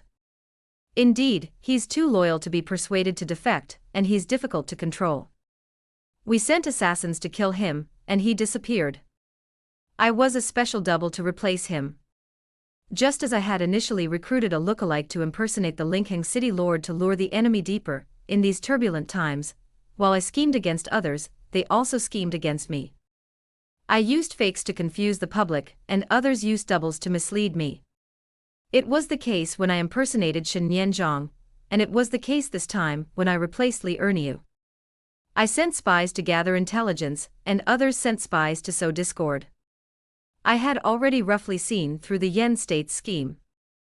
Although I eliminated 2 spies, it was clear that there were more than just 2 in Yong state. Yan's strategy of sowing discord had indeed worked. After Yan's siege of Yong failed, they switched tactics and tried to dismantle it from within. When their beauty trap failed, they resorted to bribery. Zhou Ling couldn't resist the offer and defected to Yan. Using a body double to impersonate Li Erniu, they had him crown Zhou Ling as the crown prince, and then the heir apparent, allowing Zhou Ling to control the Yong dynasty. Yan, through his control of Zhou Ling, controlled Yong. I was captured and taken to the Yan capital. Upon entering the capital, I was brought to the academy and subjected to a full-scale critique. Is this the regent princess of Yong? She crows at dawn, disrupting social order and confusing yin and yang. My lords, we should all petition His Majesty to sentence her to death. 44. I was shackled and alone. A single figure stood in the center of the hall, surrounded by Confucian scholars and nobles from various nations, all shouting for my execution. Among them, I spotted the long-lost elder brother of the Shen family, Shen Xuechang. The old man was still dressed in his blue robes, his hair already gray. Over the years, his esteemed character had grown, a renowned scholar known throughout the land. He sat in the very center of the academy. The elder brother of the Shen family had always disliked me. When Madame Shen praised my academic prowess, he frowned and said, "Nonsense. What's the point of studying for a girl?" When Shen Nianzhong said he wanted me to be his wife, his eyes widened. "Nonsense." When my identity was exposed and they knew I was a traitor, he still disagreed, "It's just a minor incident. What can a girl possibly do?" Now that I was a prisoner, this pedantic old man, sitting in the main seat, could finally criticize me without hesitation. After Shen Nianzhong decided to follow me on my adventures, he hid the entire Shen family to prevent any enemies from harming them. I haven't seen the Shen family in ages, and even Shen Xuechang rarely shows up. However, this time, he sat at the head of the table and remained silent. The pedantic scholars around me were shouting louder and louder, practically spitting at me, as if I had committed some heinous crime of massacring a city and ruining a nation. But I was simply trying to bring peace to the world, just like any other powerful leader in troubled times. In the end, they invited the most venerable and respected scholar, Master Shen, to make the final decision. The wording of tomorrow's collective petition to the king of Yan would depend on his opinion. Shen Xuechang stood up. He drew out a heavy sword. He stepped in front of me. Then he turned, facing the room full of ministers and scholars, threw his sword in front of him with a clang, and shouted, "Whoever wants to sentence her to death, sentence me to death first, and then step over my corpse." The roar in the room suddenly stopped. Shen Xuechang looked at the silent crowd and shouted again. "You look down on her because she is a girl, then can you establish a country and govern the people on your own?" A long moment passed, and there was still a deep silence. "Her crime is that she is from Yong, and this is Yan, so we have no ties. But it's not that she is a woman and cannot serve as regent." Under the gazes of the crowd, Shen Xuechang led me out and returned me to the carriage that had originally escorted me. On the way, he asked me, "If you went to the academy and everyone ostracized you because you were a girl, and you studied hard and wrote amazing articles, you'd be envied and try to accuse them of plagiarizing theirs. Everyone would side with them, leaving you speechless. What would you do?" I said calmly, "Kill them all." The old man was stunned for a moment, then burst into laughter. "Ha ha ha, good, good, good." Then he said, "I had a sister who was framed in this way. She wasn't as ruthless as you, so she chose to hang herself. After her death, the culprit was frightened into confessing the truth, but what good was it already? That was the thing Shen Xuechang regretted most in his life. His second sister had been competitive since she was a child. Seeing boys her age going to school, she wanted to go too. She was clearly smarter than them, so why shouldn't she go? Shen Xuechang didn't see anything wrong with his desire to study, and sent her to the academy despite her parents' objections. From then on, he lived with guilt and regret for the rest of his life. Later, whenever he saw a girl wanting to study, his brows furrowed and his eyes glared. She was Shen Nianzhang's second sister. Shen Nianzhang had a son in his old age, and his parents were too old to care for him. It was Shen Nianzhang who raised him personally. She wasn't a mother, but she was more than a mother. After her death, Shen Nianzhang fell seriously ill and became depressed. The medication made him gain weight, and this incident also made him extremely averse to studying. Shen Xuechang, however, later, those who participated in framing my second sister died one after another in mysterious accidents. No one asked what Shen Nianzhang had done. Everyone knew the truth. Shen Xuechang said, "With your temper, it's no wonder Zhang likes you so much. When you get ruthless, you two are exactly alike.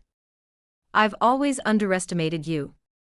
It wasn't until you established the Yong kingdom that I realized how wrong I was. I'm old and my vision has become dull." So he protected me this time because of Shen Nianzhang, because he truly admired me, and because decades ago, he hadn't been able to protect his own second sister. Now he was doing his best to protect me. He escorted me out of the academy. I turned around and saw a tear in the corner of the white-haired old man's eye. 45. I was originally intended to be escorted to the Yan Imperial Palace but was instead sent there. The King of Yan had a highly trusted advisor who seemed to hate me to the core. Sensing that the king had no intention of killing me, he took it upon himself to have me sent to the academy upon my arrival in the capital, and to have scholars from all nations collectively petition for my execution, putting pressure on the king. Lian Yiren told me all about him. Shi Ping, the prince of Shi, was later captured by Kai after Shi's fall, and became a counselor to Kai. After Kai's fall, he fled to Yan, and became the Yan monarch's most important advisor. Previously, Kai sent spies to infiltrate Linkheng and assassinate me. This time, Yan sent spies to undermine Yong from within. I'm sure it was his advice. His methods were sinister, like a silent, poisonous snake lurking, ready to bite me to death. This time, unfortunately, his behind-the-scenes efforts to pressure the academy failed. His presumptuous actions also aroused the Yan monarch's suspicion and displeasure. He was kneeling outside the palace, being whipped by attendants with a thorn stick. As we passed each other, our eyes met. Surprisingly, he looked quite harmless. Unassuming, but with the air of a noble. I smiled at him. The whips from Ling State are so thin and weak. Dipping them in salt water would be more powerful. Shi Ping glared at me, his teeth gnashing. A voice interrupted. "Ha ha ha, worthy of the feared princess of Yong State, so cruel." Yan Jun Jiheng had been standing by, watching the show, his sleeves wide and swirling in the wind, his crimson dress gorgeous and graceful, his expression unfathomable. He actually ordered the palace servants to dip the whips in precious salt water, whipping Shi Ping until he finally lost his composure and screamed. Jiheng smiled faintly as he watched his closest minister wail in pain. He reached out and grasped my chin, examining me for a moment, then turned my face towards the tortured individual. "I just like clever and ruthless people like you, Princess Chang Zhao. Why did you become consort Zhao?" My heart skipped a beat. 46. My mind rapidly analyzed his intentions. At first, I thought they had captured me to exchange some benefits for my former subordinates. Now it seems that's not the case. The state of Yan had already extended its influence to the state of Yong. As a captured princess, I posed no threat. The king of Yan felt it would be a shame to kill me, and wanted to forcibly take me as a concubine in the Yan palace. He imprisoned me in a luxurious palace, sighing, the first time I saw you, on the battlefield between two armies, you were on a high slope in the rear, in a carriage. You were incredibly beautiful, a world away from the battlefield amidst the flames of war. Then I saw you point toward our troops, snatching out a general hidden in the chaos and killing him with a single arrow. Over the years, every time I saw you, I always thought. Ji Heng took a key, grasped my slender hand, and personally unlocked the shackles, his gaze fixed on me. I will definitely capture you and imprison you in this luxurious and exquisite palace. The shackles came off and I immediately stepped back, only to be pulled back by him. Ji Heng slowly pried open my palms and removed the silver thread I had so painstakingly hidden. He smiled, I know you have a photographic memory and learn things quickly. I imagine you might also be familiar with some unusual tricks like lock picking. I can help you with the locks on these shackles, but you don't need to worry about the door lock. For someone who can subdue a venomous snake, how could Yanjun Ji Heng be so easily dealt with? I laughed too. Has your beloved consort agreed to become your consort? Ji Heng readily agreed. Your Highness is right. But I have plenty of time. You'll agree sooner or later. After he left, I searched the hall inch by inch.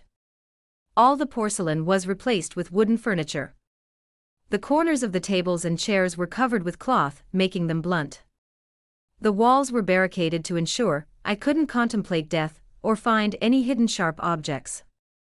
The Yen courtiers dressed me in gorgeous clothes, carefully dressing me beautifully, but they kept combs all over my head, leaving me no dangerous objects. A special person watched me day and night, preventing me from contacting anyone. Luckily, Yanjun Ji Heng was somewhat arrogant, or perhaps he enjoyed conquering me. He didn't force me, but rather wanted to tame me. He wanted me to fall in love with him, and voluntarily agree to serve him. This gave me some breathing space.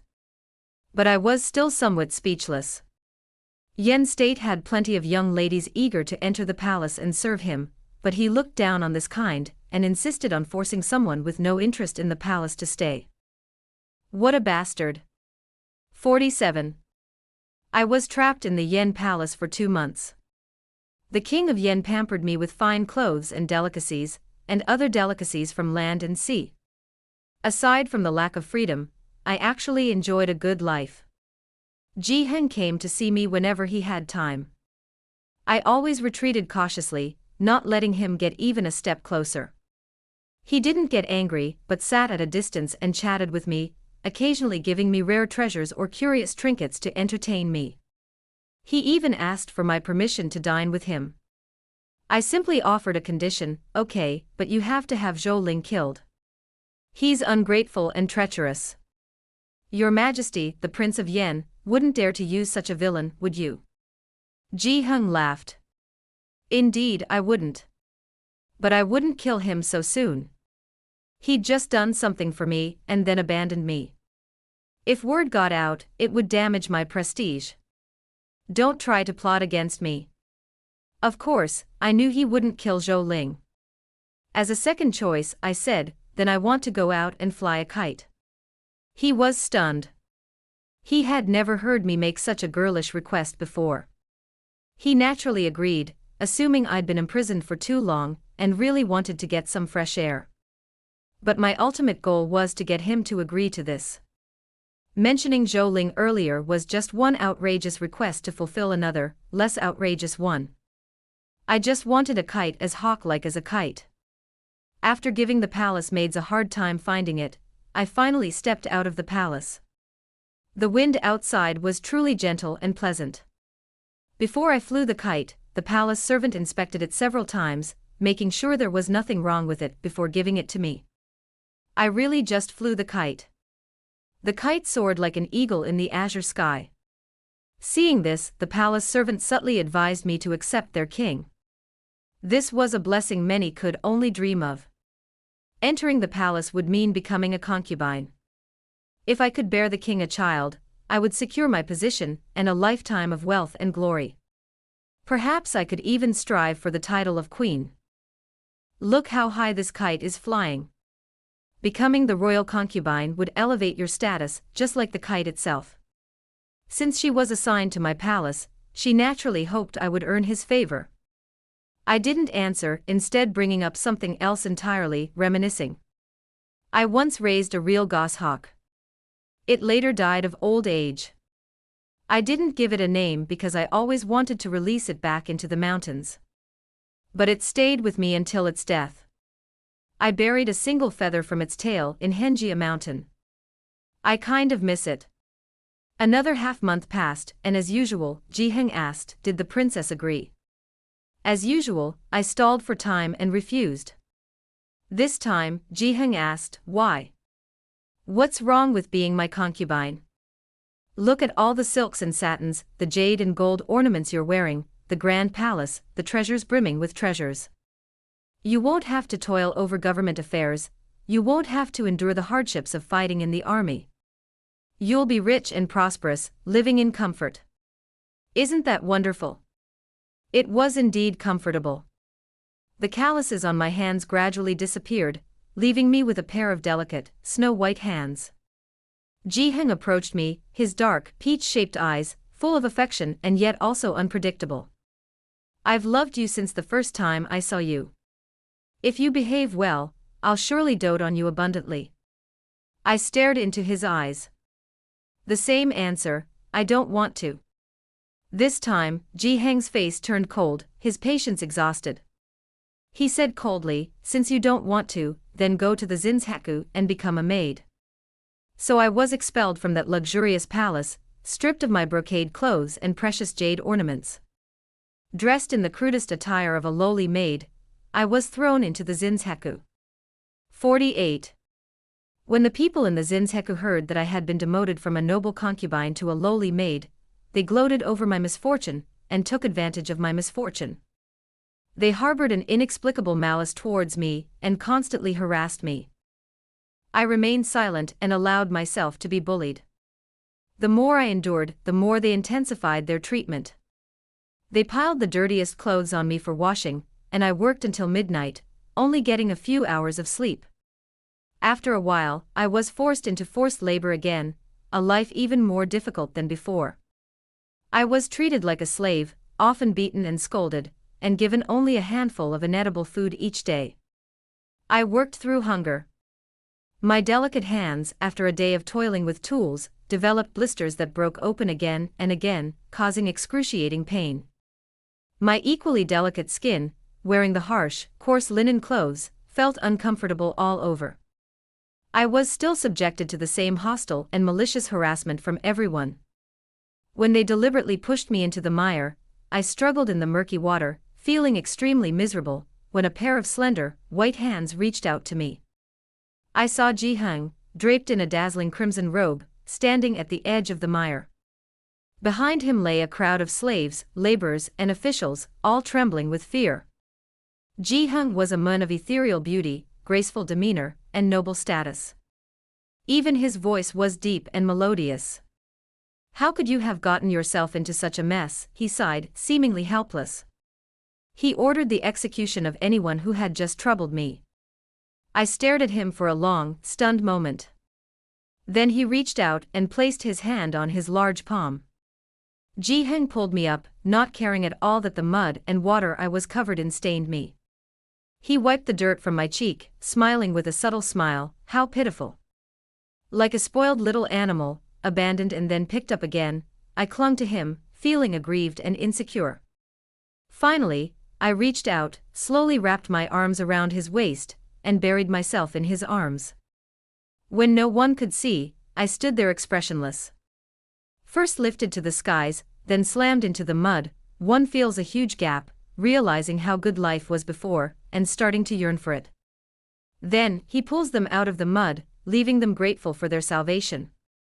I've never had a dog, but if I had a fierce hound, I'd probably train it this way, too. 49. If one round doesn't tame it, try a few more.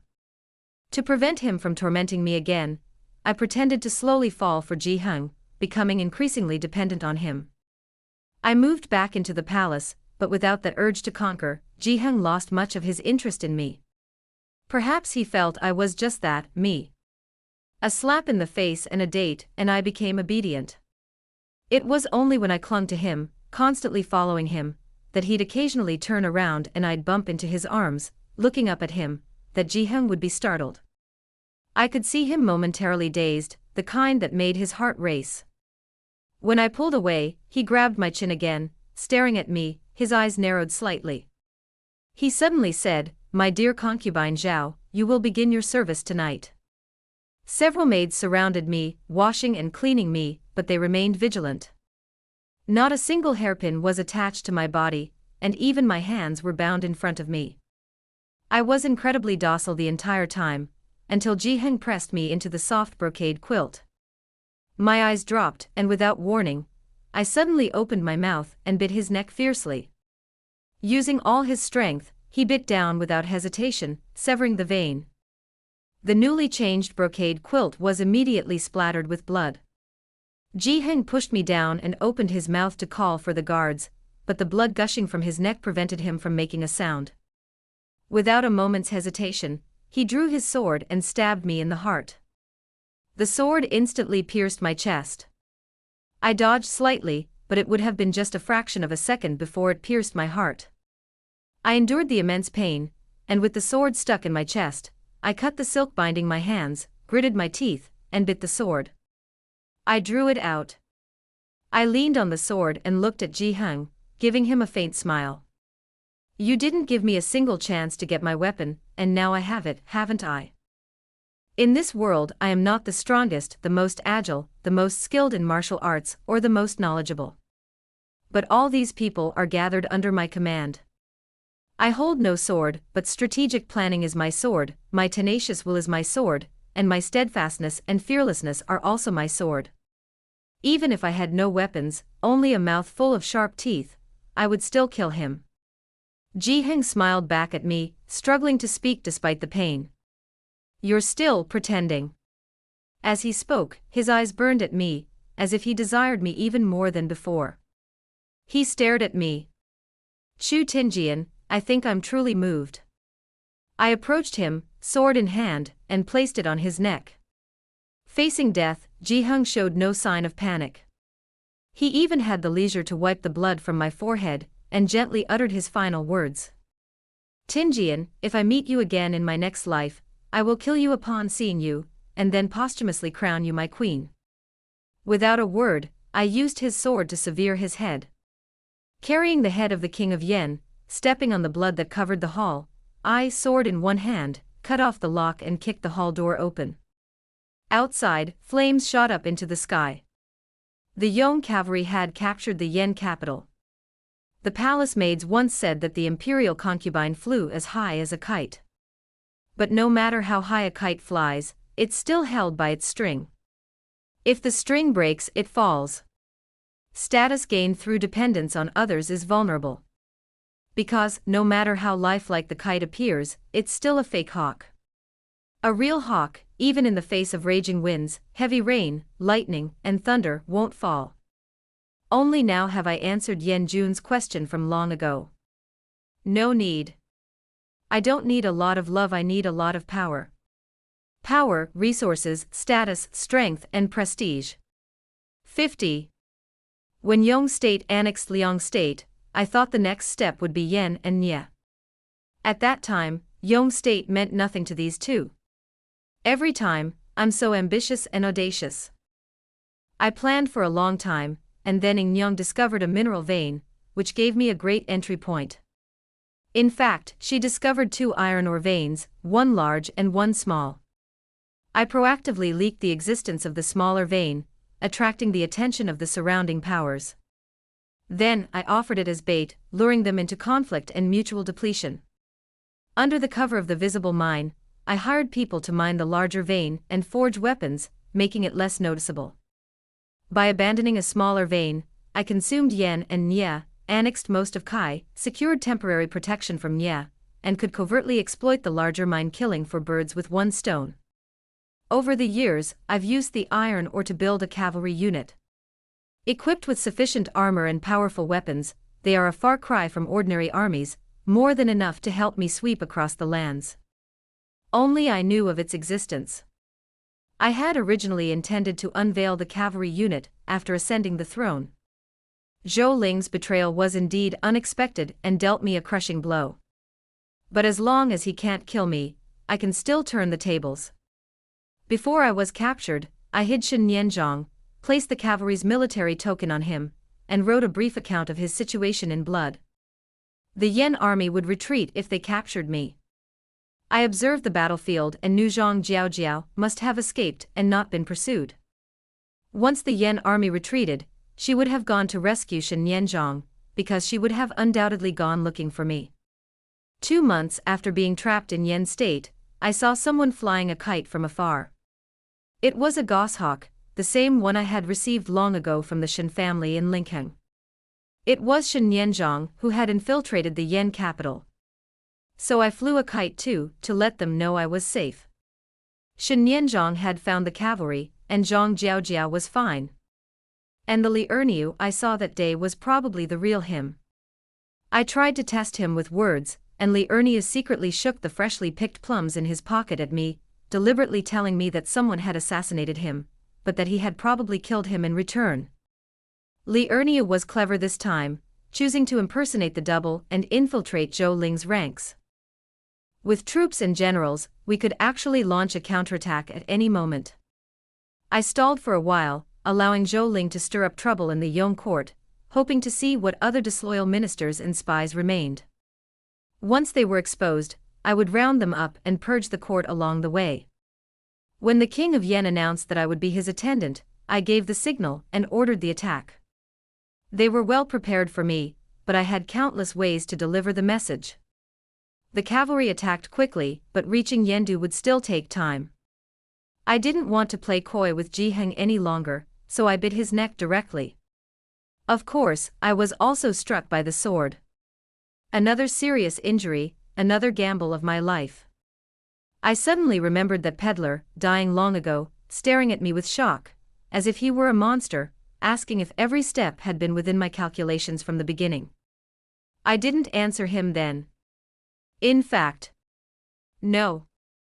I do plan every step carefully, but no one can foresee everything. Often, I simply seize every opportunity, take advantage of the situation, and turn the tide. I don't assume I'll necessarily succeed. I simply strive for success and take risks. Do my best and leave the rest to fate. Victory is joyful, defeat is no regret. I never believe in ghosts or gods.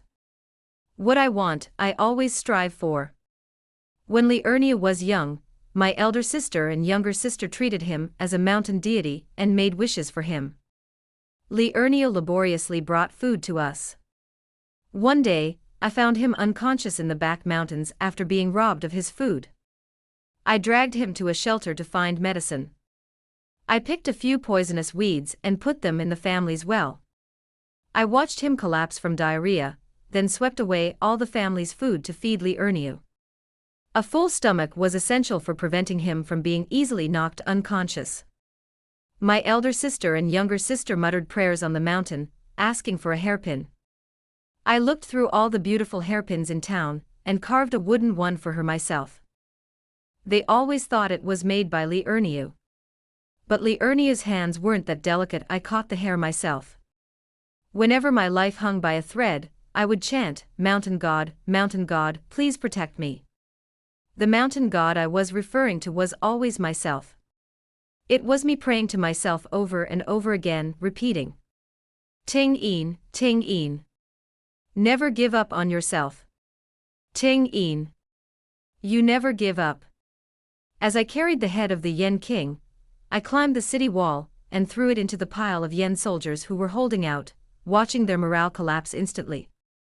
Meanwhile, Shen Nianzhong led his men to defeat the last remaining Yen defenders, rushed to my side, and supported me as I swayed. The fluttering flag of Yong was planted atop the city wall of the Yen capital. Only then did I faint with a sense of relief. Shen Nianzhong would definitely catch me. 51. After purging the Yong kingdom and regaining power, Zhou Ling was brought before me. I had the Shui family carry a large knife and cut off his legs. These are the legs General Shui lost. I had Zhang Jiaojiao take the knife and cut off 2 of his fingers. General Zhang lost 2 fingers at me.Many Pass. Zhou Ling wailed in agony. Looking up, he saw a crowd of people behind me, the families of the soldiers who died in the battle. He was instantly terrified. The knife was passed from one person to another, each slicing off a piece of his flesh. Everyone watched Zhou Ling being tortured to death. After conquering the Yan kingdom, I held a cup of poisoned wine and looked at the prisoner Shiping. Hand over the antidote. Eat the poison in Shenyanzhang, and I'll spare your life. Shenyanzhang had led me through the encirclement at me.Many Pass. The Yan army's weapons were smeared with poison, and no doctor in the Yong kingdom could treat them. Shiping laughed. Where's the antidote? That poison has no cure. He'll just be consumed by it bit by bit. Then there was no need for further discussion. I said, I'm sorry, and stepped forward, intending to poison him myself. From his perspective, I indirectly contributed to the destruction of his country and his family. He hated me to the core, and rightfully so. I was the one who wronged him. From my perspective, if I hadn't dragged the Sher kingdom into the waters, the Yong kingdom would have perished. Later, he plotted my assassination and ambushed me. I witnessed the deaths of so many soldiers, and he even poisoned Shenyanzhang. He was the one who wronged me. This is the cruelty of troubled times. Disagreeing on one side means a life and death struggle. Shiping was stunned, then whispered, I'm sorry too. Shenyanzhang stopped me, let me finish him off myself. He remained motionless, holding me there. After a moment's stalemate, I finally compromised. I knew what he was up to. Shiping wasn't like those who deserved death. Killing him would be somewhat reprehensible, and he wanted to bear the brunt of this sin for me. For so many years, Shenyanzhang had diligently done all the dirty work for me. This time, too, he poisoned Shiping and even brought in his sister, who had sacrificed her, and allowed her to escape and hide. He was determined to eradicate the problem completely. We conquered the state of Nie, and reclaimed the ironware that had been offered as tribute. At this point, the state of Yong had united the 2 great powers, further expanding its territory and gaining widespread fame among the nations. At this time, I ascended the throne, crowned. The state of Yong announced to all the world that Princess Chang Zhao had ascended the throne as empress. The day I ascended the throne, I summoned my ministers and told them that the state of Yong would unify the world as quickly as possible. 52. We couldn't give the other nations time to react and unite against us, so we spent a long period of time lying dormant and accumulating strength, finally conquering both Yan and Nie in one fell swoop. Once we conquer 2 major powers, we will become a threat and target of attack from many other great powers. Therefore, once the war begins, we must press forward with vigor without pause. The Yong kingdom was previously far more powerful than it had revealed, and now there's no need to hide it. I expanded rapidly, and victory after victory arrived. However, fighting on the battlefield is no easy task. I was repeatedly wounded, my scars multiplied. Generals and soldiers around me perished and were replaced by new ones. I was sometimes reviled for my excessive military spending, sometimes praised for my decisiveness. I didn't always win. I was once besieged by a coalition, cornered and defeated, fought again and again. At my most critical moment, we were attacked by 3 vassal states. Our allies were unable to arrive, our forces were dispersed, and the battle line was stretched. The westernmost border city was isolated and helpless for months before reinforcements arrived, nearly being breached and allowing the enemy to advance unimpeded. As it happened, it was the one where Lianiran had been exiled. Along with the news of victory came several of her belongings. They said the border town had been under siege for months, and in desperation, the defending commander opened the gates and let the civilians escape, even the corvée laborers. As everyone fled, Lianiran, still in a daze, made her way against the crowd until she reached the city wall. Watching the enemy approaching in the dust in the distance, she suddenly regained consciousness. Lieniran carefully washed the outer robe I had given her, always carrying it with her, and carefully stored it for a long time. That day, she donned the outer robe for the second time, then put on a mask and stood on the city wall. Persuaded by her, the defending commander decided to take a gamble and throw the gates wide open. Lieniran, disguised as me, shouted to the enemy from the tower. The enemy general was horrified to see Empress Changzhou appear there, and the city gates were thrown wide open. However, sensing a decoy, he hesitated to make any rash decisions and retreated that day to gather intelligence. This empty city tactic dragged on for 2 days, until the enemy finally realized it wasn't the Empress at all, they had been tricked. The enraged enemy was about to shoot arrows at Lieniran, but she removed her mask, bowed deeply toward the capital, and finally uttered the words she hadn't been able to say before her departure. She said, "Your Highness, I will die for you, Your Highness." Then, humming a nursery rhyme her mother had sung when she was little, she leaped from the city wall. She had experienced this many times before, and she knew that if she remained alive or her body intact after the city fell, she would be subjected to humiliation. She was still wearing His Highness's outer robe. It couldn't be soiled. When Lieniran died, she didn't know whether those 2 days she had fought for would change the fate of the city, but she did it anyway. Shortly after her death, reinforcements finally arrived and secured the pass. The victory report was delivered to the capital, along with the crumpled piece of paper she clutched in her dying hand. At the border, Lieniran saved food from her own rations, exchanged it with others, and diligently learned to write a few characters. A line of ugly, crooked characters appeared. "A gentleman dies for his friend. Who says a woman can't speak about family, country, and the world?" 53. The people of this world are so strange. A man who had always been honest and loyal, amidst wealth and glory, was corrupted by power and betrayed me. And the enemy spy who had initially been jealous of me, turned out to be willing to sacrifice his life for just one piece of clothing, just one piece of clothing. That wasn't just a piece of clothing, it was her life, the dignity she was forced to shed. And I was forced to witness such deaths over and over again. For years passed, and the Yong army pushed the last of its powerful enemies back to the last city. Zhao Cheng, the renowned general of the state of Zhao, now a veteran, retreated to the capital of Zhao with the new, young emperor. Zhao was a remnant of the old dynasty. When Zhao Cheng was born, the dynasty still existed, albeit in its twilight years, but it still held fond memories of his childhood.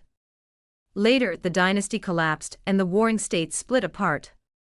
Zhao Cheng, having joined the army as a teenager, dedicated his life to supporting the imperial family, hoping to one day restore the old dynasty and unify the land. But now he was old and cornered. After years of being rivals with Zhao Cheng, we held each other in deep respect. I asked him if he would surrender, but Zhao Cheng, across the trenches, refused my offer. But he threw me a cloth bag and said, "Your Majesty, I have no wife, no children, no siblings, and my parents are both deceased. Could you please do me a favor?" It was a token he had carried with him when he first joined the army. He had envisioned retiring to the countryside after pacifying the country. But even in his old age, he never fulfilled his wish. He asked me to offer a memorial at his grave when the land was unified, the country was at peace, and the seas and rivers were clear. The old general looked at me lovingly, as if he were looking at a promising young man. I agreed and stopped trying to persuade him to surrender. In the final battle, Li Erniu, Zhang Jiaojiao, and the others couldn't bear to see Zhao Cheng die, so they chose to avoid the scene by leaving their lieutenants in command. I, however, fought at the forefront, watching Zhao Cheng slain by a volley of spears, the last enemy soldier from Zhao state, and indeed from all other nations, fall. It was a decisive battle. The enemy was at their wits' end, and our army suffered no casualties. I watched, unblinking, ensuring my soldiers could safely capture the Zhao capital. At no time did I retreat. Then I cleaned up the battlefield and buried the old general in a field. The old general, who had dedicated his life to unifying the shattered land, died in the last, relatively minor battle before the Great Unification. I opened the cloth bag and found a pile of stale seeds, long gone and unable to sprout. 54. It's over. This long war is finally over. The Yong Kingdom's capital has been relocated again, to the site of the Zhao Kingdom's capital, a place favored by successive dynasties as their imperial capital. Yong Kingdom has finally transformed from a vassal state into a unified dynasty. The entire court is preparing for a grand celebration. The Zhao Kingdom's imperial examinations will continue to be held by the Yong dynasty. When I heard the news from below, I remembered my father, who is still alive. After being demoted from the Zhao Kingdom, my father suffered years of frustration. Finally, when the Yong dynasty took over the Zhao Kingdom's territory, he was filled with confidence and re-entered the imperial examinations. He had aged considerably, and his mind wasn't as sharp. He didn't take the top spot this time, but his ranking wasn't bad either. The person in charge of monitoring him alerted me to his movements. My father was about to take the imperial examination. He was so elated and proud, dreaming of a late bloomer who would be recognized by the emperor. Just like Yingyang, the world only knew me by my former title, Changzhou, and didn't know my real name. So my father only knew that the soon-to-be crowned empress would be a female emperor, never even thinking of me. I allowed him to pass the examination all the way. On the day he entered the palace to meet the emperor, my father followed him into the hall, full of confidence. Then, he looked up and saw me seated high on the dragon throne. My father's legs immediately gave way to his knees, and he collapsed to the ground. He trembled as he held his hand. Pointing at me, he said, You're not dead, are you?" He couldn't even show his shock, frozen in place. His words perfectly infuriated the entire court of loyal ministers. They glared at him. "Since you're meeting the empress, why don't you kneel?" My father was usually quite intelligent, but perhaps his mind was blank at this moment, unable to react. "Empress? How can a rebellious daughter who murdered her father be emperor?" Great, he poured more fuel on the minister's rage. Someone took off their stinky shoes and smashed them on my father's head. Eat shit. They all started beating my father in public. I found it somewhat amusing. When my father wailed and begged for mercy, I said lightly, "There's nothing I can do. My group started out as a bunch of fierce bandits, so they're a bit tough. Dad, if you hold your head, maybe you'll avoid getting kicked." They often quarreled and fought in the court, and my failure to stop them implied tacit approval.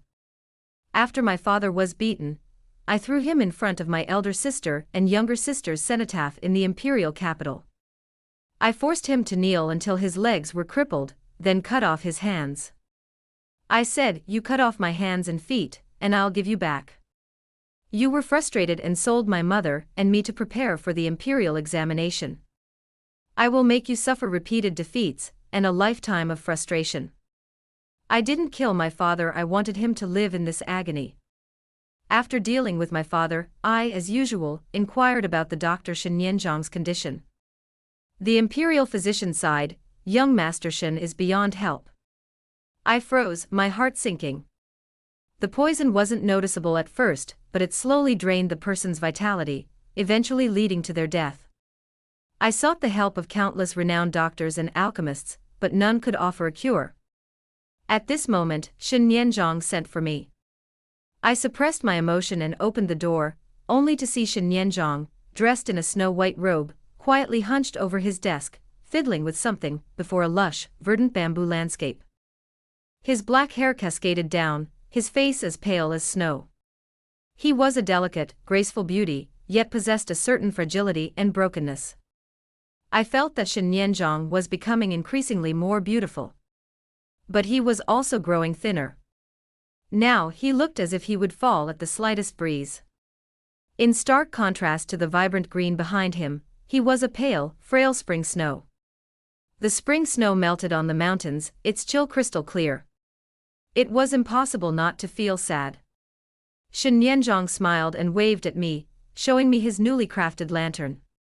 "The Ghost Festival is approaching again. Long ago, Shen Yanzhang said he'd take me to release river lanterns to honor our ancestors, but then someone kidnapped me and trampled the lantern, so we never got to release it. My nose felt a little sore, but I held back tears and smiled, saying, "Let's go back to Linkheng and release it."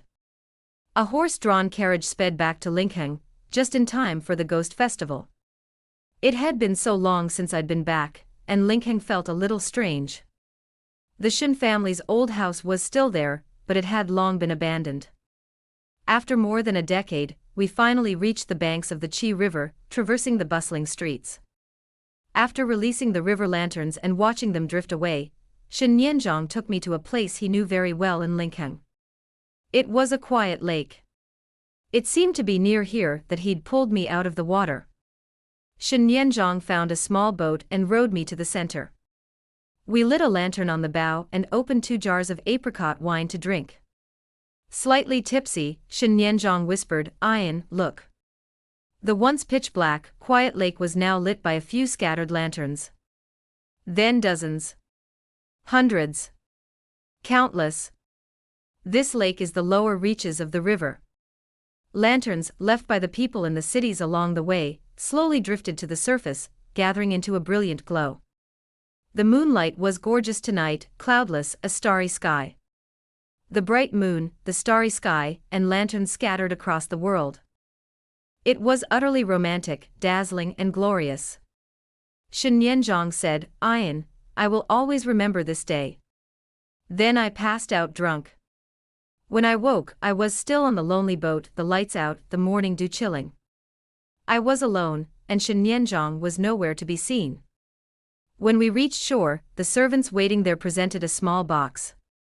I opened it with trembling hands. Inside, a fragment of bone. I blinked and a tear fell. I had previously told Zhang Jiaojiao that if I died, she should cremate me and leave a fragment of my remains in that box for burial as a cenotaph. My little box, filled with a pile of rags, ultimately didn't contain my remains but Shen Nianzhong's. I asked Zhang Jiaojiao to cremate me because I felt my hands were stained with too much murder, a heinous crime. Did Shen Nianzhong feel the same way? Yes. He'd shouldered so much of the dirty work for me. I'd truly witnessed death over and over again. Shen Nianzhong went from a clever and well-behaved young master in his childhood to an unlearned dandy in his youth, then to a strategist and unparalleled nobleman, then to a pale, frail, and sickly beauty, finally reduced to a fragment of remains. I was actually very sad. I longed to sit on that little boat and just stare blankly, thinking nothing, reflecting nothing, for a whole day and night. But I still rushed back to the imperial capital, day and night. The celebration was about to begin.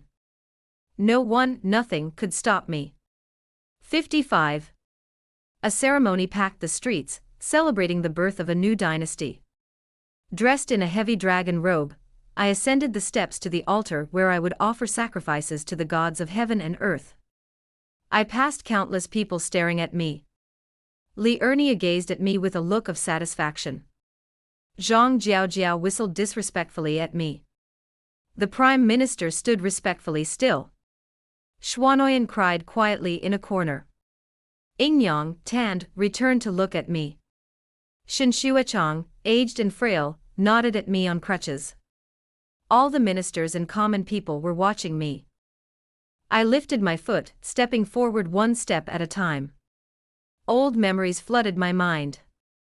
In the first year of Chengping, the state of Zhao established a young emperor, changed the new era name, and resumed the imperial examinations. That same year, floods and famine struck. To raise money for the imperial examinations in Beijing, my father sold my mother and me to peddlers and cooks. I set fire to a brothel and stole my first fortune. My crown and robe scraped against the steps, making a soft rustle as I ascended the first jade stair. In the third year of Chengping, Li Erniu and I banded together for 2 years, capturing Henji, a village. In the 5th year of Chengping, I lay low in Linkheng, preparing to capture Weiqing. That winter, I established the Yong Kingdom. Already halfway up the steps, I pressed on. In the 8th year of Chengping, after arduous battles, I made friends with distant states and attacked nearby ones, annexing the Liang Kingdom. The emperor's crown jingled as I moved. In the 14th year of Qingping, I was betrayed, my life hanging by a thread. Shen Yanzhong and I each carried the other to safety. That same year, I annexed the Yan and Nie kingdoms and proclaimed myself emperor. At the end of the jade staircase on the altar were sacrificed pigs, cattle, and sheep. I lit incense and candles to pray to the gods of heaven and earth, praying for good weather and abundant harvests.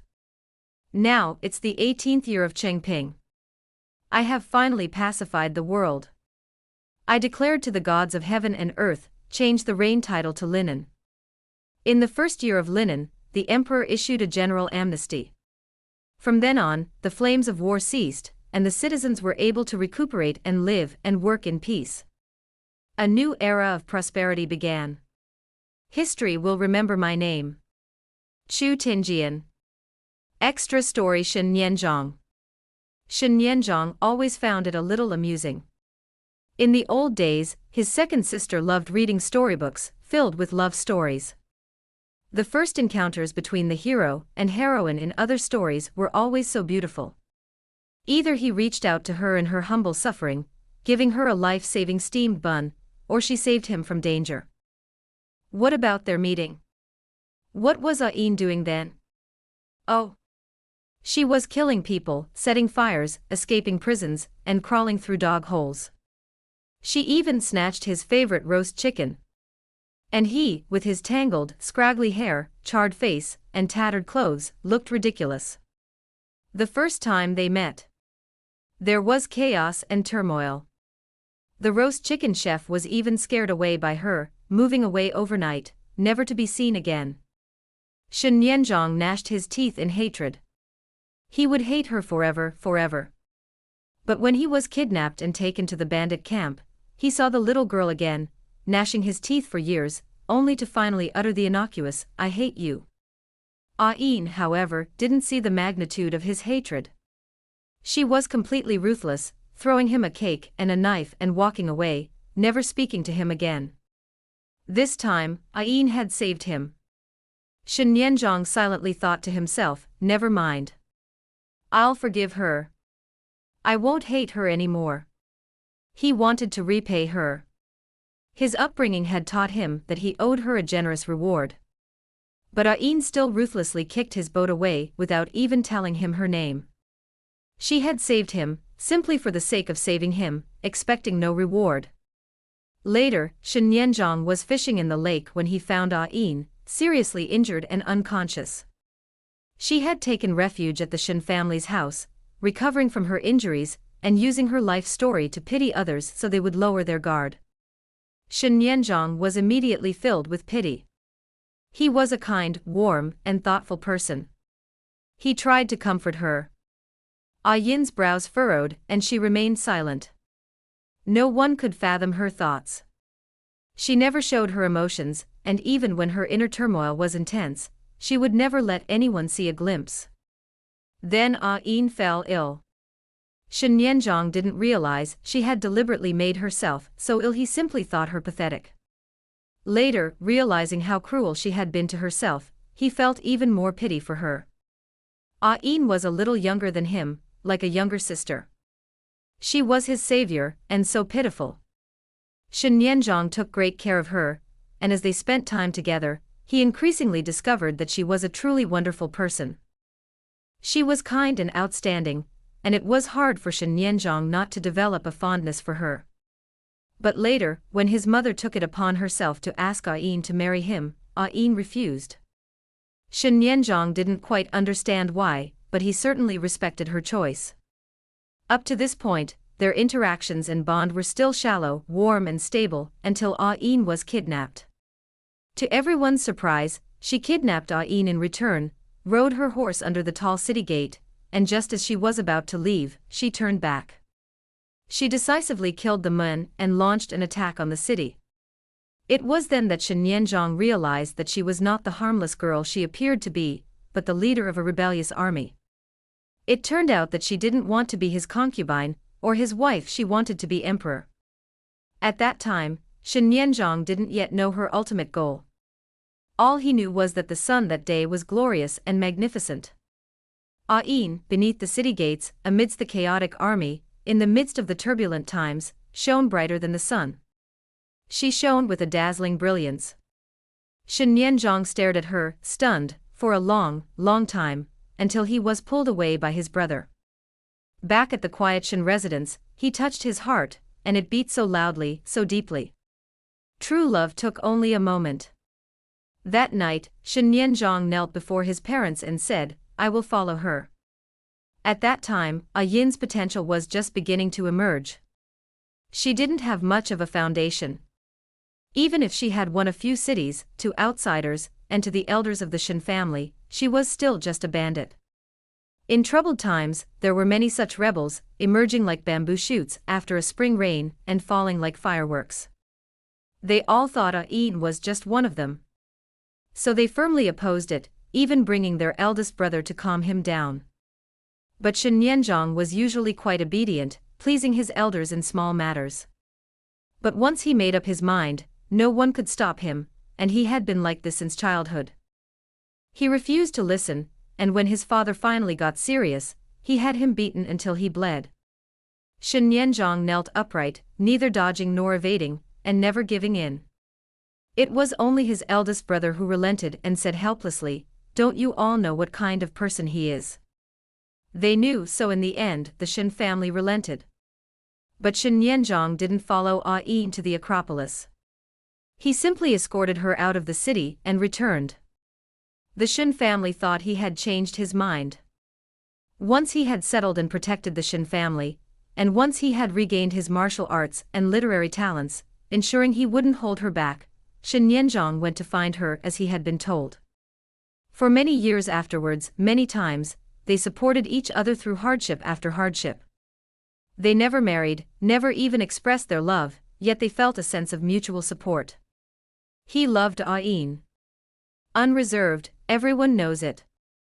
I like her very much. As for whether Yin likes him, I don't know. And he doesn't need to know. He doesn't need Yin to like him very much either. She doesn't seem to have the temperament to fall in love with anyone, nor does she need to. She only needs to love herself and her subjects. Some love stories have nothing to do with romance. She is ambitious, goal-oriented and fearless. She is rebellious, unruly, and unyielding. She is extremely intelligent, diligent, and a master strategist. She is clear-headed, discerning right from wrong, and sharp-tongued. She is ruthless and decisive, yet also kind and gentle. She is fearless and calm, happy in victory and regretless in defeat. She only needs to shine. Shen Nianzhong recalled their chaotic first encounter. She didn't save him from the fire, but she saved countless others. When Yin was young, she found a dying eagle with broken wings at the foot of a mountain. Everyone told her not to waste her energy, saying it couldn't be saved because it was already dying. She didn't think about its impending death, she simply thought it should fly high. Just as she saved so many others. She rescued Li Ernia from his shabby hut, and from then on he was no longer a lonely eccentric. She asked Yingyang to map the mountains and rivers, and from then on she never lamented her aging. She saved Zhou Ling, and Zhang Jiaojiao. She restored Lianiran's shattered dignity. She helped so many people have enough to eat, and no longer wander around in fear of their future. Feeling his time was running out, Shen Nianzhong finally took Yin to light a lantern. That night, the moon was high in the sky, the stars hung in the sky, and the lanterns surrounding them shone brightly on the lake. But Shen Nianzhong felt that none of them were as dazzling as Yin. She was the sun in the night. In truth, this quiet lake couldn't fulfill anyone's wishes. But Yin could. Yin fulfilled the people's wish for food and warm clothing. He led her to look at the wishes of the people in the lake one by one. The glimmer of light that night was so warm. Shen Nianzhong hoped that no matter how great the difficulties, setbacks, and darkness Yin faced in the future, she would draw strength from this warmth and light to walk alone in the darkness. After Shen Nianzhong's death, Yin experienced many people and many things. Perhaps one day, when enough time has passed, these people and events will fade from her memory. But she knew she would never forget that rainy night in the late autumn of the 14th year of Qingping. The fat boy followed her, mile after mile, through mountains and rivers, and again and again. He kept saying, "I'll see you off. I'll see you off. I'll see you off, Ain." She never knew how to say goodbye. Later they met again, and walked through countless years together. It was much later that Ain realized that perhaps it wasn't a reunion. On her life's path, on her arduous journey, he had always escorted her forward. "After accompanying you for thousands of miles, we must eventually part ways." But after so many years, she still couldn't learn to say goodbye. Extra story listening to Ain. Everyone wishes His Majesty a long life. Alas, Their Majesty died at only halfway through. She had toiled too hard in her life. In her 30s, Ain noticed gray hair on her head. She calmly let it grow, not pulling it out like others did. Then she went to visit her mother as usual. Yes, her mother was still alive. Ain had been secretly searching for someone, demanding to see them alive or dead. She finally tracked down her mother, who had wandered away. Fearing someone might find her vulnerable and implicate her mother, she kept her well hidden. Only when he had secured his throne did he confer the title of Madam on his mother, and bring her to the imperial capital. Liurnia was overjoyed. The two belatedly married. But after only 2 years in the prosperous imperial capital, Madame Chu and Liurnia both insisted on returning to the countryside to farm. Initially, Liurnia was the only one making the fuss. Madame Chu lamented, "When my mother was young, she believed that marrying a childhood sweetheart, having a tiled house to sleep in and enough food to eat every month, was the greatest happiness." However, as time went by, she finally married. She gave it to the young man she loved in her youth, living in a spacious and comfortable palace, with every meal filled with a variety of delicacies. It wasn't as joyful as she'd imagined, but neither was it sadness. It was a more complex feeling. It was a mingled mass of emotions. After years of ups and downs, looking back at the mingled emotions of another autumn. The two of them couldn't get used to living in the imperial capital, so Ain gave up and sent someone to escort them back home. Before leaving, she climbed the city wall alone, and watched their carriage disappear into the horizon. 2 years later, a palace attendant reported that the man in the sky prison was nearing death. Ain, carrying a lantern, walked deep into the dim cell, and looked at Zhang Wenjing, who was on his last breath. His legs and hands were gone. Ain had the imperial physician keep him alive, but instead of curing him, she bribed the village doctor to treat Liurnia. She even pulled out his tongue, just as she had massacred the entire Zhangjiao village, and killed all of Zhang Jiaojiao's family to silence him. When my mother was first brought to the capital, Ain took her to see Zhang Wenjing. He looked like a ghost, neither human nor ghost. He glared at Ain with hatred and crawled towards her, looking like a demon, terrifying. Mrs. Chu instinctively sensed he was going to harm her daughter, so she gritted her teeth and hit him with a stool, nearly killing him. Ain stood still and watched the whole thing, a smile suddenly forming on her face. My mother had always been afraid to resist, but now, to protect her, she had become strong enough to finally stand up to this man. Zhang Wenjing's vitality was incredibly strong. He was nearly killed by the beating, but he survived and clung on for several more years, but he couldn't hold on any longer. Ain watched him die with her own eyes. Then she fed her father's body to the dogs, watching this man, a life of selfishness, meanness, and fame, finally end in obscurity. With him ended the era of selling wives and daughters and cannibalism. 2 years later, Yongyang finished compiling the Yongyulantu and resigned, wishing to sail and explore further afield. Ain observed Yongyang, remembering her youth, delicate, melancholic, and anxious about her aging.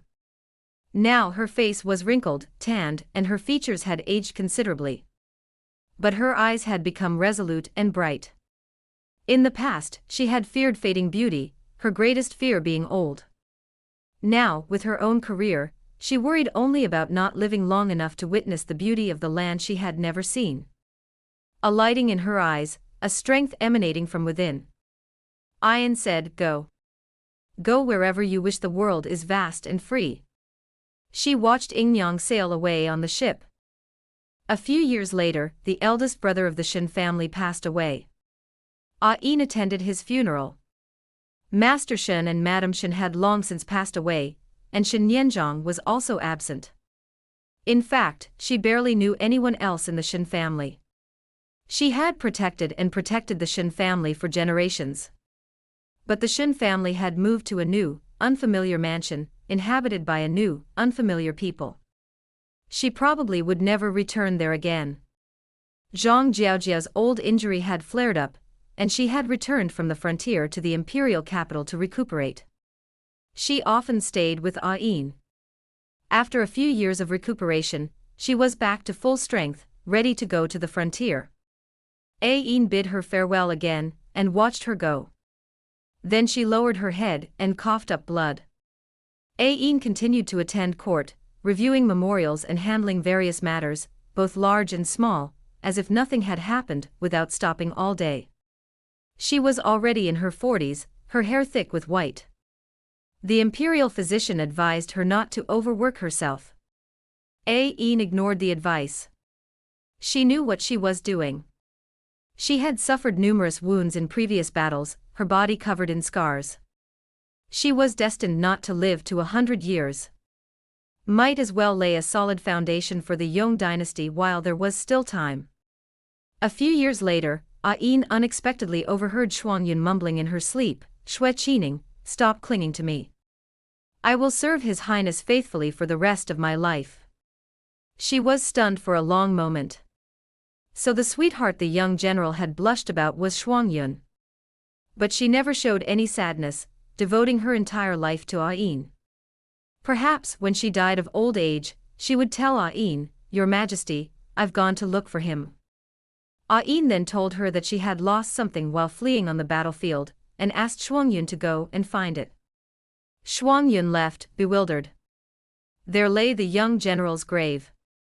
Yongdu today was a long way from Chimen Pass. Her absence would likely take years. Yin watched her leave.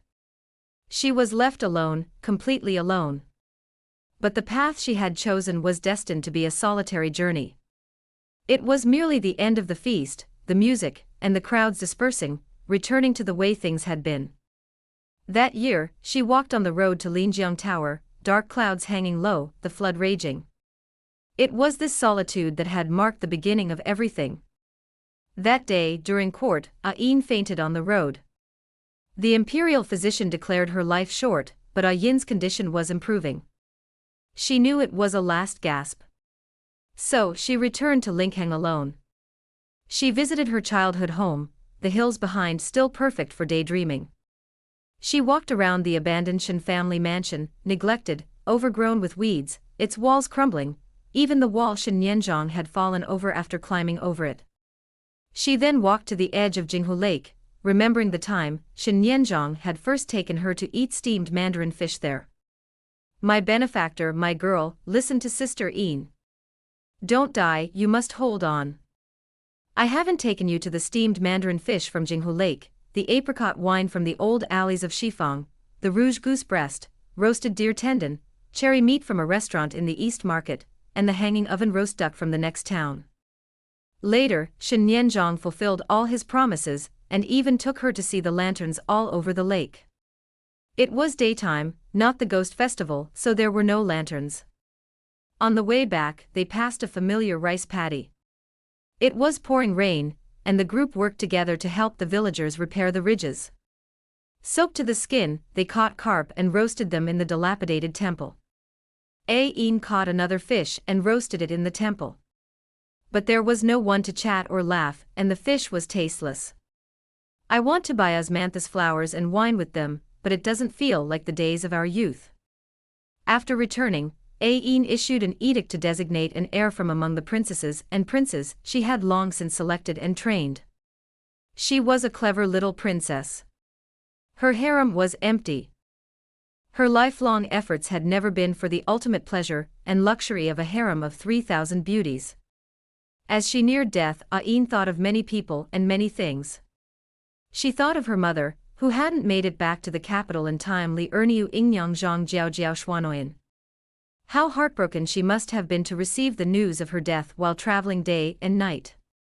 She thought of her childhood playdates with her younger sisters Zhang Wenjing, and the peddler, the deceased Shen family parents and elder brother Zhou Ling, who had become greedy and betrayed her before being tortured to death. Lian Yiren, who had leaped from the city wall in her clothes, humming a song. Shui Qining, who had died tragically on his first expedition. Ji Heng, dressed in red, whose mood swirled like a mad dog. Shi Ping, who was sinister and difficult but uttered a word of apology before his death. Zhao Cheng, who, despite the short journey of a hero, resolutely died alongside Qian Zhao. They had long faded from memory. But Ain still remembered how, after the country returned to peace, she brought Zhao Cheng's bag of stale seeds to his grave, mixed them with new seeds, and let the strong wind blow them away, scattering them with the old and new seeds. Uncorrupted seeds exposed to wind and water flourished wildly. Next year, that hillside would surely be covered in vibrant, sunny flowers. She thought of Ying Yang playing the zither and singing for her at Linjiang Tower, of Li Erniu always bringing her sweet plums, and of Zhang Jiaojiao kicking the young general's horse before the battle at Chimen Pass, asking him what he'd fed his horse to make its farts so foul, and then everyone burst into laughter. Finally, she thought of Shen Nianzhang. She had lived a life worthy of heaven, earth, and the people, yet she felt uneasy in front of Shen Nianzhang. In her heart, she always felt indebted. Shen Nianzhang later became handsome and capable, and everyone admired her then, but Ain saw the hardships of his transformation and growth. When he was a fat kid in Linkheng, he was carefree, free of worries, enjoying fame and wealth. But when he died, he was dressed in white, aloof from the world, his long, slender fingers withered and pale skin. Ain thought she owed Shen Nianzhang a roast chicken for the rest of her life. In her hand, she held the letter Shen Nianzhang had left her before he left, and next to it was her small box. Both would be buried with her in the imperial mausoleum. The letter had yellowed. She had opened it many times. No one knew her true feelings for Shen Nianzhang. She had endured countless hardships along the way, experiencing countless trials and tribulations. She had been a cousin of the Shen family, a concubine, a wife, and even a consort to the Emperor of Yan. Each had been a life of stability and prosperity, a sugar-coated dreamland, filled with all sorts of temptations. But she didn't stop, not even for a single moment. She climbed steadily and unwaveringly, no matter how beautiful the scenery passed, she would never stop. No one and nothing could hold her back. Not hardship or danger. Not beauty, love, or wealth. She was resolute and fearless, forever moving forward, devoting herself to her mission.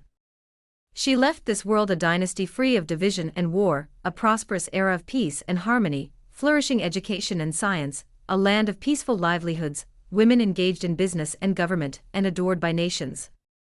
Amid the sorrowful cries of officials and citizens, she closed her eyes. A life of brilliance and splendor. Sinking into a vast, boundless darkness. Extra story: the end. I am a rebellious person, and that has never changed. I haven't become obedient, I've simply learned to disguise myself. I cradled the piece of gold in my bosom, my eyes lowered as I gazed down at the stream. The gurgling water splits mountains and cracks rocks as it encounters them, gurgling onward. A gray sky, a sudden roar of thunder. A continuous, torrential downpour pelted the heavens, trapping everything in its lingering aftermath. I wouldn't even want to be your wife. What I think, what I imagine, what I plan, what I see, what I seek. I never need to explain myself to those not my kind, or seek the approval of the mob. I simply think, imagine, plan, see, and seek. Even if the world doesn't tolerate it, even if I walk alone. I don't want to be that kind of person. I won't be anyone's concubine, nor anyone's wife. I will only be myself. I want history to remember my real name, Chu Tinjian. From a high position, I seize the initiative. The people's hearts are with me, and so, the advantage lies with me. She didn't wrong me. It's the world that has wronged us. I not only want my father dead, I also want millions of people like my mother alive. I not only want to kill my father but also countless tigers and wolves. I not only want to save myself but also the people struggling in distress. Like a torrent, like waves, like a raging storm. To the point of uproar. This world is cannibalistic. Then I will change it. Hate cannot dominate my life. I must save myself and others, millions of people. I want to climb up. I will climb up by any means necessary. I want to possess the highest power in the world, the power to change my destiny. I hold no sword. Strategy and perseverance are my sword, my tenacious will is my sword, and my steadfastness and fearlessness are also my sword. A true eagle will not fall, even in the raging storm, lightning and thunder. No. I don't need a lot of love, I need a lot of power. Power, resources, status, strength, and prestige. Mountain God, please protect me. Ting een, you never give up. Change the rain title to linen. On a certain day, an ordinary day, the afternoon sun shone on the desk. The letter remained, its yellowed pages swaying gently in the breeze. As a teenager, the dandy young man from Linkheng, who played with cats and dogs, gritted his teeth, and bore all the family rules. His cold blood dripped, but his heart was boiling. The words he had then, and the ones he would later, and the ones he would die, always wanted to say to Ain. May you flow like a stream, breaking through the mountains. May you split the sky like thunder. May you shine like the sun, shining brightly. May you remain unyielding, untamed, and unyielding. May you not be trapped in darkness, nor succumb to decay. May you always have the courage to forge ahead and split the skies, forever unwavering in your resolve, forever resolute and fearless. The yellowed letter blew onto the table, fluttering to the ground. Shen Nianzhang's final words.